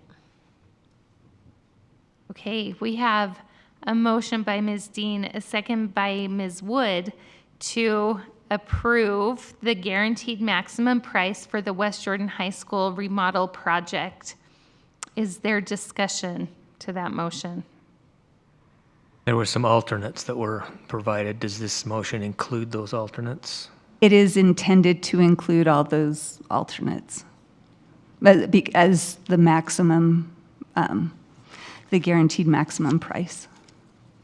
So if I can restate that motion then, the motion is that we are recommending the approval of the guaranteed maximum price for the West Jordan High School remodel project, as well as all of the bid alternate options that were provided to the board. And that includes alternate 1, 2, 3, and 4. Yes. Okay, perfect. Is there discussion to that motion? Yeah, I'll make a discussion. I asked in the study session, we break these out. I'm having a really hard time adding 9,000 square feet at a cost of $1.5 million to our most underused school in our community that's declining population more than any others. I think the board has a plan, but I don't know that we'll do it, of moving ninth graders up, making this school needing that 9,000 square feet. But without a firm decision on that, and without breaking this out, I'll be voting against all the alternates, because that wasn't broken out. If someone else wants to break it out, they can. Would you like Make to it make? amended. If someone wants to break it out, I will second it. But you don't want to amend it? Okay.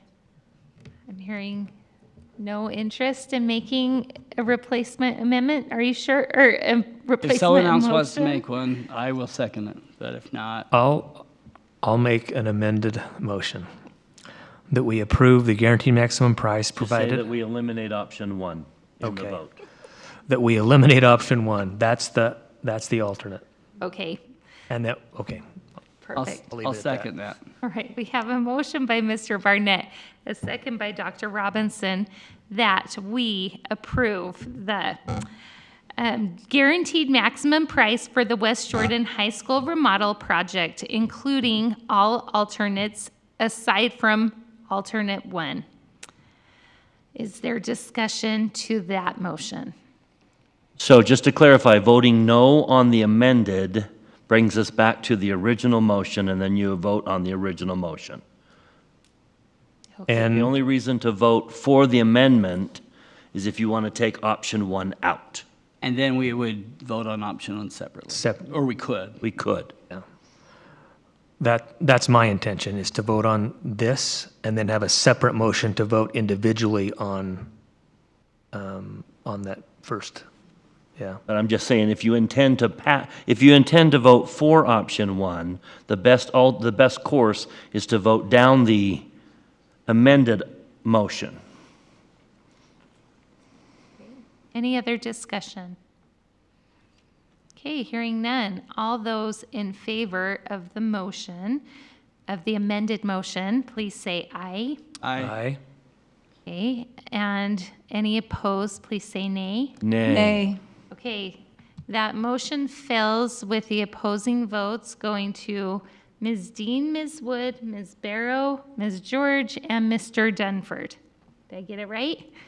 Okay, so now we will revert back to the original motion, which is a motion to approve all of the alternates with this guaranteed maximum price. Is there discussion to that motion? One thing that has been brought up by Daryl on numerous occasions is the fact that the district is opting to renovate an older school and how much that saves the taxpayer. We talked about this a little bit, and I wanted to mention it here also, that building a brand new, well, we have a community with the high school that needs to either be replaced or renovated. It's an old school and it has some needs. And so as a board, our options are to tear it down and build a new one. That costs $300 million or so. Is that what we heard? This proposal is about $88 million. I think it's important, and I wasn't sure if Daryl was going to say it again, so I wanted to make sure that it was said. Good to hear from more than one. That's a very fiscally responsible thing for a board to do, and I'm glad that we went that route. And I would just say that I'm going to vote no out of sequence. I think we have a long-term plan for this school. I love it. It's just the sequence of events is what would prohibit me from voting yes right now. And if I can quickly comment, for me, this voting for all of the alternates is not hinging on a future decision. this vote for me represents a need in the community, bringing this this high school up to the standard of our other high schools. It's to make it whole because the construction is a cause a loss of 5 classrooms. So we're not adding 5 classrooms, we're replacing the 5 classrooms that are being eliminated in the construction. But we are adding 9,000 square feet.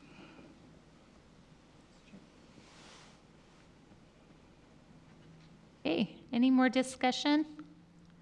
All right, hearing none. All those in favor of the motion, please say aye. Aye. And any opposed? Nay. That motion carries 6-1 with the opposing vote going to Dr. Robinson. Board members, I think we could take item 7D and E together. I move that we approve updates to administrative policies DP 380 postpartum recovery parental leave and DP 322 Family and Medical Leave Act, FMLA. Second. Right, we have a motion by Ms. Dean, a second by Ms. Barrow, that we approve updates to administrative policies DP 322 and administrative policy DP 380. Is there discussion to that motion? Oh, is there anyone here who would care to make public comment on this agenda item? I apologize. My goodness, I told you I could be taught. All right, hearing none. Discussion to the motion.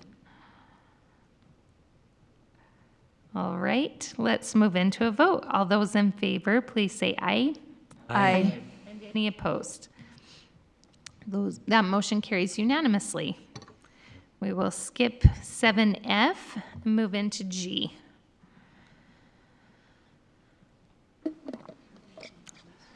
I am happy to introduce this one. So agenda item 7G is a consideration of sensitive material review appeals. So the Board of Education is reviewing an appeal and voting on the outcome of a sensitive book entitled Queer. This is a book that has gone through a process and been removed from schools. The appeal is that it be reinstated. So is there anyone here who would like to make comment on this agenda item? And I think it's important to note too that it was removed for objective, sensitive material as opposed to subjective review. Thank you. I appreciate that addition. Okay, no public comment? All right. Let's move into a motion. What does the motion look like here? I'll make a motion. Okay. So I would motion that we uphold the decision of the committee in the removal of the book Queer from Jordan Libraries. I'll second. Okay, we have a motion by Ms. George, a second by Mr. Barnett. Any discussion to that motion? I had a comment I wanted to make. It's a kind of a prepared comment because it's a sensitive subject and I wanted to make sure I handled it properly.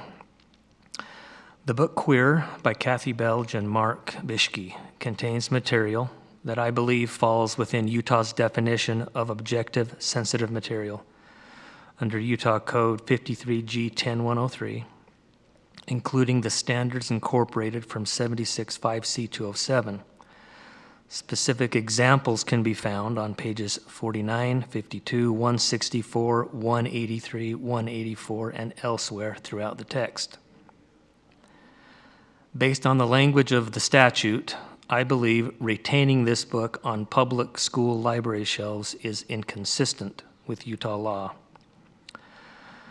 I also believe this issue extends beyond legality. Public education serves an important purpose in teaching core academic subjects and fostering respectful learning environments for all students. In my view, detailed instruction or depictions involving objective sensitive material are matters best addressed by parents and guardians in the home, according to the values and timing they believe are appropriate for their own children. I recognize that members of our community hold sincere and differing views on this matter, including some who believe this book provides important representation or support for certain students. I respect their right to hold those views. However, after reviewing the content of the book and the applicable law, I believe it should not remain available in our school libraries. I also want to emphasize that removing this book from a public school library does not prevent individuals or families from obtaining it elsewhere if they choose. Public libraries, bookstores, and online retailers remain available avenues for access. The issue here is not whether the book may exist or be read, but whether it is appropriate for inclusion in a public school setting for minors. Thank you. Well said. Ms. Barrow, did you have a comment? I just wanted to thank Mr. Barnett for stating that so eloquently and preparing something ahead of time because it was very sensitive, and I agree with what you said, so thank you. Thank you. I also appreciate what you said, and I would just add to it that as I look at Utah school instruction and sex education rule, curriculum is not required to be comprehensive and must stress abstinence, and is not required to include instruction on sexual orientation or gender identity. So in addition to the code that you've already referenced, I think that this is not in keeping with our USBE guidance on sex education and is an inappropriate material for our school library. I'd just like to add, I believe the appeal was stating that there was merit, an educational merit to this book, and that's not the decision we're asked to make, whether or not there is merit or an educational value in the book. And so I do agree that this book contains objective sensitive material. Thanks for that call out. Objective materials do not need to be considered on their merit. I just wanted to thank the legislators for giving us more clarity in recent updates to this law. I think it's helped a lot.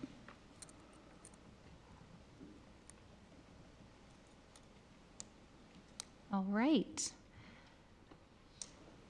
So we have, I think everyone has given comment that wanted to. All right, so let's move into a vote. The motion on the table is to uphold the decision to remove the book Queer from our libraries in Jordan School District. All those in favor of the motion, please say aye. Aye. And any opposed? Okay, that motion passes unanimously. All right, let's move in now to our superintendent's report. Dr. Godfrey. Thank you for another 2 years. I'm really excited. I never take it for granted. I love working in this district and I love working for this board. And I mean that. The only thing I don't like about this job is calling snow days. And even this year, I didn't even have to think about it. So I love it. Thank you very much. Thank you. We're thrilled to have you, hopefully for far more than 2 years. All right, let's move into committee reports and comments by board members. Facilities Committee meets in 2 days, so I don't have an update right now.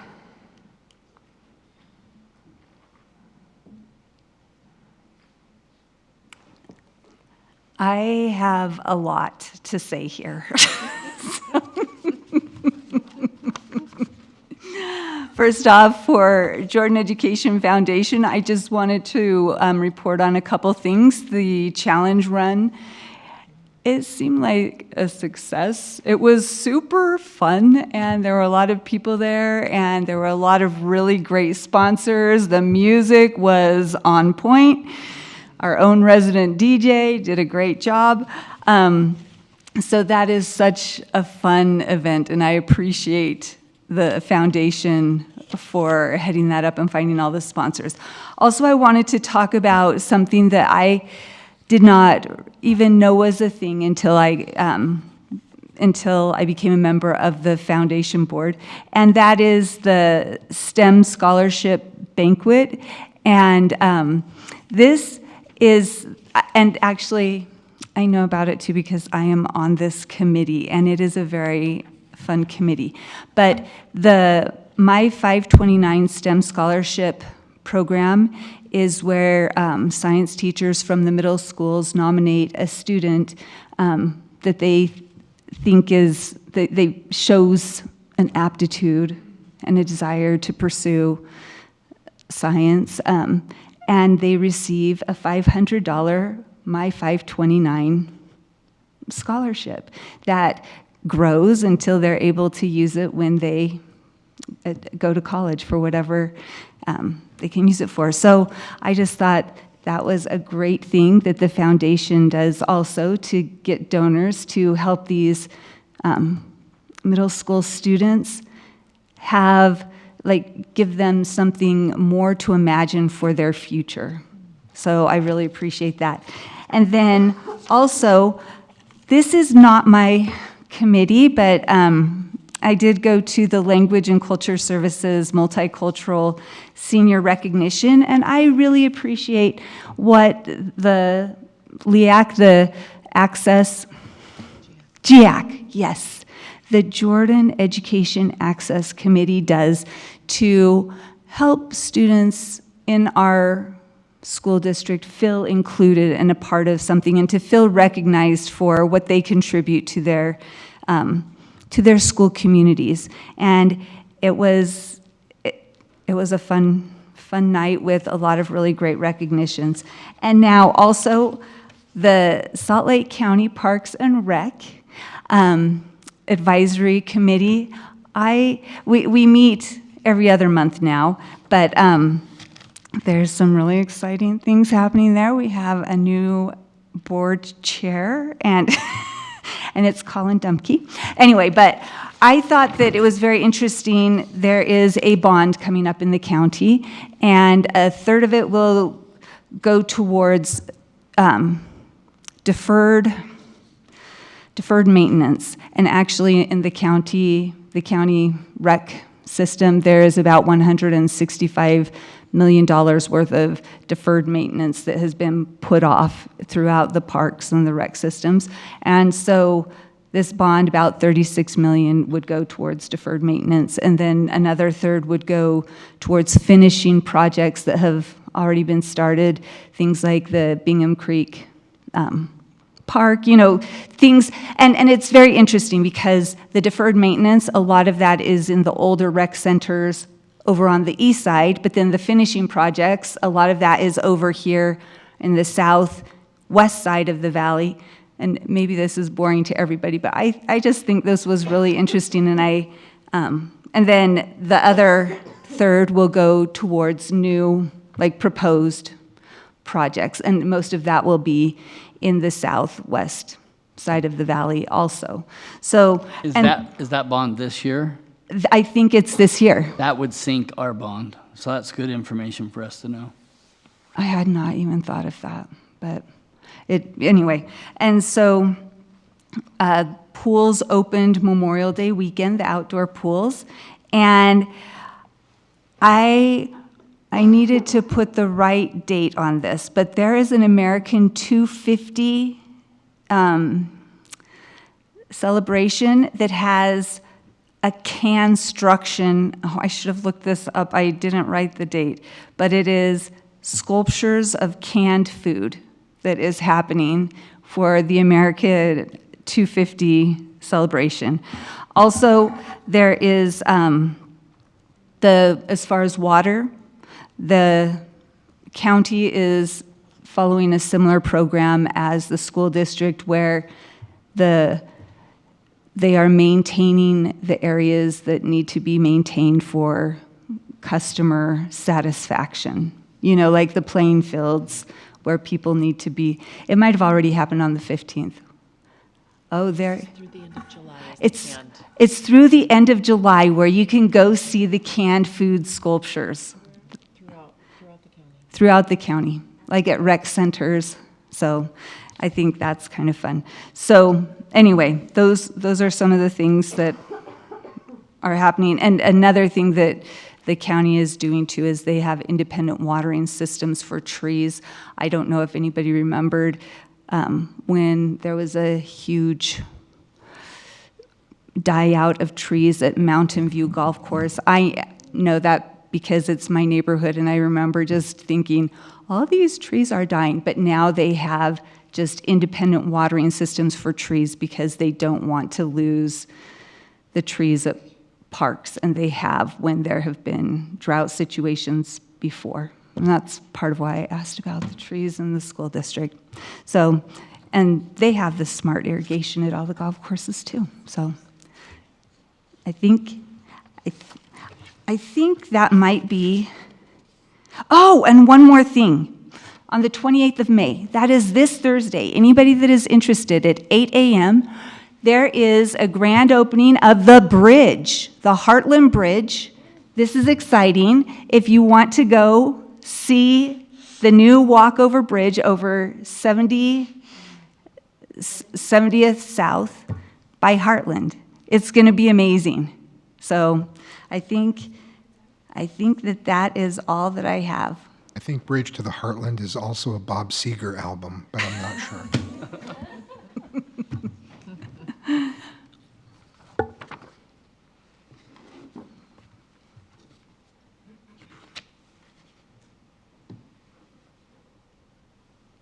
Oh, and I do have one more thing too that I thought was interesting at Parks and Rec. Junior golf clinics are starting. So if anybody is interested in getting their kids into a junior golf clinic, go to the websites and get your kids signed up.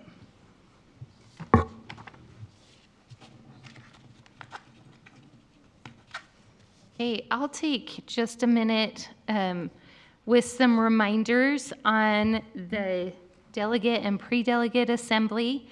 So the pre-delegate assembly, which is June 5th, all are invited. We will be having a panelist of legislators with questions. I have received one question, thank you, Ms. Barrow, to represent our board. So if you still wanted to add one, I need it like ASAP, but she had a great question, we can use that. And then just a reminder about the delegate assembly, that our delegates are Ms. Dean and Ms. Barrow. Are you guys both still available to do that? I know it was clear back in January when you volunteered as tribute. Tell me that day again. June 6th is the actual delegate assembly. Now I'm feeling like I need to double check myself. Will I And it's at actually get Canyons. dinner this time? If you go on the 5th, there will be a meal provided, but I Last could year, they definitely didn't message Richard to make sure that it is friendly to food choices. So it's at the Canyons District Office. Uh-huh. Okay. What time is it at? So the delegate assembly starts at 9, I think. I gotta look that up real quick. I think it's 9. If I'm wrong, I will correct And the myself. pre-delegate assembly is at? So the Friday night, the pre-delegate assembly is at 6. With the panelists, right? Yes, with the panelists. Anyone can go to that, right? And anyone, yes, anyone can go to that. Honestly, anyone can go to any of it. We just have our voting members here. So let me. Excuse me, I have got my cough tonight, I'm sorry.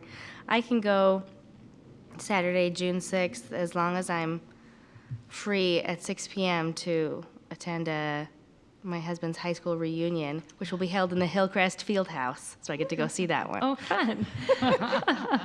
Okay, I apologize. I just pulled up. The time is 8 to noon. So Yeah, you if it should goes be to okay. 6 p.m., If it goes Erin, to 6 p.m., leave. Oh boy, that would be horrible. I will be there yeah. 9 to noon. You can count on me. The 5-year reunion, yes. And the pre-delegate assembly on the 5th is at 6 o'clock. So dinner is at 6. The panelists will be after that. Okay, so did you say 9 a.m. or did it? 9 a.m. 8 a.m. to noon. So it's but 8 a.m. There's a delegate check-in and continental breakfast starting at 8, and then at 9 o'clock is when the business really Okay, starts. so that's when you get there for the business. Yeah. You can come have a Danish before if you'd like. The priorities that are going to be presented, there has been a real attempt made to be succinct. And so we are looking at 3 priorities. So hopefully it won't be too much wordsmithing. And those priorities I would pull up if I could, but I'll go off the cuff and Anthony can correct me, are special education funding, also the early literacy. They'd like to talk more about the legislation that passed and specifically a focus on K through 3 there. And the last one is at-risk funding. Is that right? That's right. So those are 3 simple. You can even remember them, even if you have a pea-sized brain. So, okay, that's my update. Okay, is that it? Perfect. Okay. Then let's go ahead and talk for a minute about the board bulletin. Any suggestions for inclusion there?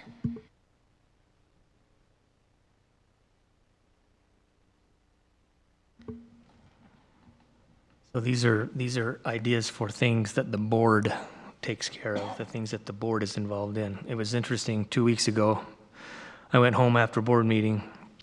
I think we got out a little earlier than normal. And my 2 sons and some other friends were at the house. So they're juniors and seniors at Riverton High. And I came in, I was dressed like this, and one of the friends said, "How come you're all dressed up, Brian?" I said, "Oh, I just got back from board meeting. I'm on the school board." And his comment was, "So did you guys ban everything tonight?"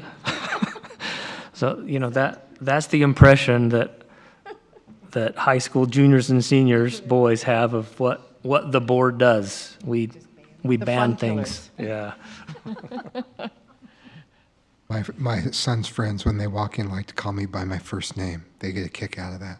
Yeah.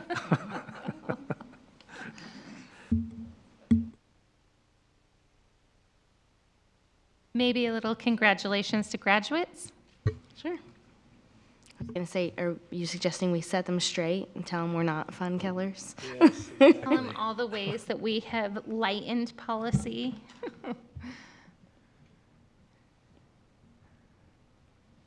Okay.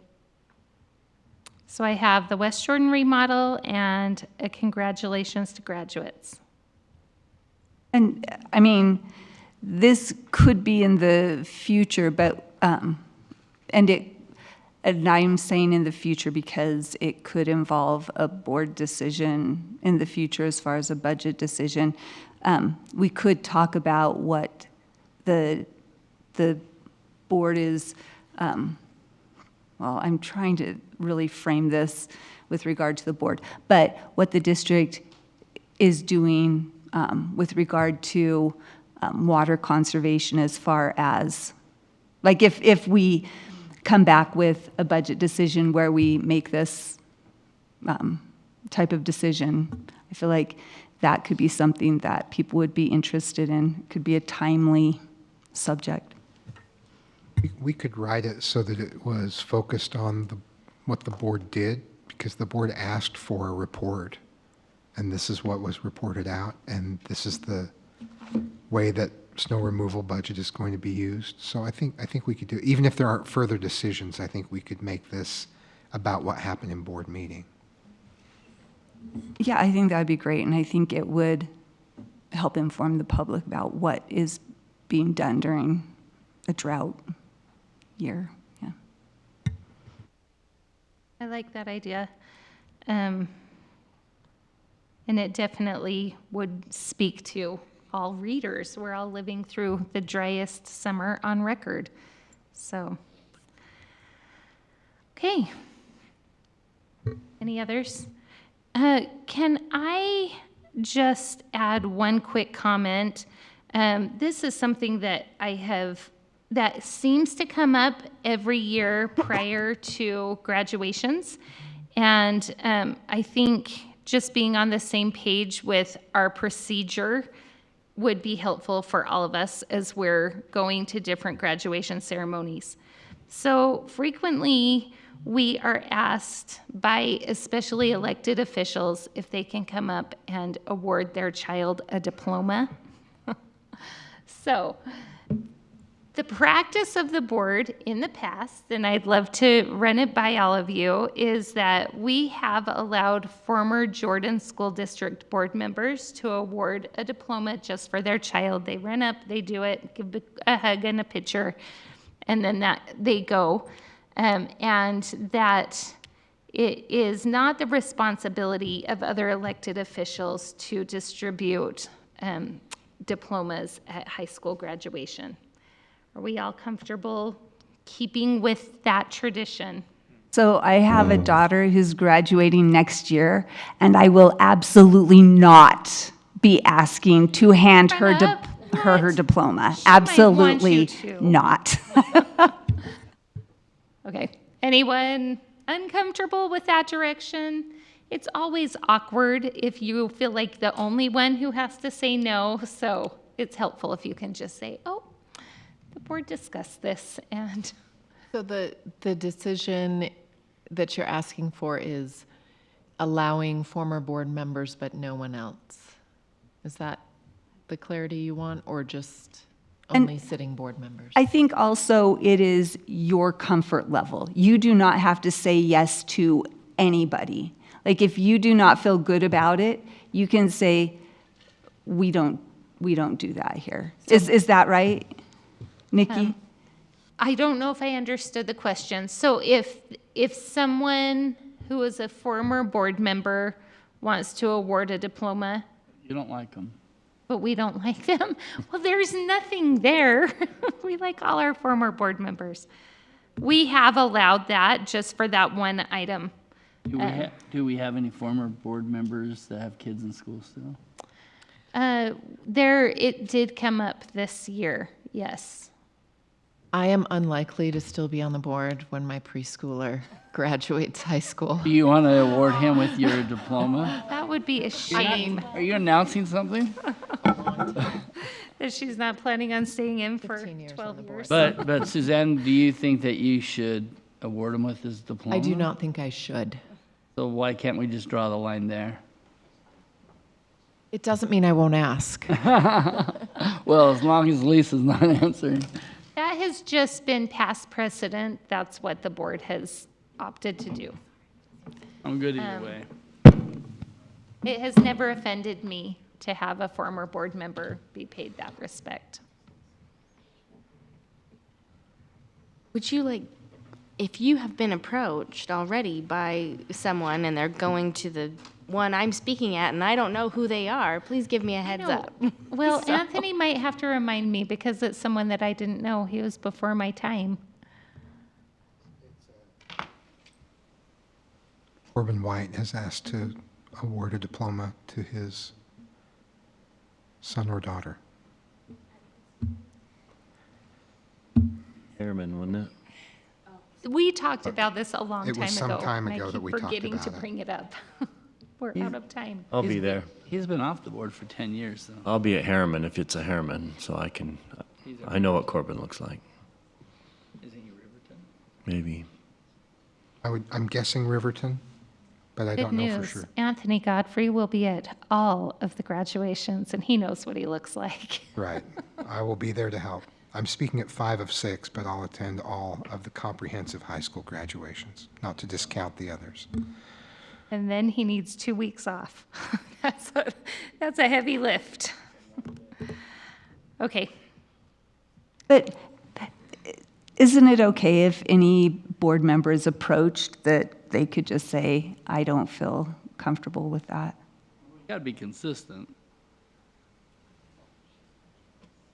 Oh, consistency. Okay. And then what about when their grandkids graduate? That's the question. I'm just kidding. No, absolutely not. Yeah. That's the question. He hasn't been on the board for 10 years. Does he have a right to award that diploma? I have no problem showing him that respect. Me neither. I'm indifferent either way. I'm totally fine with former board members, but I think we should be consistent and draw the line at other elected officials. Because you never know, me and my wife might have more children. I mean, we're hoping for some Jordan graduate grandbabies, Daryl. Oh, we'll get those for sure, but I don't know if grandparents should do more. Okay. All right. It sounds like I'm hearing no major objections. Hopefully that will just help us be consistent. Okay. Having reached the end of this agenda, we will adjourn our business meeting. Let's take a break and then resume our study session at 9:30. Is that too long? We have no more study session items. Oh, we don't? What? I thought we have one. Nope, we postponed it. Just kidding. Thank you for keeping me on my toes. Man, being the first vice is a full-time job with me. In that case, we will adjourn this meeting and then move into a closed session upon a motion. I move that we go into a closed session for character and competence of individuals, property, potential litigation, negotiations, and/or security. And once that business is over, adjourn here at JATC South. Second? Thank you. Does that require a second? Yes. Okay. So we have a motion by Ms. Dean, a second by Mr. Barnett, that we move into closed session. We will be conducting that session here in the JETC South in the study session room. And upon the end of that study session, we will adjourn this meeting. And we will take a roll call vote. Ms. Dean? Yes. Ms. Wood? Yes. Ms. Barrow? Yes. Mr. Barnett? Yes. Mr. Demford? Yes. Dr. Robinson? Yes. And I am also a yes. That motion carries unanimously, and we are moving into closed.